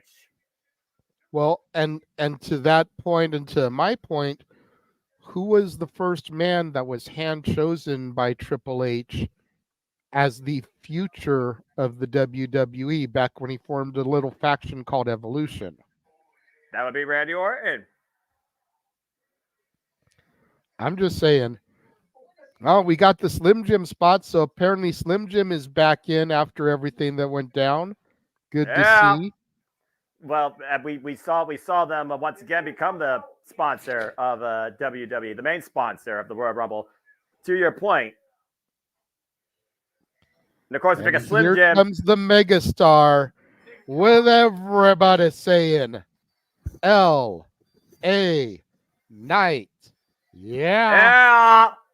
And might I add, last year's SummerSlam Slim Jim Battle Royale winner and the last victim of the Tribal Chief at WWE Crown Jewel, much to the dismay of AJ Styles, who AJ Styles right now feels like he has been neglected and looked past upon. Again, it was AJ Styles who was taken out by the Bloodline, and who swooped in to take advantage of that opportunity? L.A. Knight. Not only tagging alongside John Cena, but trying to take the WWE Universal Championship from Roman Reigns at Crown Jewel. The mega star, the People's Choice 2023 Superstar of the Year, might have everybody saying L.A. Knight, but more importantly, new Universal Champion. Yeah.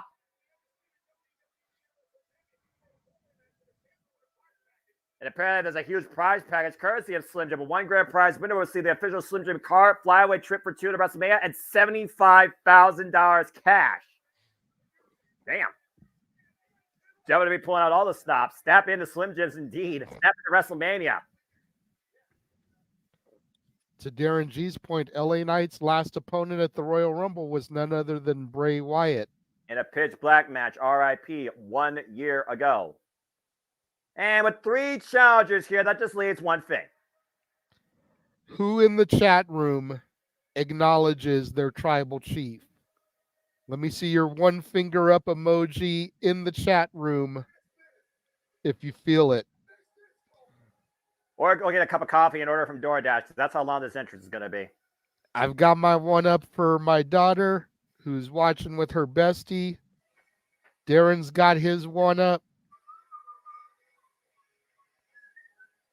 You're never going to get it from me. And I have no problem breaking a child's dreams. I have no problem with that. Michael acknowledges. Wesley acknowledges.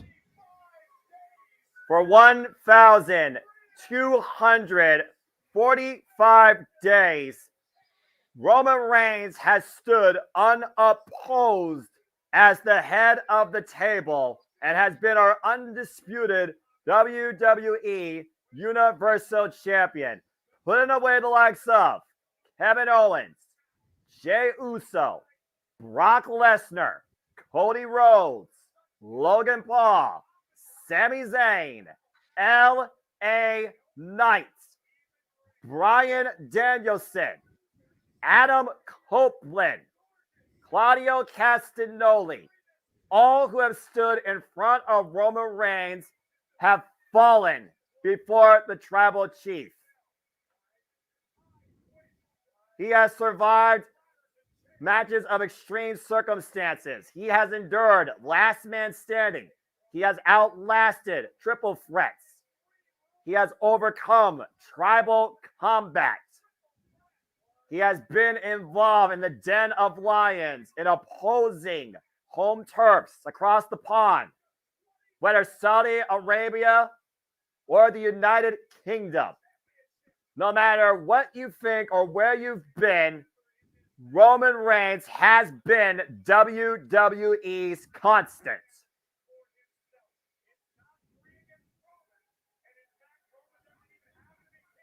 As we see the wise men, of course, Paul Heyman in his corner, acknowledging his tribal chief. As Roman Reigns continues to march his way towards WrestleMania for an unprecedented 4th year in a row as the WWE Universal Champion. Now up there, aligned with the Immortals, Pedro Morales, Bob Backlund, and on his way to surpassing freaking Hulk Hogan.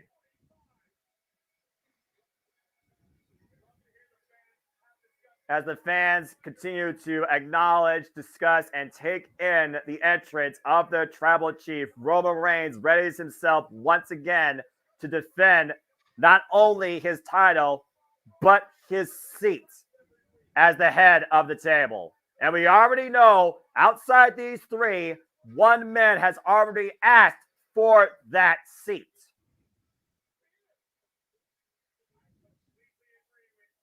The one constant I will say about Roman Reigns as well, he has yet to do it on his own without the Bloodline's help. And under Fatal 4-Way rules, that literally gives the Bloodline free range to get involved here. So do not count out the problem solver or, at this point, the most desperate man, Jimmy Uso, to go down the introductions. But you also got to figure that both of those men will be involved in the Rumble later on tonight. And do they want to risk their ability to participate? We know Nick Aldis takes no shit.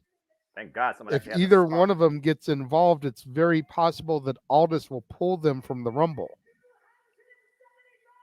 I'm just glad to see we actually have an authority figure that can stand up to Roman Reigns, let alone stand up for themselves. Randy Orton walking right into Roman's face, staring him down. And originally this was supposed to be a one-on-one. Let's also keep that in mind. Samantha Irvin introducing the challengers here as only she can. The best in-ring announcer since friggin' Lillian Garcia. AJ Styles. Former WWE champion. Man known as Mr. TNA, as we had the Knockouts champion in the ring earlier on tonight. And to your point, the first ever X Division champion.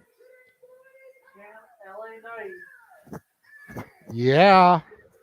Yeah. LA Knight taking his turn to get into Roman's face. Also, Roman realizes that the odds are stacked against him.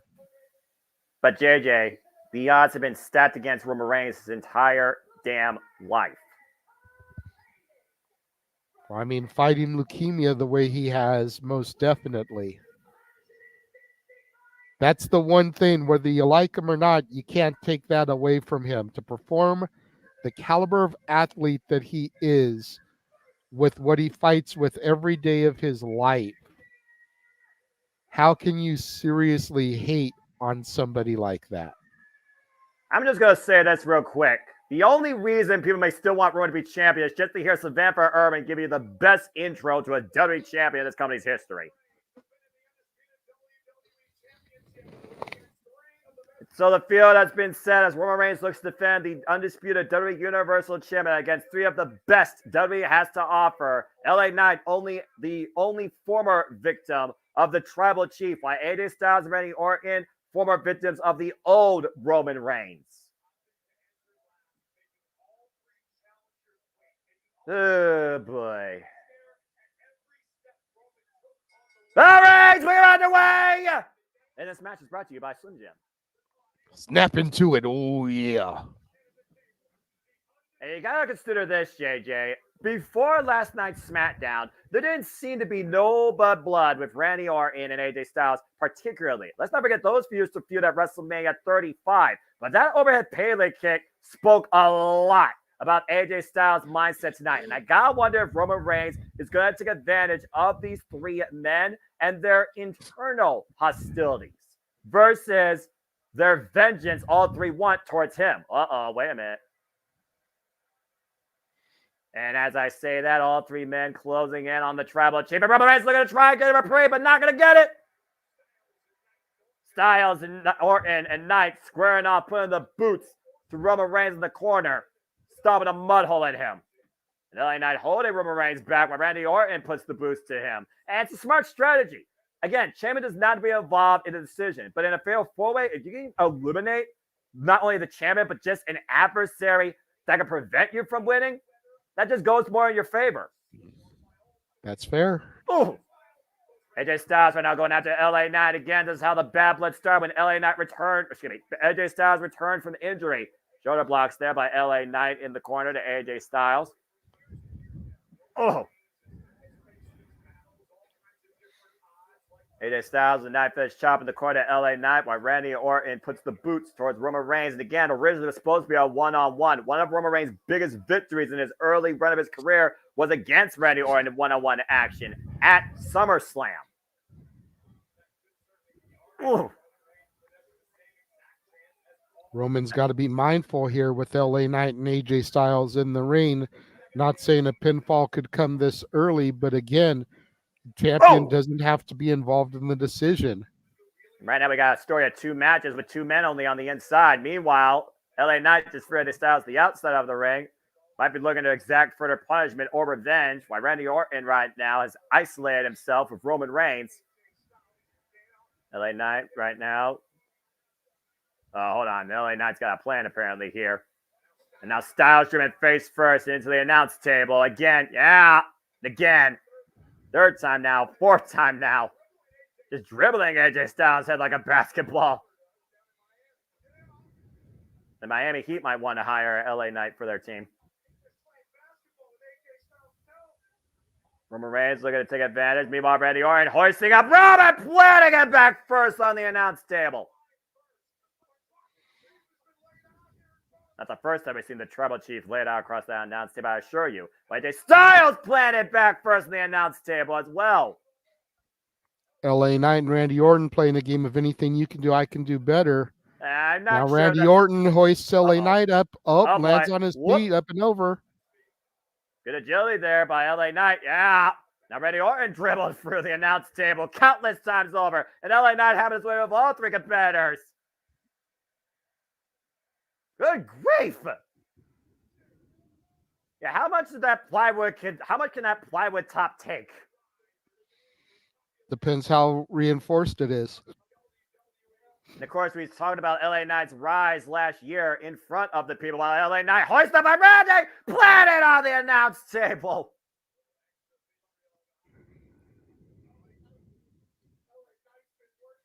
And again, there are no disqualifications in a fatal four-way. So again, they can go as long as they want on the outside here. Referee has no control. All he's here to do is count a pinfall or submission inside the ring while Roman Reigns is just driven shoulder first in the steel ring steps.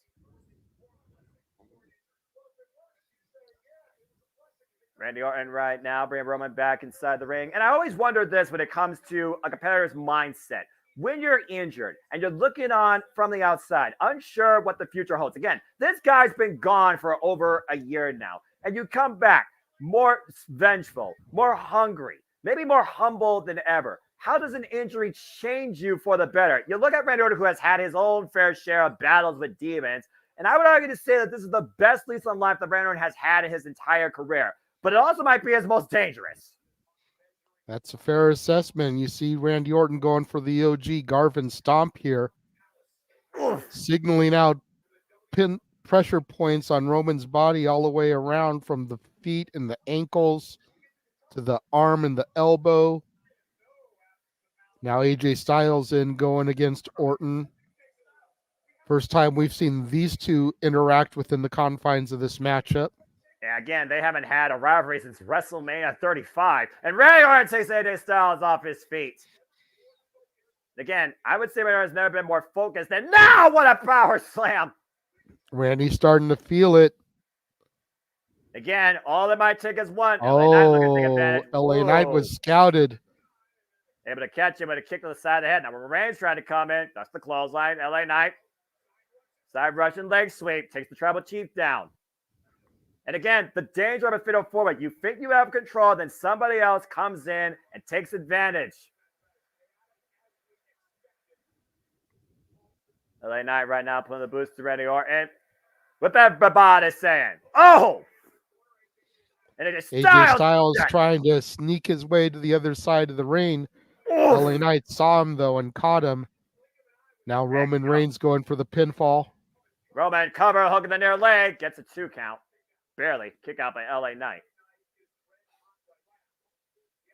We talked about last year about LA Knight's rise. We talked about the red hot momentum. And I honestly wonder, since that loss at Crown Jewel and the additions now of AJ Styles and Randy Orton, has that fuse that was lit so hot maybe been dimmed a little bit since that point?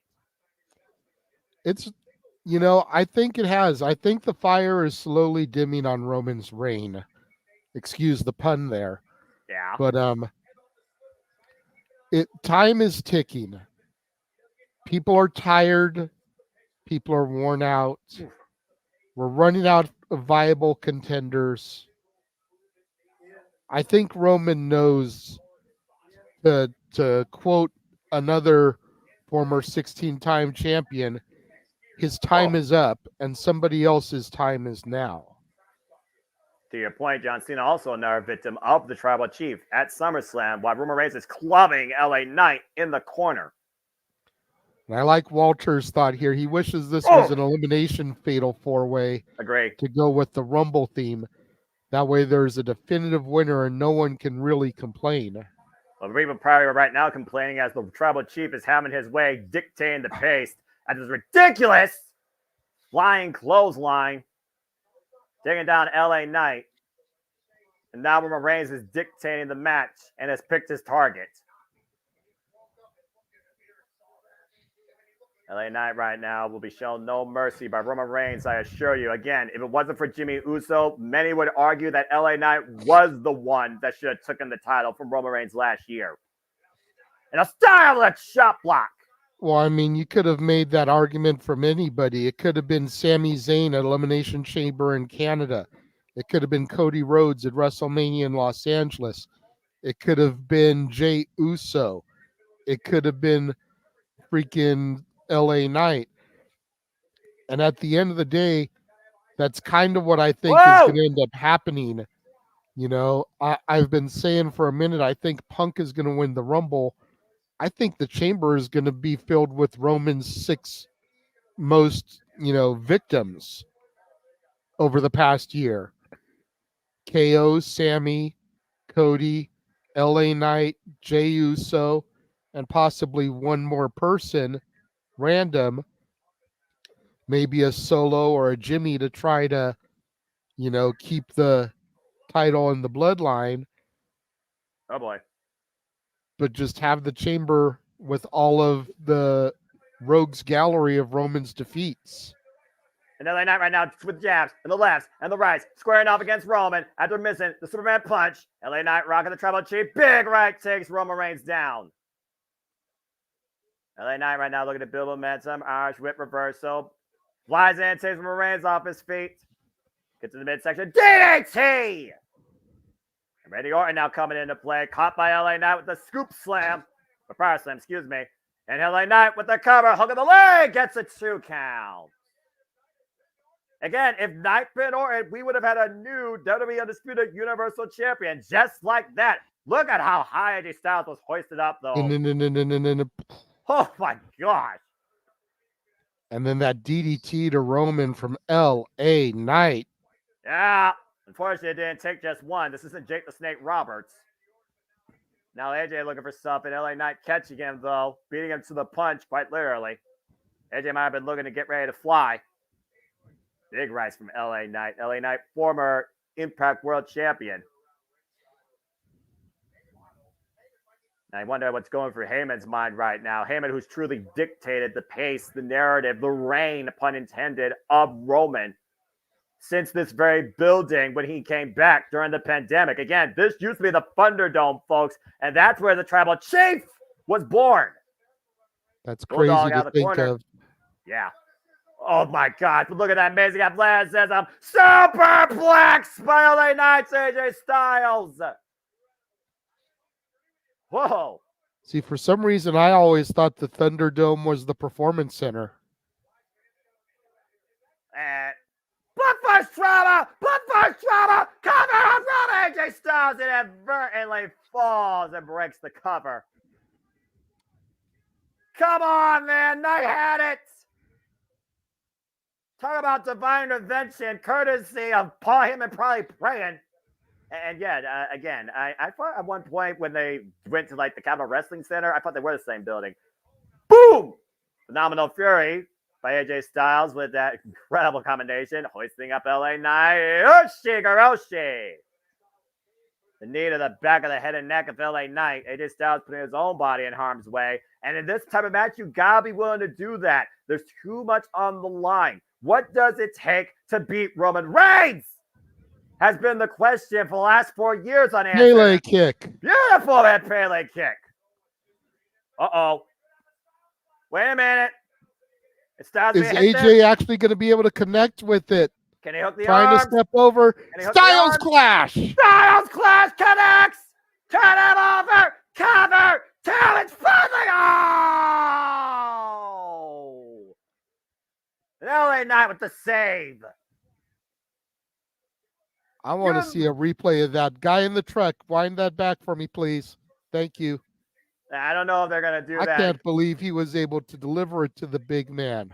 Yeah, but I'll say, how far was Roman Reigns' head above that mat? Let's not forget, that move has broken men's necks before. Again, Tropicana Arena, sold out crowd on hand. This is the Royal Rumble. Fatal 4-way for the WWE Undisputed Universal Championship. To Elevated your point, DDT coming. Oh, no, and he's going to make LA Knight Signature think about Randy it. Orton. Yeah. Oh, God! And now you can see he's starting to feel it. Starting to hear those voices in his head. But how long have they talked to him and how long have they paid dividends? Uh-oh. And the Viper is coiled. He's poised! He's poised! He's ready to strike. Wait, what's that But shoulder? watch out for AJ Styles on the outside there. Looks like Uh-oh. he's setting up for a phenomenal forearm. I'm about to say, Randy Orton may have no... Wait a minute, Randy Orton, is he scouting? Is he faking? AJ Styles, whoa, caught him with the forearm coming in. And AJ, up the springboard. Uh-oh. Oh, no. RKO. Oh, no. RKO off the top rope! And that was out of One for nowhere. LA Knight. RKO to LA Knight! And that just leaves one more. And again, though, that shoulder, the left shoulder. RKO to Roman Reigns!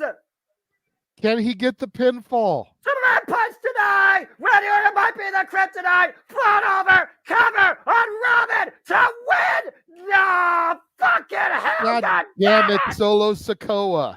Son of a bitch! This problem-solving, hoodie-wearing jackass! Again, every time you think Roman is beaten, he has this insurance! Damn it!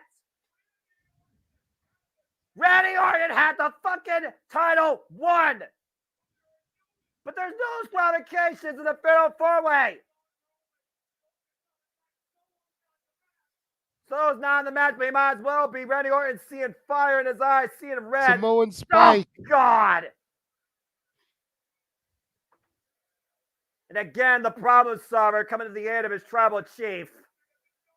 And again, it's all legal because there's no disqualification to fail four-way. Samoan Spike to LA Knight. Fuck this shit. Everything Solo Sikoa has been doing has been only in favor of his tribal chief. And now looking to stack him. LA Knight stats up on top of Randy Orton while Roman Reigns is prone. They've been smashed. They've been stacked. All they have to do now is be pinned. Knight and Orton literally lay on the middle of the ring while Solo Sikoa might have been squaring up with AJ Styles, who's on the outside against the barricade. Uh-oh. Oh, boy. This is not going to be good. No, I sense disaster ahead. And Solo Sikoa running in. Look at back. Oh, my God! Solo almost smashed Samantha Irvin going Styles. flying through that barricade. Yeah, thank God Styles sidestep as Solo went rear first through that barricade. But look at Roman Reigns. He sees what's in front of him here. A prone Orton, a prone LA Knight, stacked and smashed.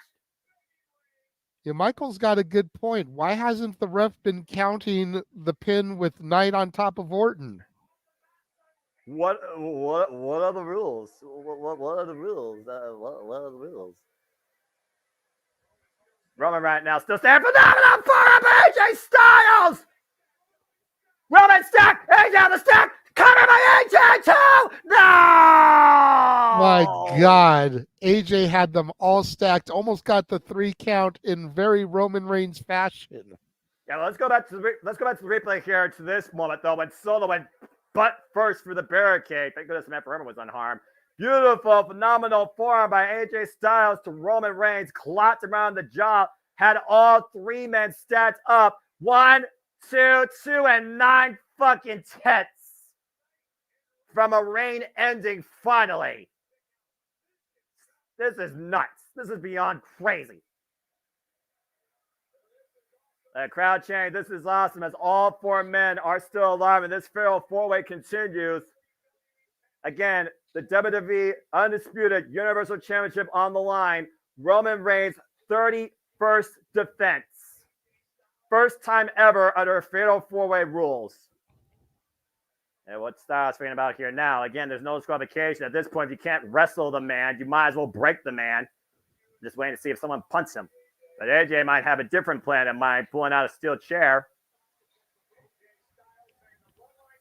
If AJ Styles can do it, if the Bloodline can do anything, why can't AJ Styles at this point? That's fair. AJ Styles right now. Again, let's not forget with Solo Sikoa that splashed AJ Styles into oblivion through a table that injured him in the first place. Paul Heyman right now, who is begging AJ Styles to show mercy. Now, AJ Styles, go TNA 2015 up in this bitch. I don't give a fuck. Roman has no idea. Now he does. Oh! Chair into the midsection and plants it over Roman Reigns' back. Unleash hell on him, AJ! He deserves it! Roman Reigns right now getting beaten down at the hands of AJ Styles in a steel chair. AJ has set his sights though on LA Knight. Yeah. Oh, nah. Oh, driven in the midsection of LA Knight. Plants it on the back. And right now that chair is being warped across the spine of 2 men. But there's a third in the match. AJ begins to focus his attention on the legend killer, the Viper. Yeah, oh boy, I don't know how wise this is. The Viper pro and a from the eye again under the learning tree. The dirtiest player in the game. Big uppercut. Rocksteady Styles to the outside. Randy Orton on his feet. Roman Reigns pro. The spear! The spear!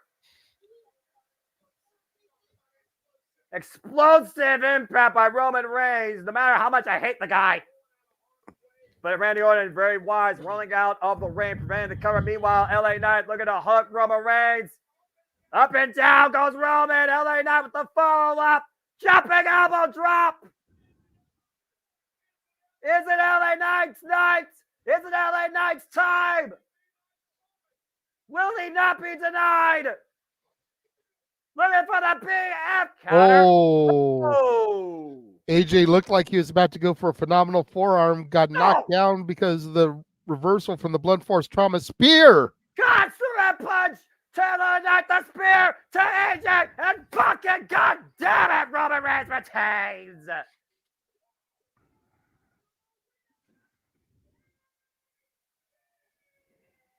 Damn it!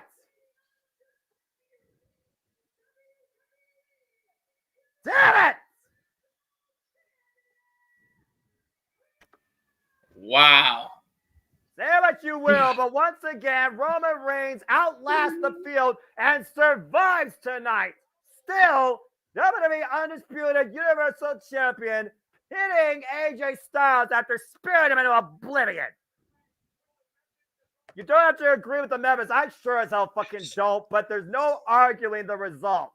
And the persistent constant in WWE, Roman Reigns still WWE Undisputed Universal Champion and still your tribal chief. Yeah, well, technically LA can argue because he technically was pinning Orton for way longer than 3 seconds. Well, again, you see the spirit of Randy Orton in the replay, courtesy of Slim Jim, as LA Knight was looking for the blunt force trauma, pushing the ropes to your point, AJ. AJ looking at a springboard, phenomenal forearm, and Roman Reigns taking advantage of that miscommunication impromptu, and BAM! Superman punch that dropped LA Knight, good night, and a spear submitted AJ Styles once for all with a 3-count pinfall. The bell rang, decision made, Roman Reigns retains. And at this point, we'll go into WrestleMania for the 4th year in a row as our WWE Undisputed Universal Champion. I still want the Rock's music to hit right now. As Roman Reigns' record-setting run continues. And we'll see day 1,246 come tomorrow. Wow. Well, no, Noah, if you're going to follow that tremendous rumble, this is one way to do it, though. This was a hell of a match. I give respect to Randy Orton, AJ Styles, and LA Knight, fighting for everything they were worth, trying to stop something that's been a constant for 4 years, including somebody who tried to finish the story last year. Speaking of finishing the story, there you see Cody Rhodes, who looks to make it 2 years in a row, a very rare accomplishment in Royal Rumble history. As the American Nightmare Cody Rhodes came in last year at number 30 and won the Men's Royal Rumble, which is still to come tonight here as we go once again to an intermission. Well, while they show us this trailer for Love in WWE, we are going to show you guys all of our upcoming watch-along events, kicking off with Vengeance Day next week and going through the Bash in Berlin that we know about right now. We will be right back.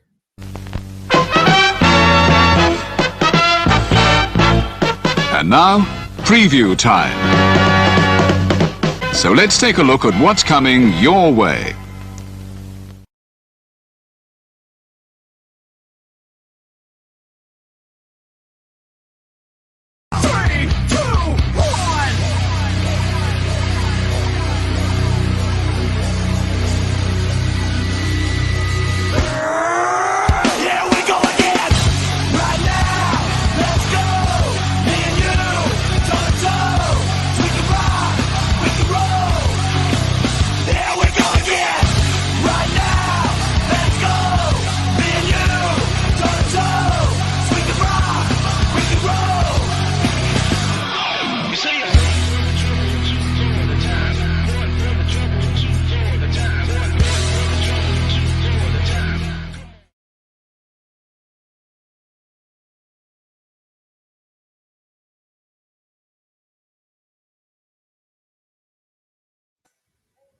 All the wrestling, all the wrestling, all the wrestling, all the wrestling, all the professional wrestling, damn it, and sports entertainment, including, as alluded to, next week we'll be back here covering NXT Vengeance Day. We'll find out who will be the winner of this year's Dusty Rhodes Tag Team Classic. And of course, if Roxanne Perez is truly unbreakable and can reclaim the NXT Women's title against Lyra Valkyria. And so much more next week, 1 week from today at Vengeance Day. But tonight is about the Royal Rumble, and there you see it off the coast, St. Pete, Clearwater, Florida. But we are in Tropicana Field. Apologies, by the way, for the botch.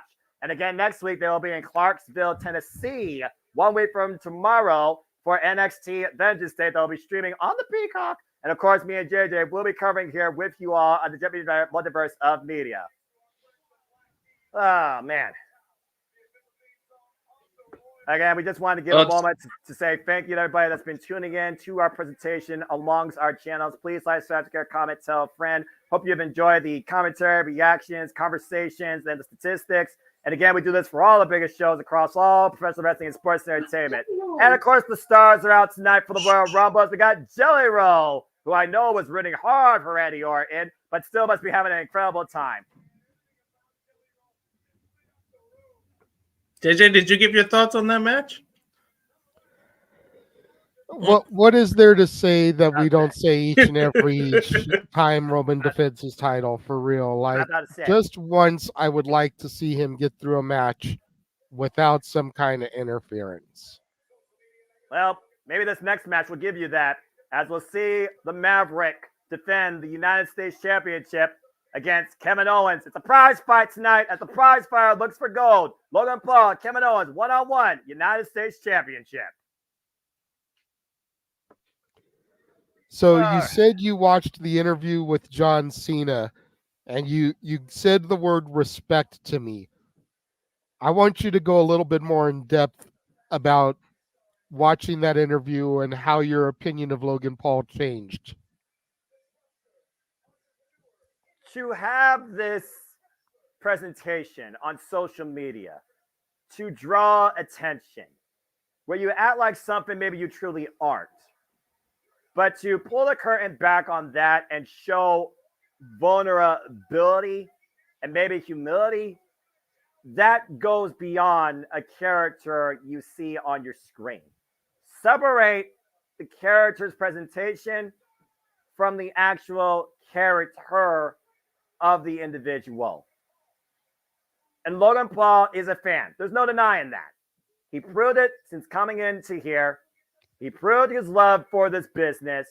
He proves how much he wants to really be the guy to literally lead and bring value to the United States Championship. If nothing else, he's brought attention. And I think that's the key thing, attention. Logan Paul brought attention, not just to himself, but to that title. But during that interview with John Cena, the attention wasn't about him. It was more of an interpretation about him. And at the end of the day, what I watched, take it for what you will, I interpreted an actual conscious human being underneath all this pomp and circumstance and obnoxious persona where I formerly called him a viral disease. There you have it. Noah has been one of the harshest critics on Logan Paul. And so when I saw that Impulsive, and keep in mind, it was the first episode of Impulsive I've ever watched too. Same. But I saw that he had an interview with Cena, and I was curious to see what was going to come from it. And watching the respect that he gave to Cena and the respect that Cena gave back to him, and again, the vulnerability, especially when he started discussing how he felt he had let his hero, The Rock, down with his behavior in certain situations, non-WWE related. Like, that just showed a whole other side of Logan Paul to me, and I begun to respect him just a little bit more. And they say Cena doesn't put people over. He put Paul over. He gave him respect. Yeah, but Logan Paul showed no respect to Kevin Owens or that right fist. Might have shattered it, but Kevin Owens said there is not one lucky punch you could throw at me that could keep me down for 3. Speaking of Logan Paul, if you look on social media at WWE, last Thursday as he was warming up and preparing and training, it was Kevin Owens who came in and basically interrupted the training session. And both these men brawled. Nothing is going to keep these two apart. And it finally comes ahead tonight for the United States Championship. It truly is a prize fight. And it might take more than a knockout punch for somebody to win tonight. As a matter of fact, let's go ahead and remind everybody this match is brought to you by Prime. As I've got my blue raspberry here to sip on for this one. How fitting with Kevin Owens wearing the blue in the back, but he'll just keep fighting. Kevin Owens, a former 3-time United States champion, has not held this title since 2017. It was 2021, though, that he had his first altercation with Logan Paul at WrestleMania 37, and Logan Paul has never forgotten about it. Kevin Owens, of course, earned this match, beating Santos Escobar in the finals of the United States #1 Contender Championship Tournament. And on that note, since we're starting another match, I'll see you guys in the green room for a little while, and we'll come back after the match. I appreciate you, Walter. Just like I appreciate all of you in the chat. Again, folks, you want to dictate the conversation, don't need to dictate. Super chat's as simple as that. Again, JJ, we talked about earlier, Kevin Owens said on the KO show he doesn't need that cast anymore. Logan Paul at one point was calling that cast a crux, an excuse for Kevin Owens, a weapon that shouldn't be involved. Well, it's not on tonight, but I do wonder the condition of that right fist and right hand after driving it into that steel turnbuckle post on Friday night. And something a lot of people were wondering is if that cast was becoming a little too Cowboy Bob Orton-esque. And here is the Maverick, the reigning and defending United States champion, bottle of Prime in hand. Again, the comparisons with Pat McAfee and Logan Paul, very similar. Two men, heavy career in the sports world. Two men that came into the WWE world, came out, showed out, represent, and impressed. Logan Paul and Pat McAfee, who both had their debuts, might I add, at WrestleMania in capacities. The same WrestleMania, honestly, WrestleMania 38. The Maverick looking to earn the respect of the WWE Universe despite his obnoxious nature. And if you want to talk about his obnoxiousness, just ask the person in the ring that's going to introduce this thing, Samantha Irvin, after the fallout with her fiance, Ricochet. Of course, I saw that match live, but again, you cannot undersell the in-ring capability and awareness, might I add, of the Maverick Logan Paul to save Rey Mysterio's neck at Crown Jewel and winning the United States Championship there in the first place.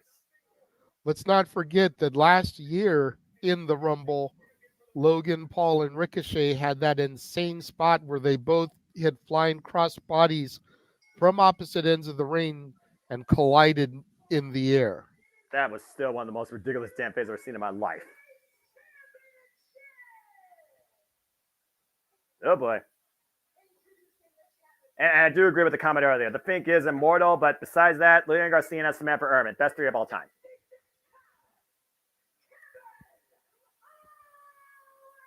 Kevin Owens, former W Universal Champion, former W United States Champion, former NXT Champion, former WWE Undisputed Tag Team Champion.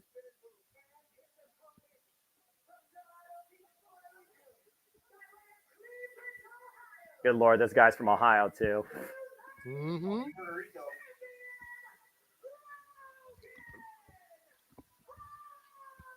Samantha Irvin staying professional as usual, introducing Logan Paul, a current United States champion. And believe it or not, folks, this is Logan Paul's 9th match in his WWE career. First defense, I believe, since winning the title back at Survivor Series. Correct. No, excuse me, Crown Jewel. Well, you botched, but correct. He's been champion now for 85 days, the 83rd United States champion in this company's history as the bell rings and we are underway. Of course, the United States Championship, first held by Eddie Guerrero in 2003, another huge inspiration for Logan Paul. And Logan Paul looked for the handshake. He's not going to get it, though. Gets to the midsection, and Kevin Owens is here to fight. Kevin Owens goes right after Logan Paul, just putting the boots towards him, and we all know the short temper that Kevin Owens has. And again, champion's advantage, though, and Logan Paul knows he can exploit that. Title get AJ's hands via pinfall or submission inside the ring. Gets in the midsection, sends Logan Paul, Irish whip into the barricade. Kevin Owens taking advantage of Logan Paul on the outside in the early going. Honestly, a little uncharacteristic of Kevin Owens being the babyface in the match. Oof. You know, Logan Paul looking for the code of honor, as they call it, from a former Ring of Honor champion, and Well, again, KO disregarding it. Well, this is the Kevin Owens show, and he dictates the rules in the Outlook. He'll determine what sportsmanship is, and according to him, sportsmanship is punching Logan Paul in the face, which I approve. This one is good too, by the way. Off topic, the blue raspberry flavor. All right, I'll take your word for it. I don't have Prime with me, so don't super chat for that, folks. Kevin Owens going for a cover, gets a 1 count, pie facing Logan Paul. And again, Logan Paul has been impressive, but he's still very untested. Let's not forget the in-ring veteran he's in the ring with here in Kevin Owens. Goes all the way from PWG, Ring of Honor, NXT, main roster, WWE. Kevin Owens right now, big suplex release to Logan Paul. Sam up and over the other side of the ring in the corner. Uh-oh. Well, we talk about basketball. Let's go bull. Never mind. Paul, great awareness, rolling the outside, ran the cannonball. Kevin Owens looking to follow up and gets pushed into the apron. And Logan Paul now going after that right fist, which we still don't know the condition of. Oh, man. Again, the cocky nature of Logan Paul might be his downfall here. Big sets on the floor. Kevin Owens in firm control in the early going here for this WWE United States Championship affair. Kevin Owens looking for his 4th United States Championship. Logan Paul looking for his first successful defense. And of course, Logan Paul has already presented this title at Pawn Shops on his Impulsive podcast. Wherever you see him on social media, the United States titles follow suit. Good stomp on the right hand. And Logan Paul up and over. Good Lord. And that's what people got to keep in mind, man. There's a reason they put that strap on him. The publicity that he brings to social media. You tune into an episode of Impulsive, that championship is front and center. You see him doing a media junket, he's got the belt. You see him at a boxing match, a UFC fight, he has the belt. The man knows how to brand. Arguably a better social media presence than even the WWE. Well, according to the amount of followers he has alone, you very well might be right. Logan Paul flies with the crossbody.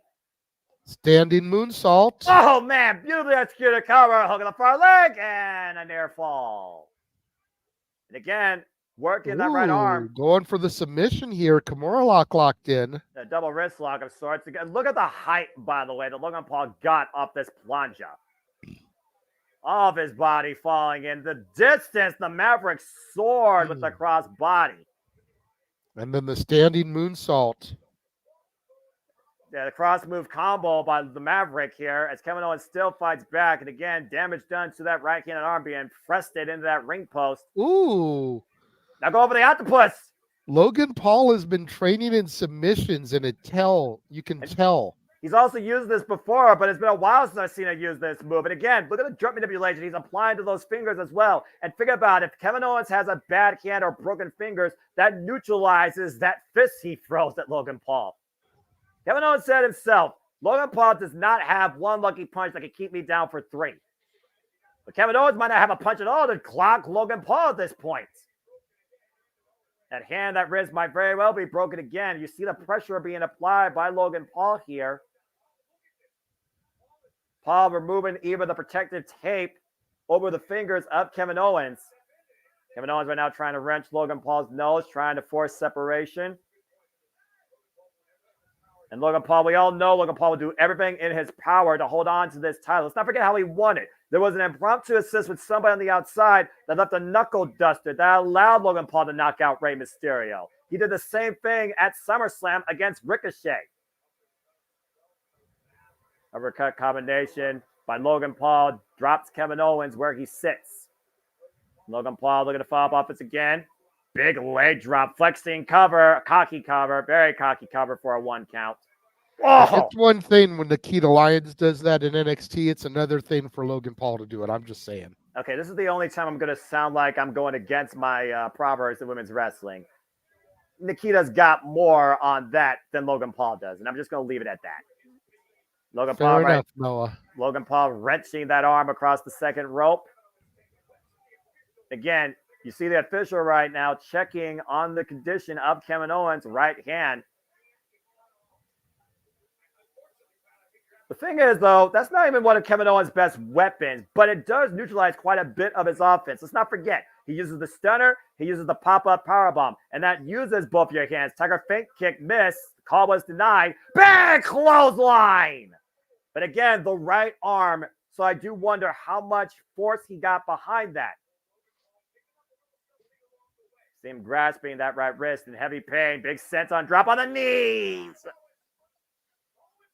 Owens went for another big move, and Logan Paul able to capitalize here.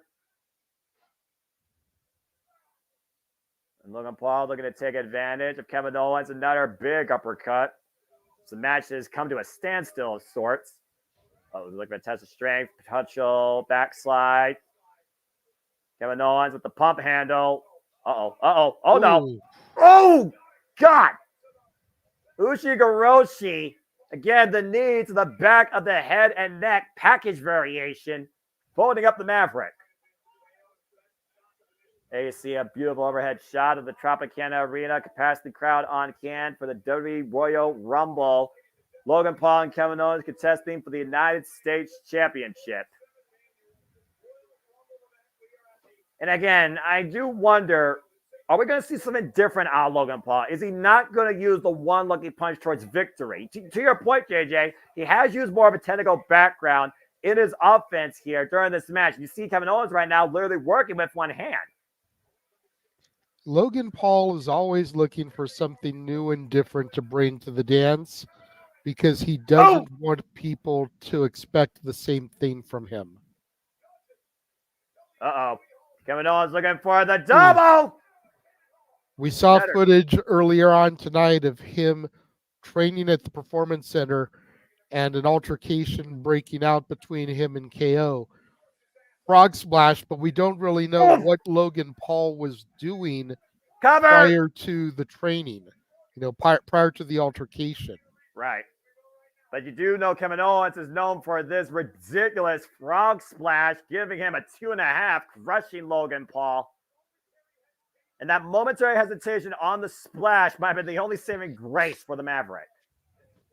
And I also got to consider this. During that tournament, during Logan Paul's short actual on-screen sprint on SmackDown, there's been two other forces along his side and also in Kevin Owens' negative graces, Austin Theory and Grayson Waller. And will they come into play tonight?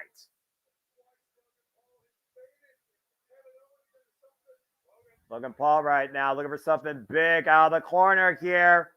Swanton bomb, crash and burn on that one. Both these men going for broke. See Logan Paul right now. Then the bruises, the wear and tear of battle all over Logan Paul's body. Kevin Owens raking the face of Logan Paul, getting hung up across the top rope. Oh, wait a minute. Uh-oh. The Logan Lariat. Oh, God! Lands it. Yeah, he's a little bit surprised by that. Off the lariat to your point. And Logan Paul once again going to the top rope. Can he hit it this time? Big frog splash! Cover to retain the title kick out by Kevin Owens.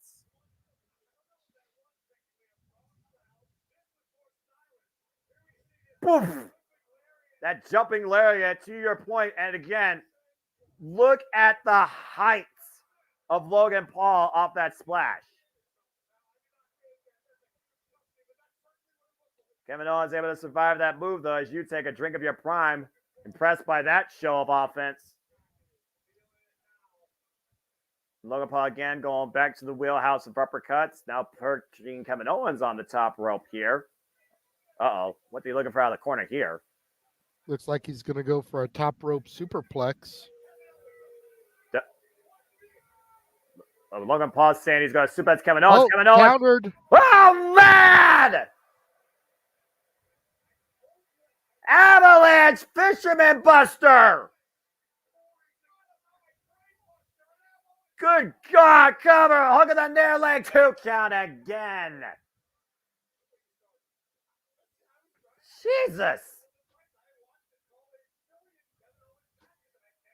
You remember the first time that Logan Paul saw that move at WrestleMania 37, it literally took him out of his seat.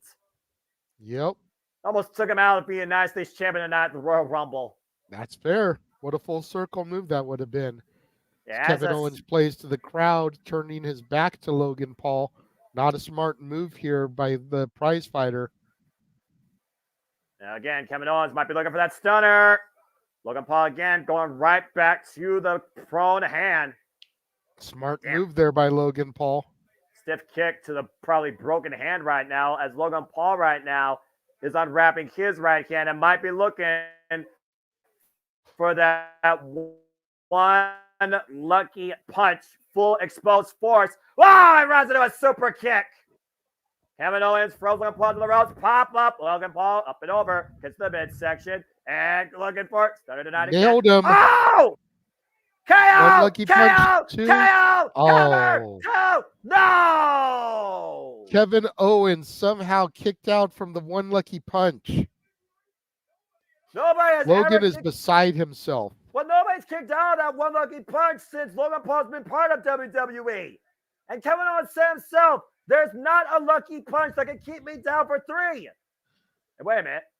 So who the hell's that? This jackass, this idiot. Oh, the referee caught it, though, and is ejecting him.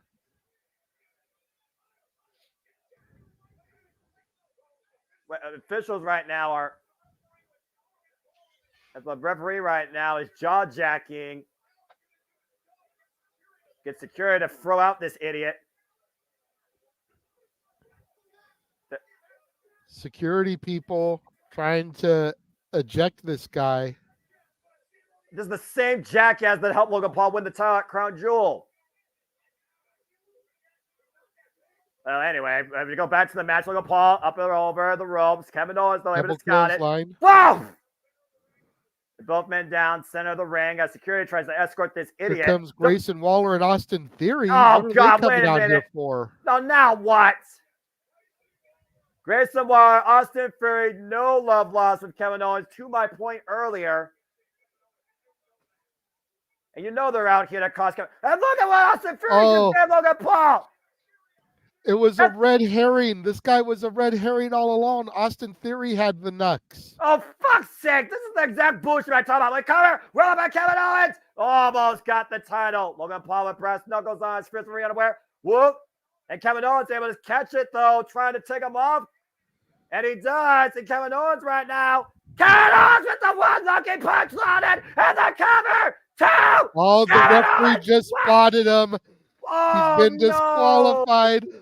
He's going to get disqualified here. The referee sees the smoking gun, and yep, he's called for the bell. Oh, fuck. No, no, no. Come on. This is a travesty.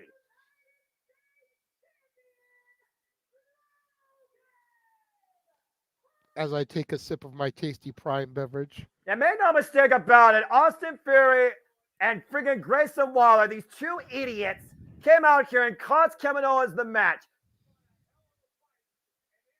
In a hell of a prize fight, tainted finish.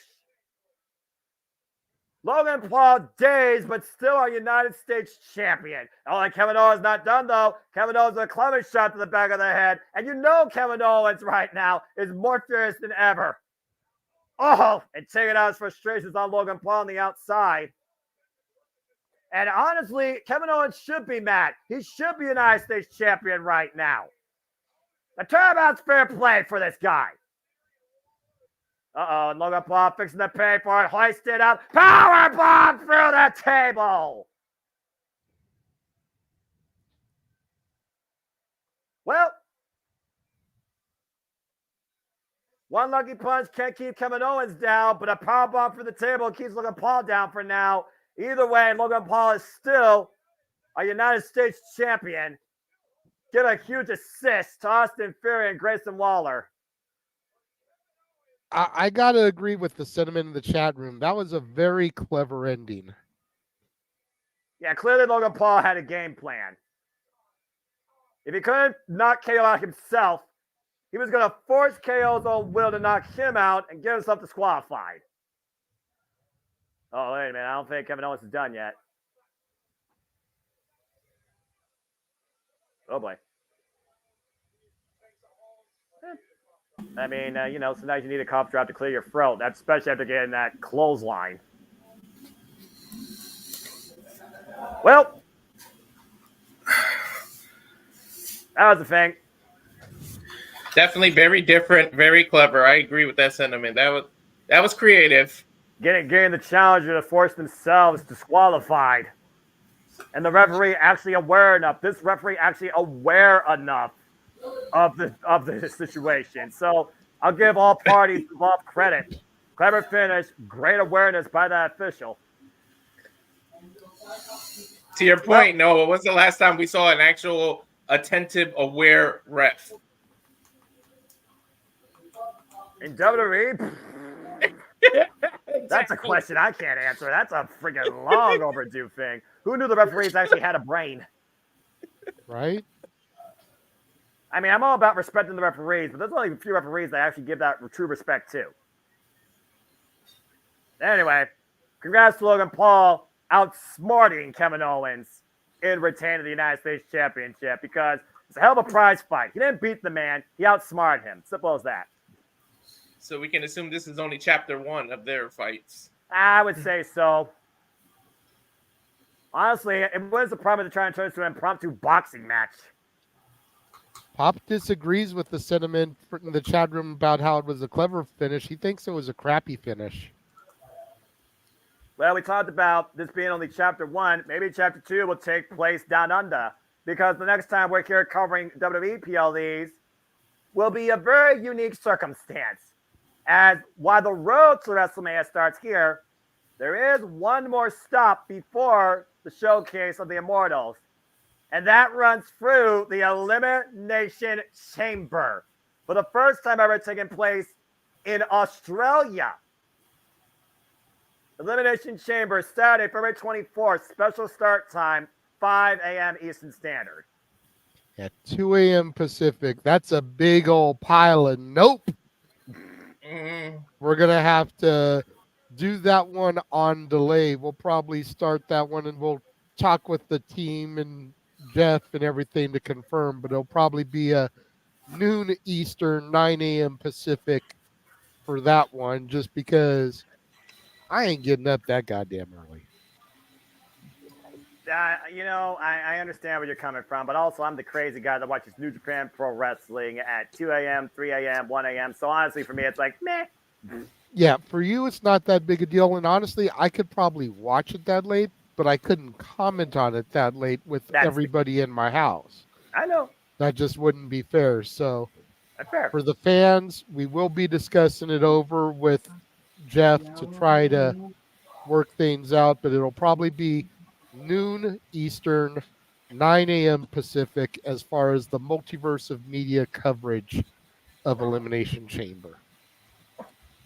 And of course, after Elimination Chamber, we make our way to our final destination on the road to WrestleMania. That's WrestleMania itself. WrestleMania 40, officially 70 days away. 70 days. And I will be there. Prime right now. There you go. What flavor is that? This is blue raspberry. It's pretty good too. My son made me buy him the some blue Prime. raspberry and the strawberry watermelon. Those are the two flavors I've had. I like both of them. And once again, the weekend for the 5th year in a row, it gives us a WrestleMania theme. As we get our attendance record number here. I think I'm synced up with you now, so that's good. 48,044 fans, a new Tropicana Field attendance record, only done by, of course, us, the WWE Universe. Congratulations to everybody involved there. And again, congrats to everybody involved here that's been watching on this presentation as we see CM Punk preparing backstage to finally complete something he's never done. and that's win the Royal Rumble and go on to main event WrestleMania. 30 superstars. It all comes down to this. For the thousands and tens of millions watching at home, it's been a fun night so far at the Royal Rumble, but it's time to get ready for our main event. 30 men are looking to finally punch their ticket and begin their road to WrestleMania. It is time for the 30-man Royal Rumble match. As once again, we get a little bit of video package here talking about the numbers. But again, we've talked about the stories interwoven here. We talk about the pressure. We talk about moments champions created, timeless memories. So we'll see what happens tonight. Do you guys think, just like the women's, that a surprise will be early in the men's Rumble? I could see it. But there is more actual known participants for the men's than there were for the women's. We'll see. All I gotta say is we'll see. And again, if you folks enjoy this, please like, subscribe, comment, tell a friend. And again, please super chat at Casini Studios. Keep monetized, if you will. We hope that you've enjoyed the reactions, the commentary, the statistics, the conversation. And again, we do these Jet Generic live watching events for all the biggest shows, all the PLEs in and out of professional wrestling and sports entertainment. As we get ready now for the 37th men's Royal Rumble match. I would react like I did for Jade if they do a TNA surprise for the men's and it's someone like Joe Henry. I would go crazy.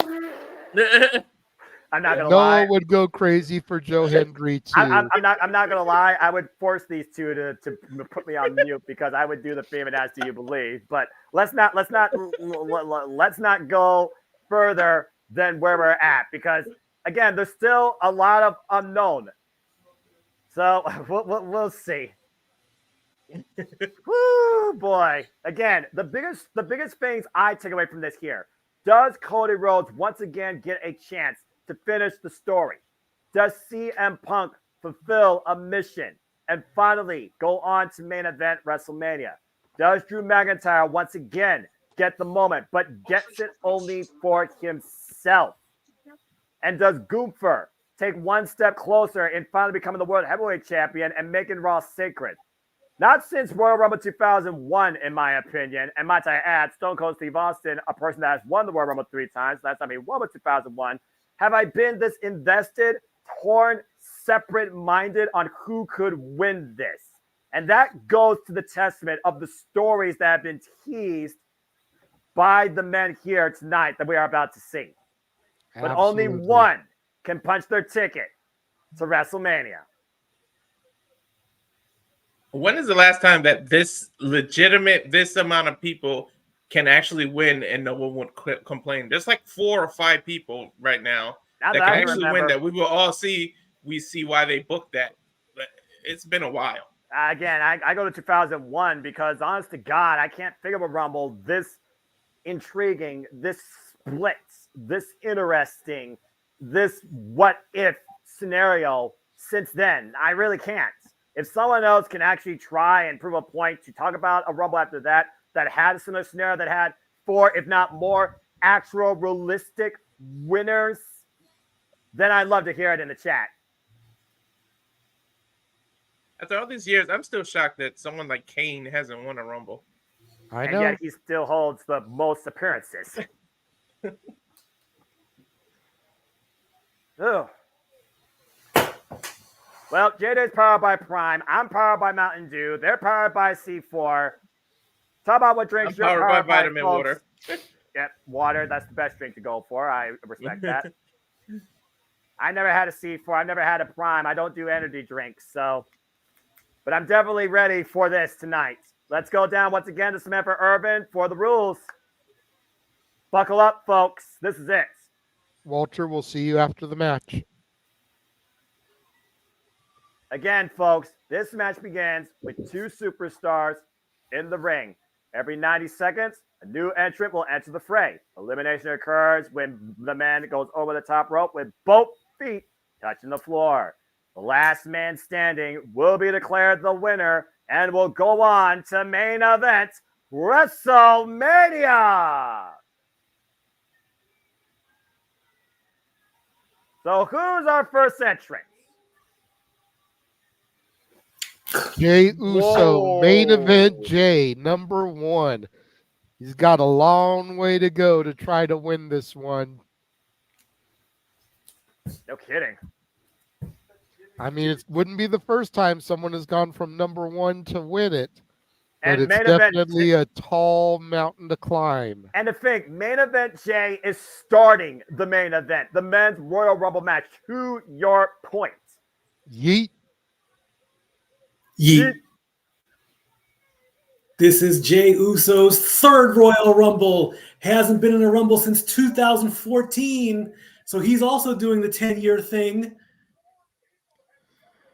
Coming in at number 24 and number 23. He was eliminated by Randy Orton and Luke Harper. He's only got about 11 minutes of total Rumble time and 0 eliminations. And he starts from number 1, which is, of course, the coast-to-coast position. Only 4 other times has somebody won from the number 1 spot in men's Royal Rumble history. Big yeet! Let me see your yeets in the chat. And number 2 is going to be, I'm calling it's going to be Jimmy, dude. I'm not gonna lie. They've got to make the Usos face off. The red versus blue Titantron speaks for itself, right? Plant the seeds for the Mania confrontation. Well, again, the city of brotherly love where 2 brothers have a fallout. How fitting, how poetic. It's almost like a story out of the Bible itself, except one didn't murder the other. And then have number 3 be Rikishi. All right. Are you trying to have a freaking Samoan summit here? Yes. Good Lord Almighty. All right. Well, Jey Uso, the time for smiling is about to be done. You have to go through this field, and it starts with this one. Who are we kicking off with? Uh-huh. Oh, my God. Told you. Jimmy Uso is number 2. We are getting Kane versus Abel here, gentlemen, to start off the Royal Rumble. Yeet versus no yeets. This is only Jimmy Uso's second Royal Rumble. He is doing the 10-year deal. Not since I'm going all the way back. This is 1989 revisited. Demolition, Axe and Smash 1 and 2 tag team partners starting off the Royal Rumble. And let's they are partners no more. They haven't been partners for the better part of 6 months. And it all came ahead at SummerSlam when Jimmy Uso cost Jey Uso the WWE Undisputed Universal Championship in tribal combat. And what's really poetic here, it was Jimmy Uso that pulled the trigger first and told Jey, this is what you should have did. And look at where these 2 men stand right now when it comes to the bloodline. And look at the facials on Jey and Jimmy. Jimmy's like, I'm going to do whatever the fuck I got to do, bro. Jay's like, come on, brother. We ain't got to do this. Well, you got to now. The bell rings. We are underway. The men's Royal Rumble has officially started. And the first 2 men is truly eye to eye. Blood versus blood. Jimmy getting those crazy eyes going. I wonder if we're just going to get a stare down for 2 minutes. I'm fine with that. That'd be a waste. That would waste everything. Again, sell it in here in the ring. Younger brother versus older brother. And here we go. Oh, boy. Flying. Jimmy and Jey squaring off against each other for the first time since the fallout of the bloodline. Again, these 2 have been growing up their whole lives, finding each other and fought alongside each other for the duration of their WWE career. Jimmy Uso feeling something here. Jimmy Uso coming over! No, not that quick. Whoa. Jimmy trying to hold on and does so. Catches Jey coming in with a high kick. And again, Paul Heyman convinced Jimmy Uso that maybe you should enter the Royal Rumble and win it. Oof. And go after Seth Rollins and not Roman Reigns at WrestleMania. Went for the high kick. But again, Jimmy Uso and Jey Uso, you're never going to know anybody better than your own brother. And you honestly might never hit anybody as hard as your own brother. Emotions had to be put to the side tonight. There's too much on the line as Jey Uso is looking to fly. Uso! Whoa, the knee. Nope. Gets his knees up, prevents the Uso splash as we prepare for Gonna entrant get our number number 3 entrant in 5, 4, 3, 2, 1. Who is it gonna be? Entrant number 3 to enter the fray. Grayson Waller is in the house, Oh, the God. Aussie icon. Tell us about Grayson Waller, Stat Boy, even though I know this is his debut. Confirmed. This is his debut. What I wouldn't give for Kevin Owens, just pull a Triple H right now and bludgeon this guy on those freaking LED lights and prevent him from coming in. Get off the mic, you Aussie asshole. That's a lot more polite than what I was thinking to say, but I'm not trying to get JJ demonetized. You're welcome. Oh, good grief. Someone cut this man's mic. I agree with Walter's sentiment here. All storylines aside, you know these two are happy they get to start the Rumble against each other. Oh, I mean, for the longest that's super kick. But he didn't make it in the ring yet. That is not an elimination. Well, yeah, unfortunately. But Jimmy Uso might be eliminated again by his brother. Jay throwing up and over. Now Grayson Waller coming in with that roll through. Boom! That roll through flatliner. Grayson Waller, of course, who used that very move to get 2 falls. And now Waller and Jimmy double teaming, a little bit of SmackDown loyalty going on here. Yeah, there's no such battle as brand supremacy. Waller in his Lakers colors. That's trying to get a little bit of heat in Miami. Okay, that's the wrong color to be wearing. Anyway, Jey Uso right now. Yeah, again, there's so many things going through my mind right now, but I'm trying to be on my best behavior. Speaking of which, we're entering. 4, number 4. 3, 2, 1. Number 4 is. Man, this clock's going on faster than I think the women were. What? Oh, wow. Andrade is back. La Sombra! Look at that. NXT and United States champion, Andrade El Idolo. Whoa! We haven't seen Andrade in WWE for 3.5 years. But Andrade finished the Royal Rumble, Mikey. Oh. 3 years gone and his 3rd Rumble as Andrade Cien Almas. Tranquilo. Welcome back, Andrade. Mr. Charlotte Flair. Yep. Yeah, you know Ashley is extremely happy. Oh, that spinning back fist. That spinning elbow, excuse me. Jimmy Uso right now, caught with the flying clothesline by Andrade. And Andrade El Idolo adding incredible star power in the early going and the physique. He is looking better than ever, I swear. Andrade following again with the double knees to Jimmy. Now take out the freaking viral disease. To Grayson Waller.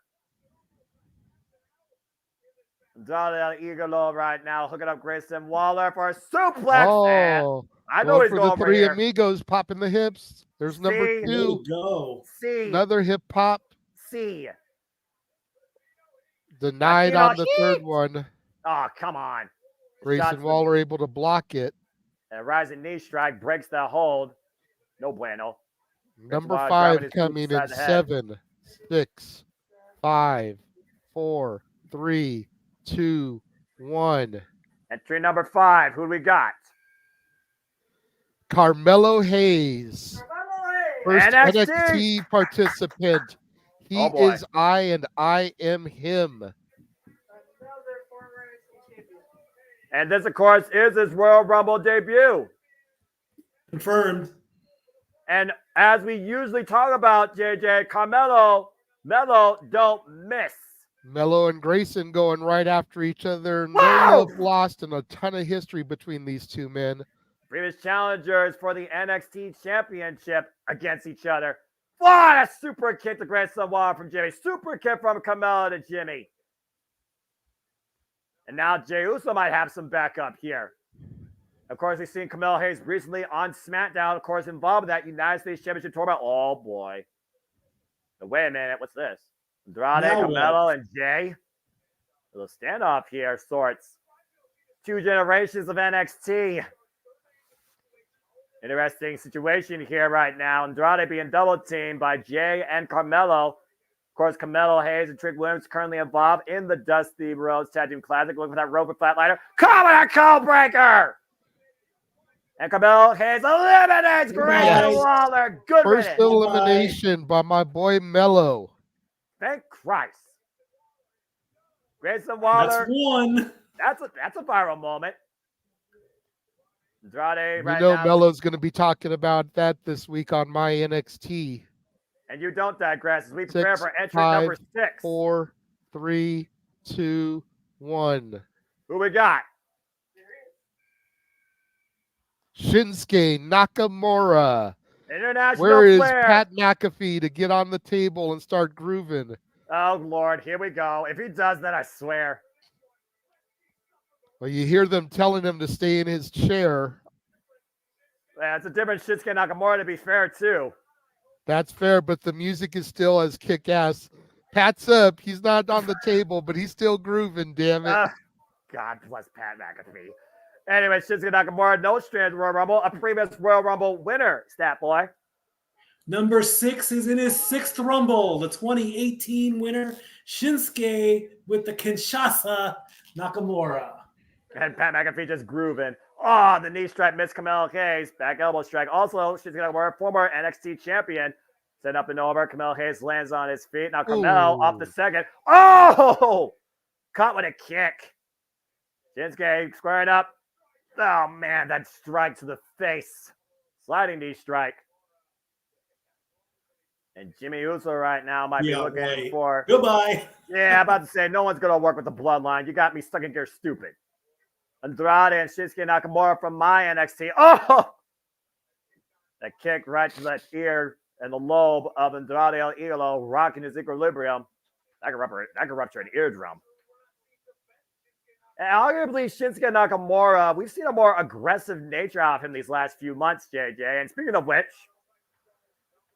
2, number 7. 1. Who do we got next? You're all right, brother. Santos Escobar, the leader of Legado del Fantasma. Okay, this is going to be interesting, but go ahead with the stats first because this has me intrigued. This is his 2nd Rumble. He came in last year at number 10. He was eliminated by Brock Lesnar, and he only lasted 5 minutes. Santos Escobar calls himself the self-proclaimed emperor of Lucha Libre, while La Sombra has transcended Lucha Libre way beyond Santos Escobar's existence. Yeah, it's going to be interesting to see Santos and Andrade mix it up here. Yeah, this is a real Latino world order coming together.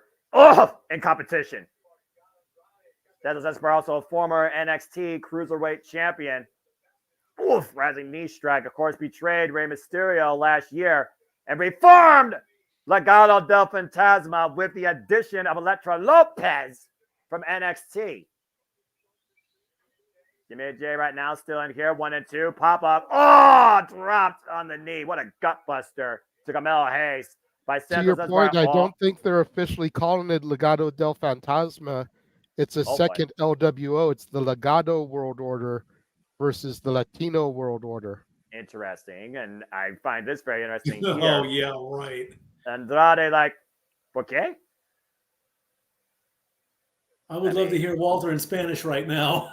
I'm about to say, no tranquilo. Oh, wait a minute. Set up and over. Whoa.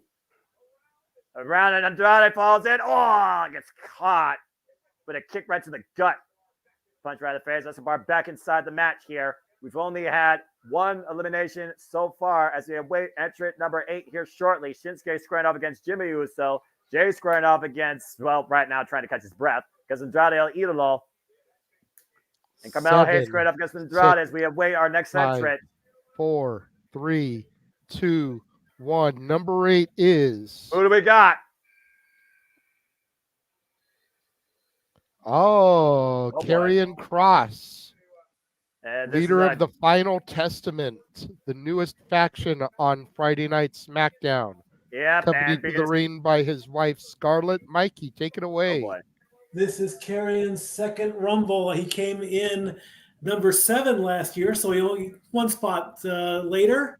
He was the second man eliminated last year by Drew McIntyre. Oh God! He just TikTok. took Carmelo's Hayes' head off. Jimmy Uso right now and Karrion Kross squaring off. Talking about, man, that's all about bringing Armageddon forward to the WWE. Everywhere Karrion Kross goes, destruction follows. And Jimmy backing it up against his brother in the corner. Shades of Umaga there with that hip attack. Crushing Jay. Action has slowed down for now as Shinsuke puts the boots to Carmelo. We got a 2-on-1 on Jey Uso, courtesy of Jimmy Uso and Karrion Kross. Here comes Andrade to break it up. I'm pretty sure we're not going to be waiting too long for a confrontation of, to your point, the almighty Street Profits and Bobby Lashley and a company against the Last Testament. Of course, Karrion Kross, the Offers of Pain. Carmelo Hayes in trouble here, hoisted up over as we prepare for entrant number 9. In 5, 4, 3, 2, 1. Who is it? Oh, Dominic Mysterio, Dirty Dom, this piece of go ahead. making his way to the ring. Go ahead, Mikey. Tell us a bit about Dom Dom. Dom Dom's 4th in a row, 21 through 24. Nobody in the ring can eliminate him. He has 3 eliminations under his belt. Here comes Tom and Nick Mysterio, as Matthew says. All I'm gonna say about this Punk kid is this: whenever he betrayed his father, it was unforgivable actions. But I won't deny the work ethic of this self-proclaimed ex-com who was in the freaking county for a demeanor. This guy is a bigger punk than most people you would find on the streets. All right, he is not a threat to anybody. He's nothing but a spoiled brat that has lacked discipline for the last year and a half. God bless you, Noah Foster. Dominic Mysterio finally making his way inside the ring. Going right after Killer Cross. That was a dumb move, kid. Karrion Kross trying to show him why his original moniker was Killer Cross. Well, someone needs to steer this kid straight. And maybe Karrion Kross can do it the hard way. Dom Mysterio right now, catch a reprieve in the corner, currently unopposed for the time being. No, Walter, Dominic does not count as 2 entrants, Tom and Nick. It does not count that way. Bad, Walter. Right now, Jimmy Uso in trouble as Dom Mysterio looks to try and eliminate him. Of course, we've seen the fallout with Judgment Day over the last few months. A lot of disagreements lately, particularly between Damian Priest and Rhea Ripley. As we prepare for entrant number 10, 1/3 way for the field. Number 1, and it is... Who do we got? Carlito. All right, that's cool. His music isn't, but he is. I'll give you that. Mikey, talk about Carlito and his uncool This is music. Carlito's number 7th Rumble. I think he's taking his time, but no apples. Well, also Carlito has eyes on Santos Escobar. Of course, there's been plenty of heat between the LWO and the Legado World Order. And let's not forget what happened this past Friday on SmackDown, guys. It was Santos Escobar and Carlito 1-on-1, where Electra Lopez introduced herself into the equation and played huge dividends with Santos Escobar getting that win. Of course, Carlito, like to use point, came in last year at Backlash, officially a member of the Latino World Order, heavily endorsed by Rey Mysterio. Honestly, Carlito. What was that you said about an apple? Well, I mean, oh boy. Hey, you know what? Where did that apple come We from? know what Carlito does. He In the spits face. in the face of people who don't want to be cool. no. Santos tries Ooh. to chuck him over. Carlito holding on. And thankfully, Dominic Mysterio, meanwhile, says, "Oh, Yeah, there we go. that was cool. Oh yeah, that was long cool. overdue. And there goes Santos Escobar. Well, there you go. Meanwhile, pump handle by Karrion Kross. Up on the shoulder as we wait entry number 11. Oh, man. The final prayer. It's time for the Almighty to enter the ring. Oh boy. Bobby Lashley is in the house, coming in at number 11, the double Unos. And he's got a score to sell with Karrion Kross. Stats, please. This is his 5th Rumble, but Bobby has not lasted past 4 minutes. Or excuse me, 7 minutes. His first 2 were only 4. This is my number 11. Ooh. He's been very successful, though, in his WWE career. Former almighty WWE champion. Oh, God! Andrade just planted after being hoisted up in the air. Mikey, you're talking about in Greg Cherry's Rumble Draw, you have number 11? That was in the women's. I made a mistake. Oh, okay. Gotch. Then Dominic Mysterio, freaking coward. Bobby Lashley right now says, "Bam! Break that damn kid in half!" See, I knew I had no chance in the women's Rumble when my number 4 was Candice LeRae. Oh, we'll see if I have better luck here. My number is number 25 for the men. Galino! Got eliminated. Unintentional contact there. Ooh. Meanwhile, Booker Lashley, excuse me, with the Spirit of Karrion Kross. And Karrion Kross hoisted up and over. And Karrion Kross eliminated just like that. What is Mello trying to do here, going after Bobby Lashley? Come on now, Mello. Oh, crap. Here comes the AOP and Paul Ellering. Wait. They're not legally involved in the Rumble. What are they doing out here? Coming to try and get retribution for their leader. Okay, well, we need W officials to keep this match under control. We don't need these type of shenanigans. I'm just saying there's too much on the line here. Bobby Lashley hoisted up on the apron. High kick, rocks the almighty. Carmelo Hayes splashes in. Bobby Lashley still holding on for everything he's worth. But Karrion Kross, Bobby Lashley has been eliminated by Karrion Kross. Uh-oh, and meanwhile, Close Bobby elimination. Lashley... This is not the way Bobby Lashley wanted to be eliminated. But now Karrion Kross fighting the Last Testament 3-on-1 here. Here come Razor and Karrion Here come the Kross Street Profits. Well, I knew this was going to happen eventually. The Street Profits, the almighty Street Profits, who were endorsed by Bobby Lashley last year. Might I add, none of these men are officially involved in the Royal Rumble. Speaking of which, entrant number 12 coming in shortly. 3, 2, 1. Who do we got?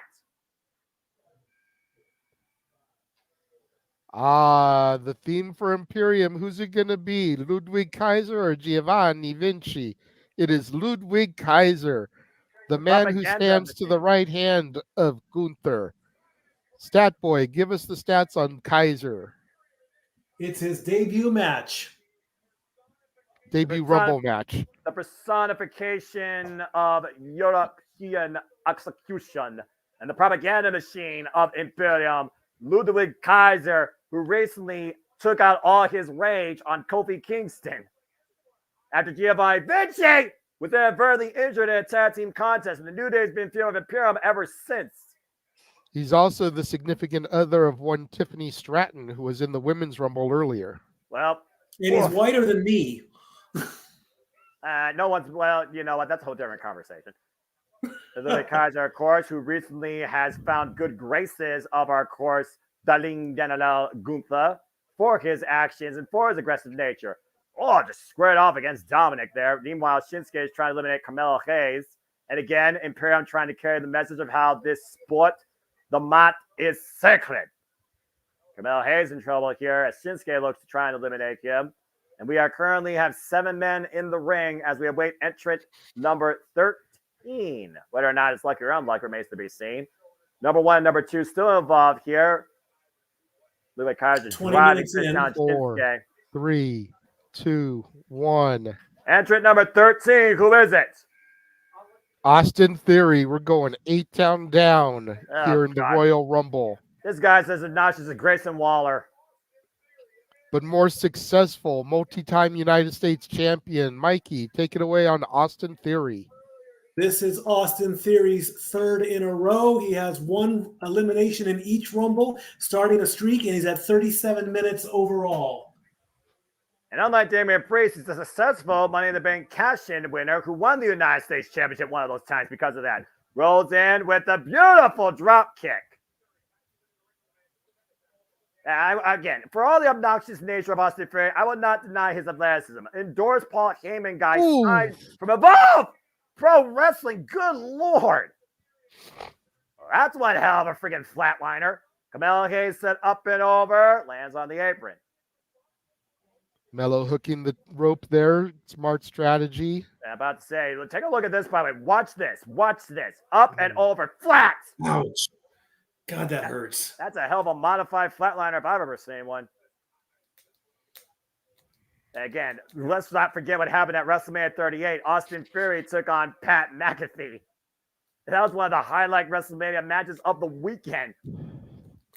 Great memory for me.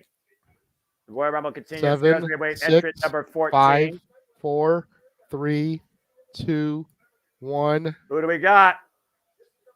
Number 14. Oh, crap. Dominic's got backup. Finn Balor himself. Go ahead and talk about Finn Balor, Mikey. The Balor Club.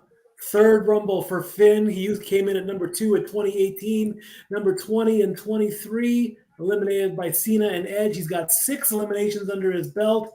And he is an Iron Man from 2018. There you go. Finn Balor also won half of our undisputed WWE Tag Team Champions, who, of course, will defend the titles on Monday Night Raw against DIY. And to my point, Cabal is eliminated by Finn Balor. Sabin Dom Mysterio. Mello missed. Dirty Dom also the first ever Universal Champion. Yep. But he hasn't held that title since. Let's not forget, he had a trilogy of matches last year alone against Seth freaking Rollins, who still holds the World Heavyweight Championship. Andrade Idolo, Finn Balor squaring off here. Beautiful sling blade. Mounting punches right now by Finn Balor to La Sombra. Andrade El Idolo. Number 1, number 2 still in the fray as well. Jimmy and Jey Uso. Andrade sent up and over, holding on for dear life. And grapevines himself across the bottom rope. Smart strategy here. And again, I talked about before, as of late, we've had some tensions develop within the Judgment Day. And I do wonder right now if everything's fine within the Judgment Day. And I think it's going to really come down if Damian Priest comes out. So we await entrant number 15 halfway through the field. Who we got? Wrestling has more than one royal family. Oh, boy. Game over. We are living in his kingdom potentially. Last year's winner, Mikey, take it away for the American Nightmare, Cody Rhodes. Number 10 for Cody Rhodes. Yes, he is last year's winner. Yes, he has this. He is the odds-on favorite. And now we're getting the full entrance. Rumble number 10 for the Nightmare. Go get him, Cody. Who's looking this year to finally finish his story. To start the show, out the curtain, lights go up, I'm home. Whoa! And Cody Rhodes made it officially known, particularly against CM Punk, that the road to WrestleMania, the road to finishing that story, goes through him. And let's not forget, CM Punk and Drew McIntyre are still other participants waiting to enter. And of course, no love lost with Austin Theory or Cody Cutter. Beautiful Cody Cutter catches Austin. Bye-bye. And Austin Theory. H-Town just went down to the floor. Austin Theory eliminates that white belt, flies into the crowd. Again, Cody Rhodes, who literally came back and has held this company on his back now for the better part of 2 years. Only one thing in mind: to finish his story, to hold and claim that WWE Championship. Oh, and right now, coming in 7, oh boy. 6, 5, 4, 3, 2, 1. Number 16 is? Who's going to try and make Cody's dream a nightmare? Who we got next?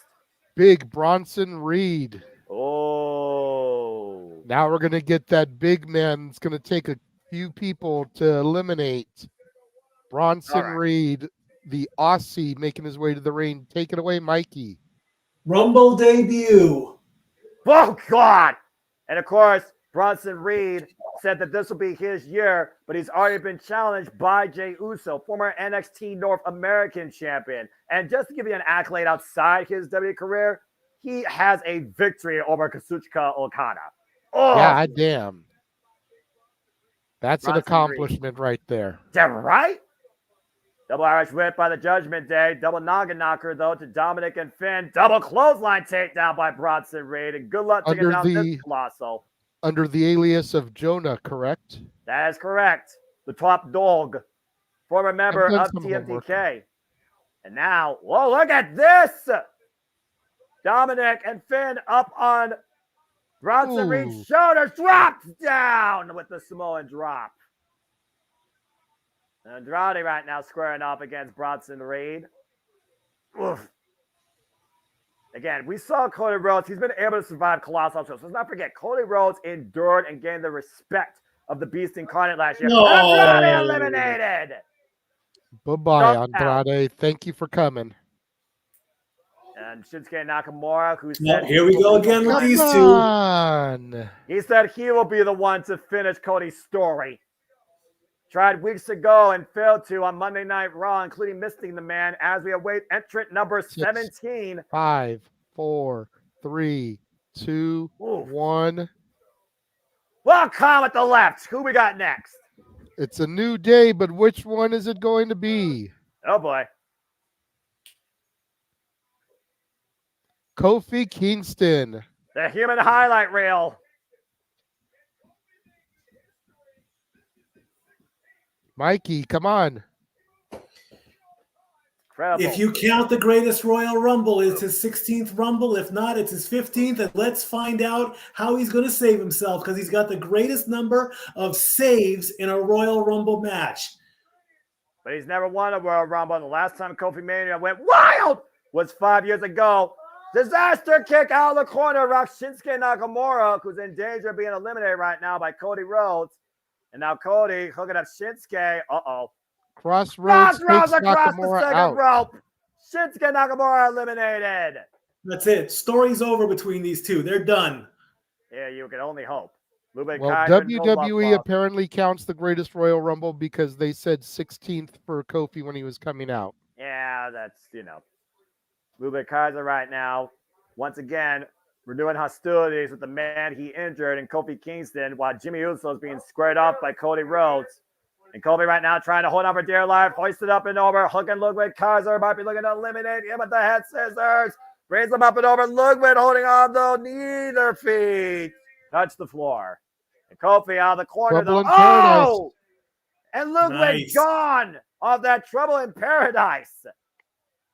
7, 6, 5, Number 4, 18. 3, 2, 1. Who do we got next? Entrant number 18. The Imperium music drops again. Will it be Vinci or... Oh, shit. Oh! It's the Reign General himself. Here we the fucking go. Intercontinental Champion, Gunther. Mike, take it away. This is his second Rumble. Of course, he was the Iron Man last year. I don't see that happening right now. The match is already about to hit the 30-minute mark. So he can add to his time another 45 minutes or so. He'll be around the 2-hour mark, but not quite close enough.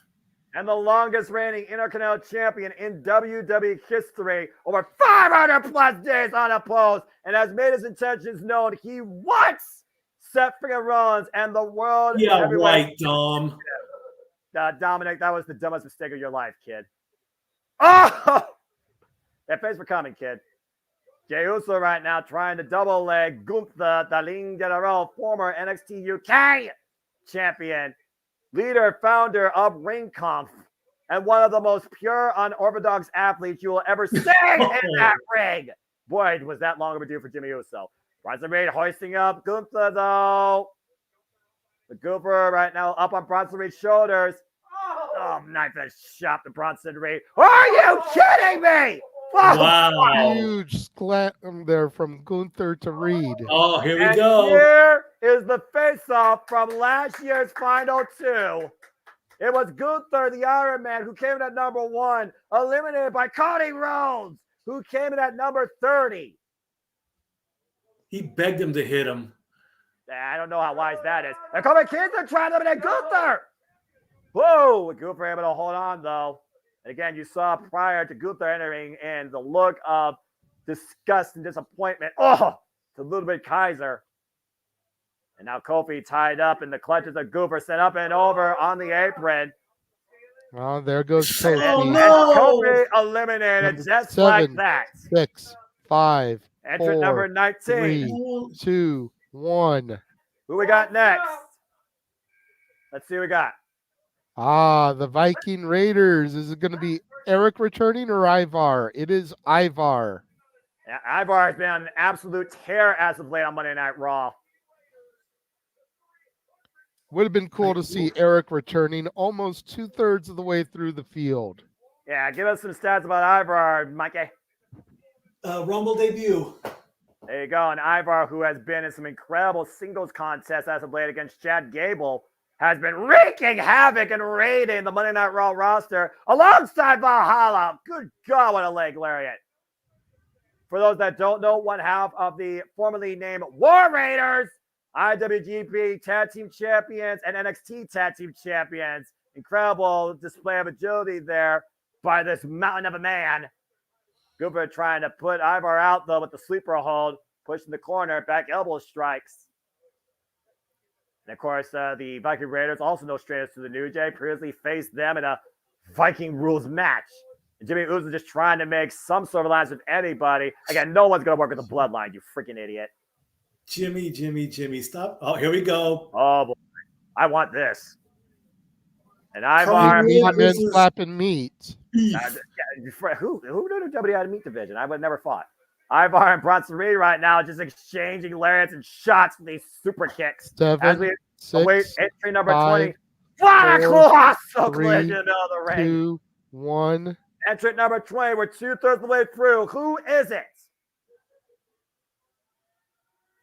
Who's this? What? It's Braun Breaker. Oh, boy. The badass of NXT. Number 20. Two-time the former champion for NXT. I was saying, Mikey. he was champion for over a year. Rumble debut. Oh, boy. This is going to be a hell of a favorite to watch out for. Spear! To The Jimmy son Uso. of Rick Steiner, the nephew of Scott Steiner. Good Lord. And Braun Breaker speeding agility on full display here as he just runs through Ivar. This is the leader of your NXT, JJ. One of them. Oh, there goes Jimmy Uso at the hands of Braun Breaker. Good riddance to that bloodline flop. Spear to Finn Balor. 34 minutes. There goes Finn Balor from Braun Breaker. Holy shit. A former NXT champion, might I add. And might It I doesn't add, even matter if he wins at this point. He just eliminated a former Universal Champion and a member of the biggest stable in WWE history, arguably. And Gunther previously went one-on-one with Braun Breaker and lost. Gunther hoisting up Braun Breaker, attempting the last symphony. No way. No way. The power of Braun Breaker with the military press to Gunther. Doesn't need the Spear to clothesline. Gunther. The spear breaks Gunther Wraps in her half. down. Uh-oh. Breaker's ready to break some shit here. And the Dons have been let loose tonight at 7, the Royal Rumble as 6, we await entrant number 5, 21. 4, 3, 2, 1. Gonna need somebody with as much agility, power, and aggressive as Braun Breaker. Who we got? Oh my God. The big man Omos, the Nigerian giant, being accompanied by MVP Montel Vontavious Porter. This is Omos's third Rumble. It took 7 men to take him out in 2022. And he has a few eliminations on his own without even being part of the Rumble. And stands at 7'3", over 400 pounds. Truly the colossal of the WWE. It's been a minute since we've seen Omos and MVP. Now, Royal Rumble logic would dictate if you see the biggest, most intimidating opposing threat coming towards the ring, you gang up to try and eliminate him. Now, I wonder how many of these friggin' 6 men are going to try and do that. As you see up in the top left-hand corner, Jey Uso came in at number 1, current Iron Man at over 36 minutes. Cody Rhodes follows up, though, at 11. Dominic Mysterio hoisted up and blam him with a choke slam. God, even Bronson Reed looks small. Yeah, I'm about to say, Bronson Reed looks like a normal hype man, and that's saying something. Even Ivar looks small. Oh, God. There goes Bronson Reed eliminated by Omos. God. Ivar off the second. Oh, stab in air. Holy hell. That just cut Ivar eliminated by Breaker. And we're winning 6, entrant number 22 5, now. 4, 3, 2, 1, Oh, boy, 0. look at this face off. Meanwhile, who's next? It's Pat McAfee. Come on. Go get him, Pat. Damn it. Go get him. Go get him, Pat. Go do it. Main event WrestleMania. This is your night. Let's freaking go. Go win the thing. God damn it. Come on. We really got to play this shtick again. Look, Pat McAfee's capable. I'm all for this. I believe in Pat McAfee. Let's fucking do this. Can I throw off my headset now? If we were going to do this shtick, then could we please do Corey Graves? People would pop big time if Gravy got bad It moments. can still happen. It can still happen. I just realized who's in the ring with. Get the hell out of the... Oh, Pat, my God, McAfee. Pat. Maybe. Yeah, bye. Beat Drew Carey's record. Bye. Get the... Just go. Just go. Bye. What? He's getting back in? Is he going to do it? Is he actually going to do it? I know McAfee. The thing he's wearing black and he's done. He said, "Nope, I'm not fucking with it." That's the wisest thing. That's the wisest thing that man has done ever in his life. So that means Michael Cole's record's still intact for those that don't know. Meanwhile, we got Braun Breaker squared up against Omos as we await entry number 24. 3, that was 2, hilarious. 1. Oh, God. Oh, my gosh. And Omos eliminated by Braun McDonough. Breaker. The Irish Ace is making his way to the ring, and there goes Braun Breaker eliminated by Dirty Dom. As we get our third member of the Judgment Day coming into the match. Well, Dominic's got some backup now, as JD McDonough was ushered in as a member of Judgment Day late last year, a student of Finn Balor, former NXT Cruiserweight Champion. Wait, brother, a spear! Oh, my God!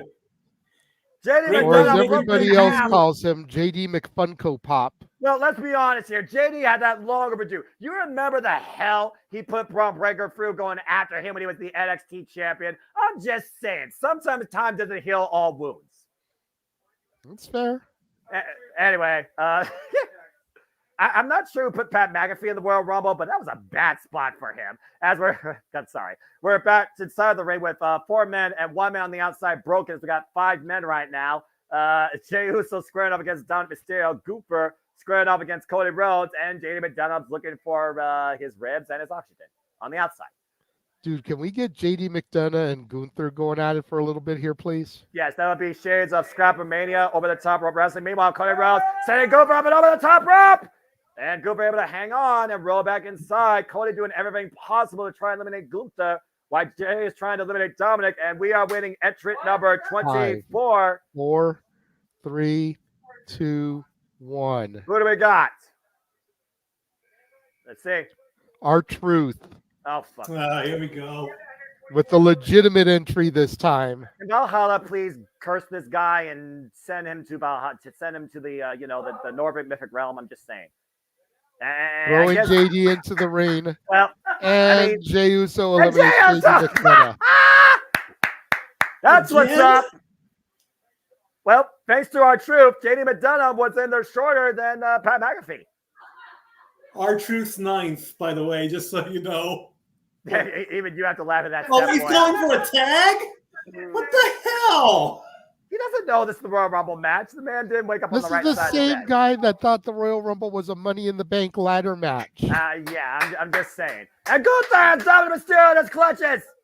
In a sleeper hold right now. And Gunther reaching out for the tag to R-Truth. And the crowd is hyping him up. Can Dominic Mysterio make the tag? What the fuck's happening here? A job Tags into R-Truth. And tagging R-Truth. Are you fucking kidding me? Shoulder block to Oh Gunther. This is Another unreal. one. Again, Gunther still rock those. Cody's watching on the wisest move right Proto now. bomb. Hoist it up and plant it down. Is he gonna go for it? No Yes. way. No way. You Fan homage. can't see me. Fan homage to one of the all-time greats. No, big boot by Gunther Oh, instead. God. Hey, maybe that won't come back up to reality. And Gunther right now supporting the party. Meanwhile, Cody Rhodes looking to take Gunther out the leg, and Gunther not having none of that. God damn. Was there any chance that McDonough broke Santino's record? Maybe. 5, 4, entrant number 25. 3, 2, 1. Who do we got next? And you know, two of the entries left is CM Punk and Drew McIntyre. The awesome one, The Miz, came to play. Mikey, talk about Mike the Miz Mizanin. This is 1, 2, 3, 4, 5, 6, 7, 8, 9, 10, 11, Lord. 12, 13, 14 for Miz. Came in at number 1 in 2012 and 2015. And again, one of the individuals with one of the most consecutive Royal Rumble records and has yet to win the damn thing. But a former WWE champion, former Money in the Bank winner, and former tag team champion. Up and around goes Gunther with the DDT, previous challenger to Gunther's Intercontinental Championship, which I will admit, Miz proved to me he could actually wrestle. One of his best matches of his career. As the awesome Truth stands tall in the middle of the ring once again. Now, does Truth realize that the Miz is the tag partner? Team hit Looks toss. like it. What They the hell still is got happening it. here? They still got it. And Dominic Mysterio right now being Oh, moved. no. Oh, and R-Truth Truth saving saving Dominic. his buddy Dom Dom. Again, is R-Truth here for himself or for the Judgment Day? What the hell's happening? And Gunther with a clubbing shot at the back of R-Truth. Meanwhile, The Miz hooking up Dominic Mysterio. Dominic with wait a Dial minute. operator. And Dominic going for it. 619 connects. Oh, 5, man. As we 4, await entrant 3, number 26. 2, 1. Who we got? Looks like the Archer of Infamy, Damian Priest, Senor, Money in the Bank, making his way to the ring. Mikey. Boy. Damian Priest this is his number 4. And one of the most unsuccessful Money in the Bank cash-in holders that somehow still has that briefcase. Oh, just clots R-Truth. But just think about the possibility. Oh, there goes R-Truth, eliminated by Priest. And back to whatever hole he came out of.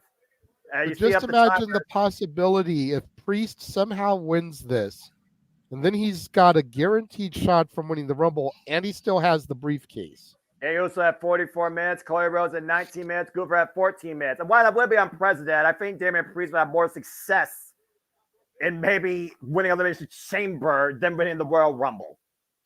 That's fair, but, you know, anything can happen in the WWE. And to your point, hoisting up Jay and planting him face first. And of course, no love lost again between Jay Uso, Cody Rhodes, and accomplices after last year's War Games match that the Judgment Day lost. Now hooking up Gunther with a massive choke slam. Sending himself of heaven. Cody Rhodes now in the clutches of Damian Priest. Might be looking to send the American Nightmare to hell. Damian Priest, big splash in the corner. Cody Rhodes able to scout it. Now Cody Rhodes hooking up Damian Priest. Was looking for it here. Hoisting him up. Stalling. Vertical suplex. Damian Priest hoisted up to the apron. And Cody Rhodes in danger. Dominic Mysterio watching on from afar. Damian Priest trying to take Cody Rhodes up and over as we await entrant number 27. Very prominent 5, number in Royal 4, Rumble history. 3, 2, Oh! 1. Cody coming a high kick. Who do we got next?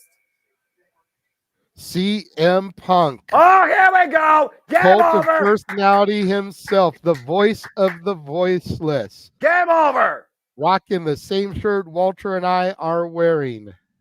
It's clobbering time. Mikey, get us the stats. Indeed, it is clobbering time. This is his 7th pay-per-view. We've known it all night. He has not been in a match for 10 years.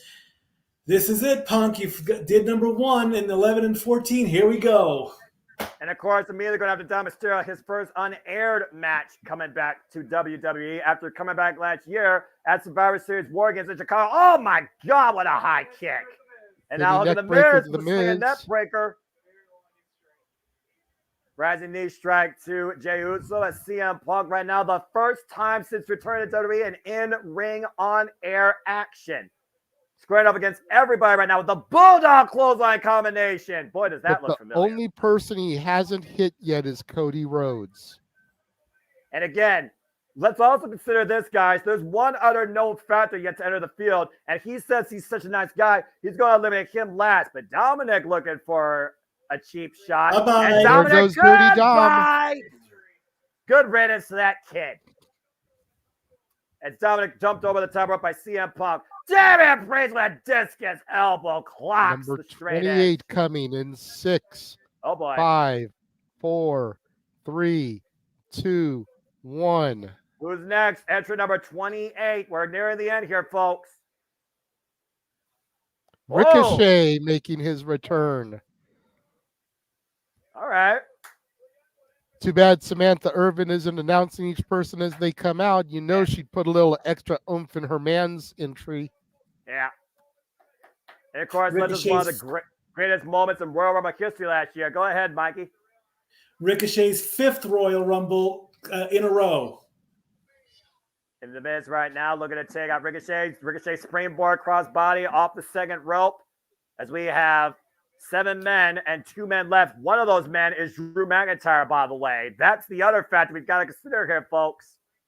Gooper, Knife Edge Chop Miz, and Ricochet. By the way, Ricochet, previous Intercontinental Champion that Gooper beat to become the longest reigning Intercontinental Champion. Oh, God! Decked by Damian Priest. CM Punk right now teeing off against Jey Uso. Damian Priest picking his target, going after the Miz. Damian Priest, the last remaining stand of the Judgment Day here. And Cody Rhodes right now, and the Miz working together for the time being. Unless this match goes another half hour. There goes the Miz. Never mind. Jey Uso gets the Iron Man award. Walter with the stat from the chat room. 4 people have won from number 27. Can CM Punk be the 5th? Or could number 29 win here as he enters the field? And JJ, who is that? Drew McIntyre. Oh, shit. Number 29. Oh, boy. Mikey, talk to us about Drew McIntyre. The 2020 Royal Rumble winner makes his 8th Royal Rumble appearance. One hell of a number. Number 29. 1 more to go. And let's not forget, guys, for the last 2 years in a row, the winner has come from the number 30 position. Yeah, let's hope that doesn't repeat itself.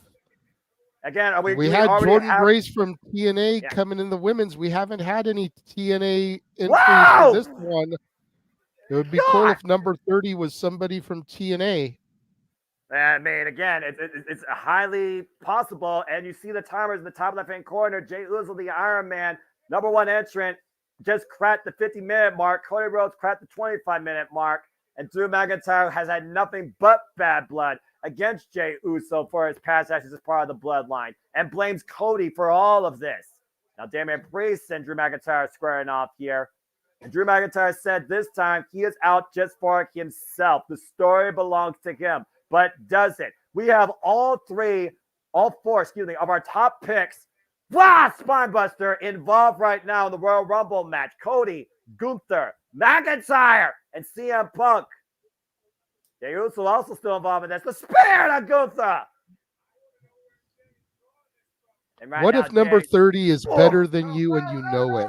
I will be shopping. Meanwhile, I'll be shot. If Gover's eliminated here by Jey Uso, hoist over the top rope to that super kick. But Gover hoists there Jey goes up. Jey. 50 minutes for Jey. Wow. 50 minutes. Well done, Jey Uso. Iron Man Here award we go. for certain. Number There 30. are 3 men this can be. 5, 4, We finish 3, out the field. 2, Entrant 1. number 30. Come on. Who is it? Sami Zayn. What? Oh. Sami Zayn is back, ladies and gentlemen. Let's go. Well, what a welcoming surprise. Rumble number 6 for Sami Zayn. All 30 men have been introduced. Match count is at 51 minutes. Whoa! And let's not forget what Sami Zayn is after here. He's after revenge. Remember, it was Drew McIntyre that took out Sami Zayn. And now Sami Zayn going after Goober. Sami Zayn going after anything that moves. Our favorite, lovable, hard worker that looks like a Muppet back in full force here, just swinging for the fences against everybody, particularly Drew McIntyre, just clubbing away against Drew McIntyre on the corner. And so our field is set. Cody Rhodes, Ricochet, Damian Priest, Sami Zayn, Drew McIntyre, Gunther, and CM Punk. One of these men is going to WrestleMania. And Damian Priest almost eliminated here. Drew McIntyre, though, back to his feet. Gunther trying to catch Sami Zayn. Again, Welcome do you back, want the reference? Drew Muppet Man. McIntyre! Whoa, almost eliminated by Sami Zayn with that clothesline. Woof. Loving shot there. Again, this is a star-studded field. Anybody's game here, guys. One looking to finish the story. One looking for the moment. One to fulfill a 10-year hiatus in a return journey. Oh! Nice recoil there by Ricochet to Gunther. And one looking to make Raw sacred. Damian Priest right now. Ricochet in his clutches looking to take him up to set. Whoa! Nice escape there. Ducks underneath. Catches him with the Enziguri. Rocks Damian Priest down to his knees. And Drew McIntyre hoisting up Ricochet here. Ricochet, though, on the outside. Not a smart move by Ricochet going out like that. Thankfully, he came back inside the ring. Uh-oh. But Drew McIntyre cut the boot. Might send him up and over. Jesus! And there goes Ricochet. Brutal. Thanks for coming. Samantha will take care of you this evening. As he went face first in the apron, eliminated. And look at the face of determination by Drew McIntyre. You got Priest, Rhodes, and Zayn on one side. McIntyre, Gunther, and CM Punk on the other side. Dreams will be made. Careers will be defined. 4 faces, stories to be told. And here we go! What happens now? Punk and Gunther, Priest and Rhodes, Sammy and Drew all facing off. This almost feels like a mini episode of Monday Night Raw.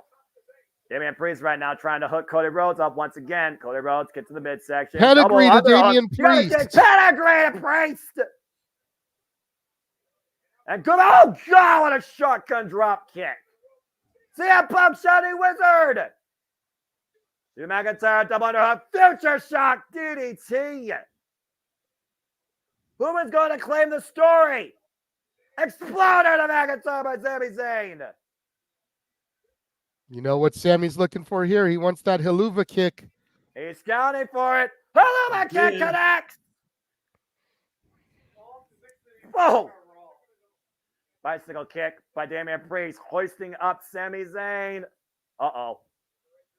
And looking for the Razor's Edge, able to escape. Damian Priest tucked underneath, and meanwhile, Sami Zayn eliminates Damian Priest. We're down to 5. We're down to 5. Sorry, Natalie.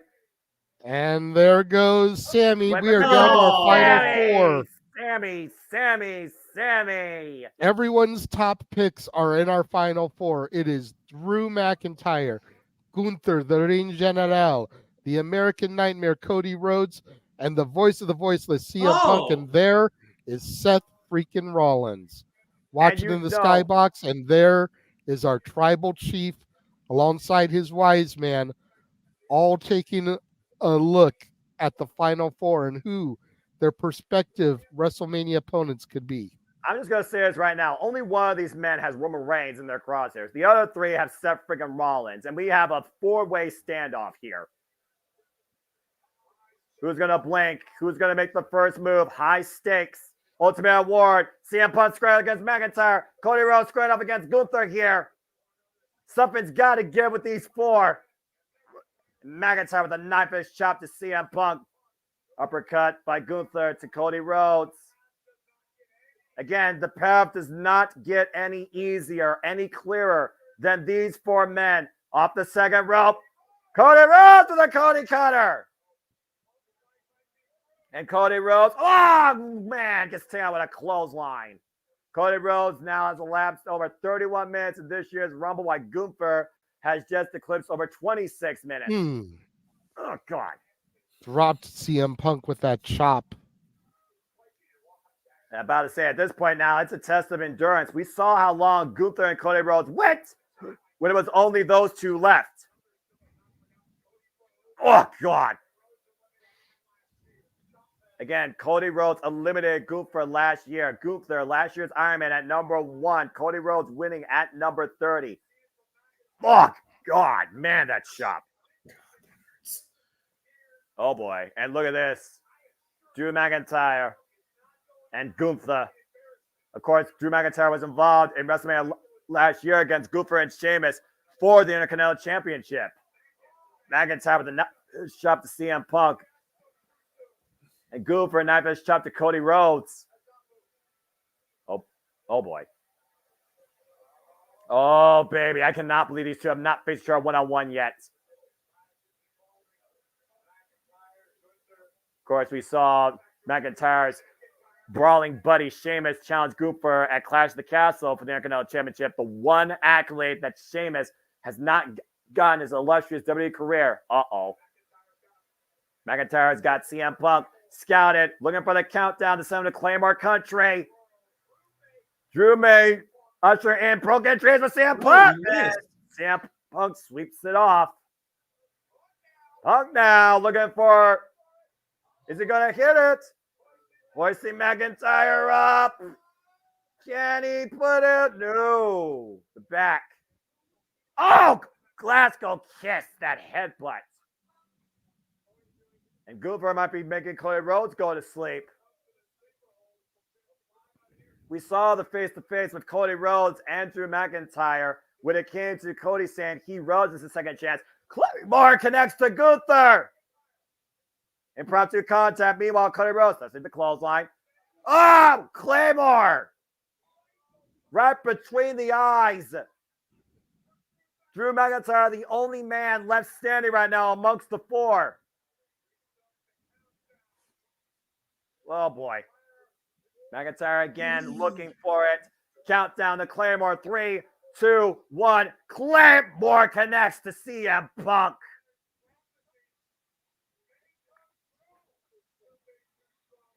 Will Drew McIntyre claim it for himself in front of everybody this time around?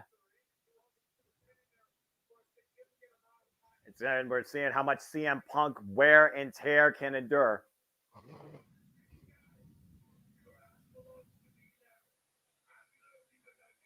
Drew McIntyre saying he is CM Punk's leader now, calling him a kid. CM Punk hoisting up Drew McIntyre, though. And there he goes. Drew McIntyre eliminated. The former chosen one. CM Punk eliminated Drew McIntyre. We are down to 3. It's the final 2 from last year and CM Punk after his 10-year hiatus. God! And he eats a freaking tyrannic drop kick from Gunther, who hooks them up the final symphony powerbomb. And now Gunther looking to hoist Cody Rhodes up. Cody Rhodes escapes out the back door. Cody Rhodes up the second rope. Cody counter denied. Now Gunther hoisting Cody up. And Cody sent up and over, landing on the apron. Front headlock though. Gunther hoisted up by Cody. Gunther and Cody on the there apron. There goes Gunther. 1 hour in. We are down to Cody Rhodes. We are down to Cody Rhodes and CM Punk. One of these two men is on to the main event of WrestleMania. And will it be Roman Reigns or Seth freaking Rollins standing alongside them? Two men, two very different journeys, one very similar goal. A story yet to be foretold. Finally, will start tonight. Is it Cody Rhodes' redemption, or is it CM Punk's undeterred mission as both these men square off in the middle? CM Punk right now with the forearm stretch to Cody Rhodes. Cody creates separation, and Cody with the jabs, and the rights, and the lefts, just swinging it. A little flip, flop, and fly. Oh, gets to the midsection. Side headlock. CM Punk set off. Cody with the drop down. CM Punk right now catches Cody Rhodes coming in. Both men taking down with a clothesline collision. Do not Rumble 05 this. 04. Who has it? Who wants it more? Who has what it takes to put the other one over the top rope and make sure both their feet hit the floor? 05, 94. Do not do that, please. Don't jinx it, Mikey. Don't jinx it. I swear on everything that is holy, don't jinx that in 2024. I truly believe it changed in WWE. And it starts tonight seeing if Cody Rhodes gets a second chance of finishing his story or CM Punk finally gets his WrestleMania main event glory.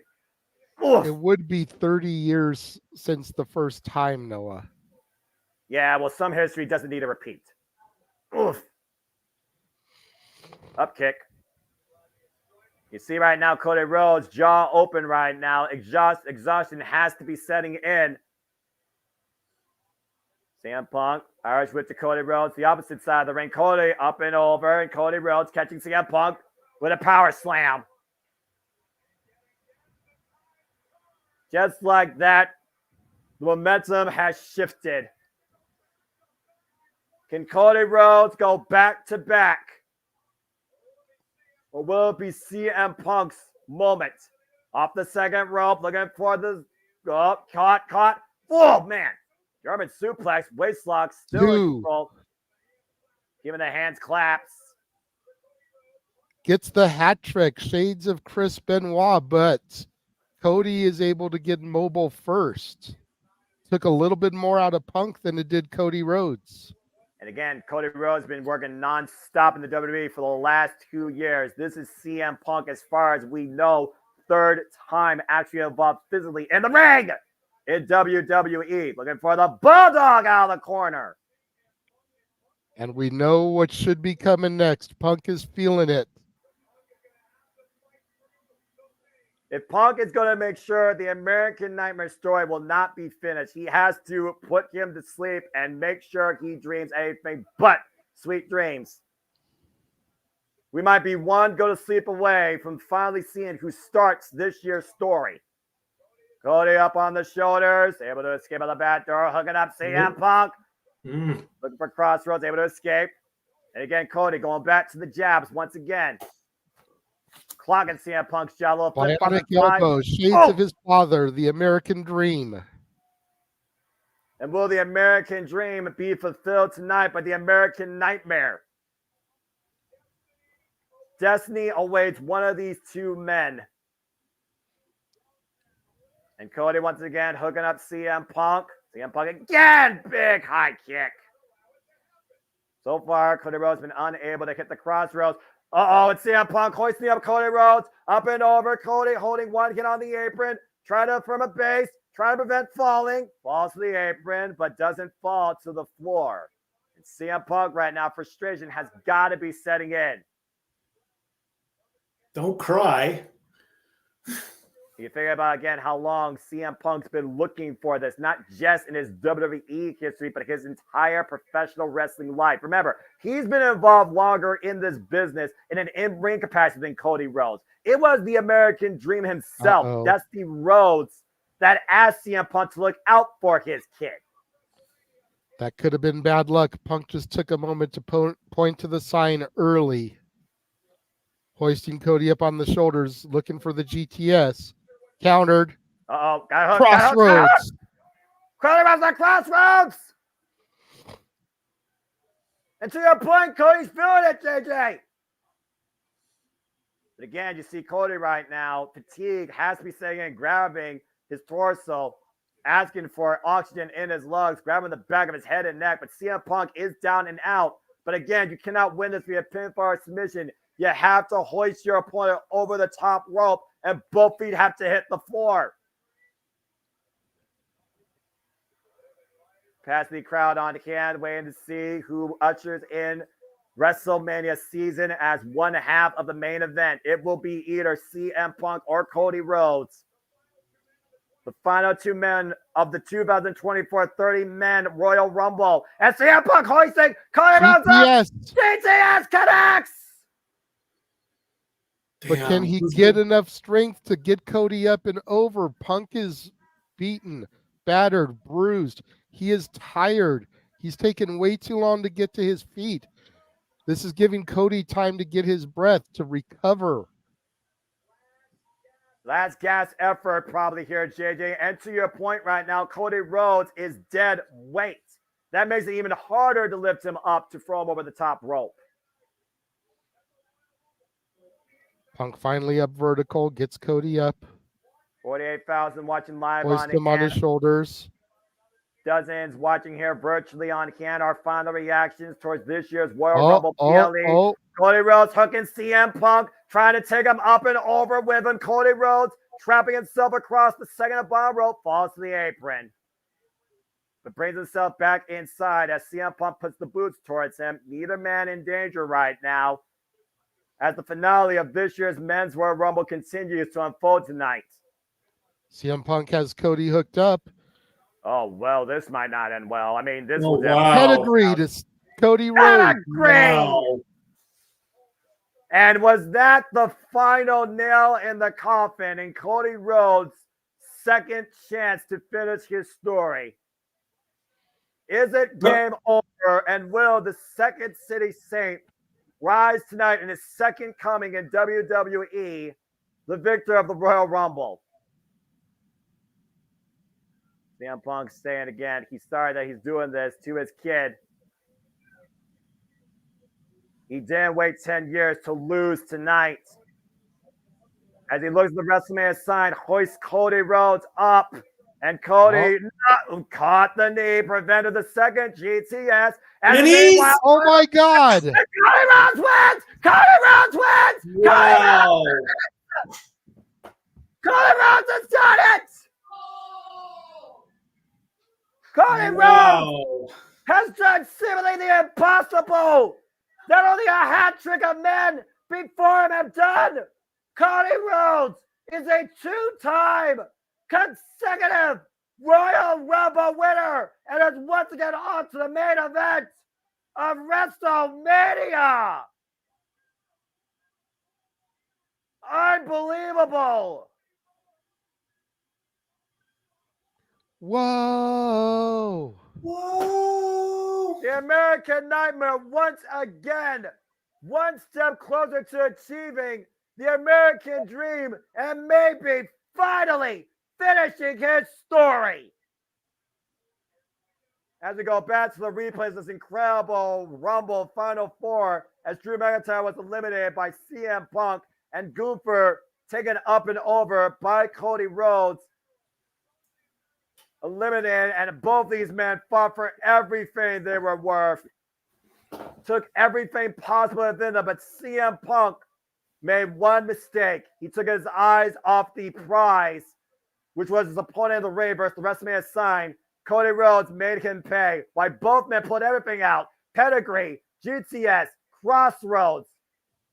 They literally left nothing out there except the proverbial kitchen sink.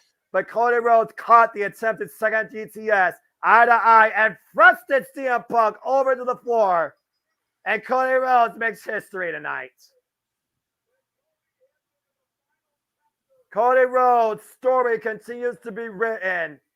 And while Triple H says the story is never finished, we very well might be looking at the final chapter of the American Nightmare achieving the American dream and finally holding that title. Cody Rhodes, once again, your victor of the 30-man Royal Rumble. Incredible performance, though, by CM Punk. Very bold proclamation by the Second City Saints since his return. Fails to fulfill it tonight.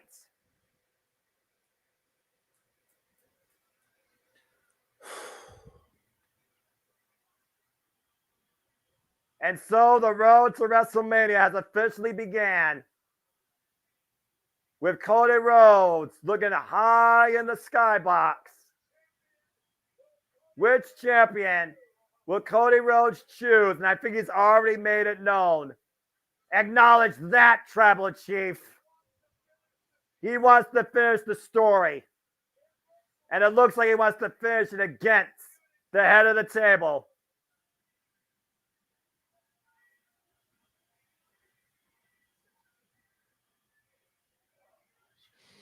Look at that shot. That shot is more than pointing towards that WrestleMania sign. At what point in this story, in baseball terms, what inning are we in as we leave you tonight from the start of the road to WrestleMania? For the Stat Boy and for the Renegade of Wrestling, I am the Seminole Foster saying thank you for tuning into our coverage of the Royal Rumble and welcome everybody to the road to WrestleMania. Absolutely. Usually we wouldn't dip out so quickly like this, but we do have open mic night beginning in 5 minutes on a completely separate stream. So we will all see you guys there shortly. The Jeff Meacham Network's Multiverse of Media. For over 15 years, the recognized symbol of excellence and the standard bearer in coverage of sports and entertainment.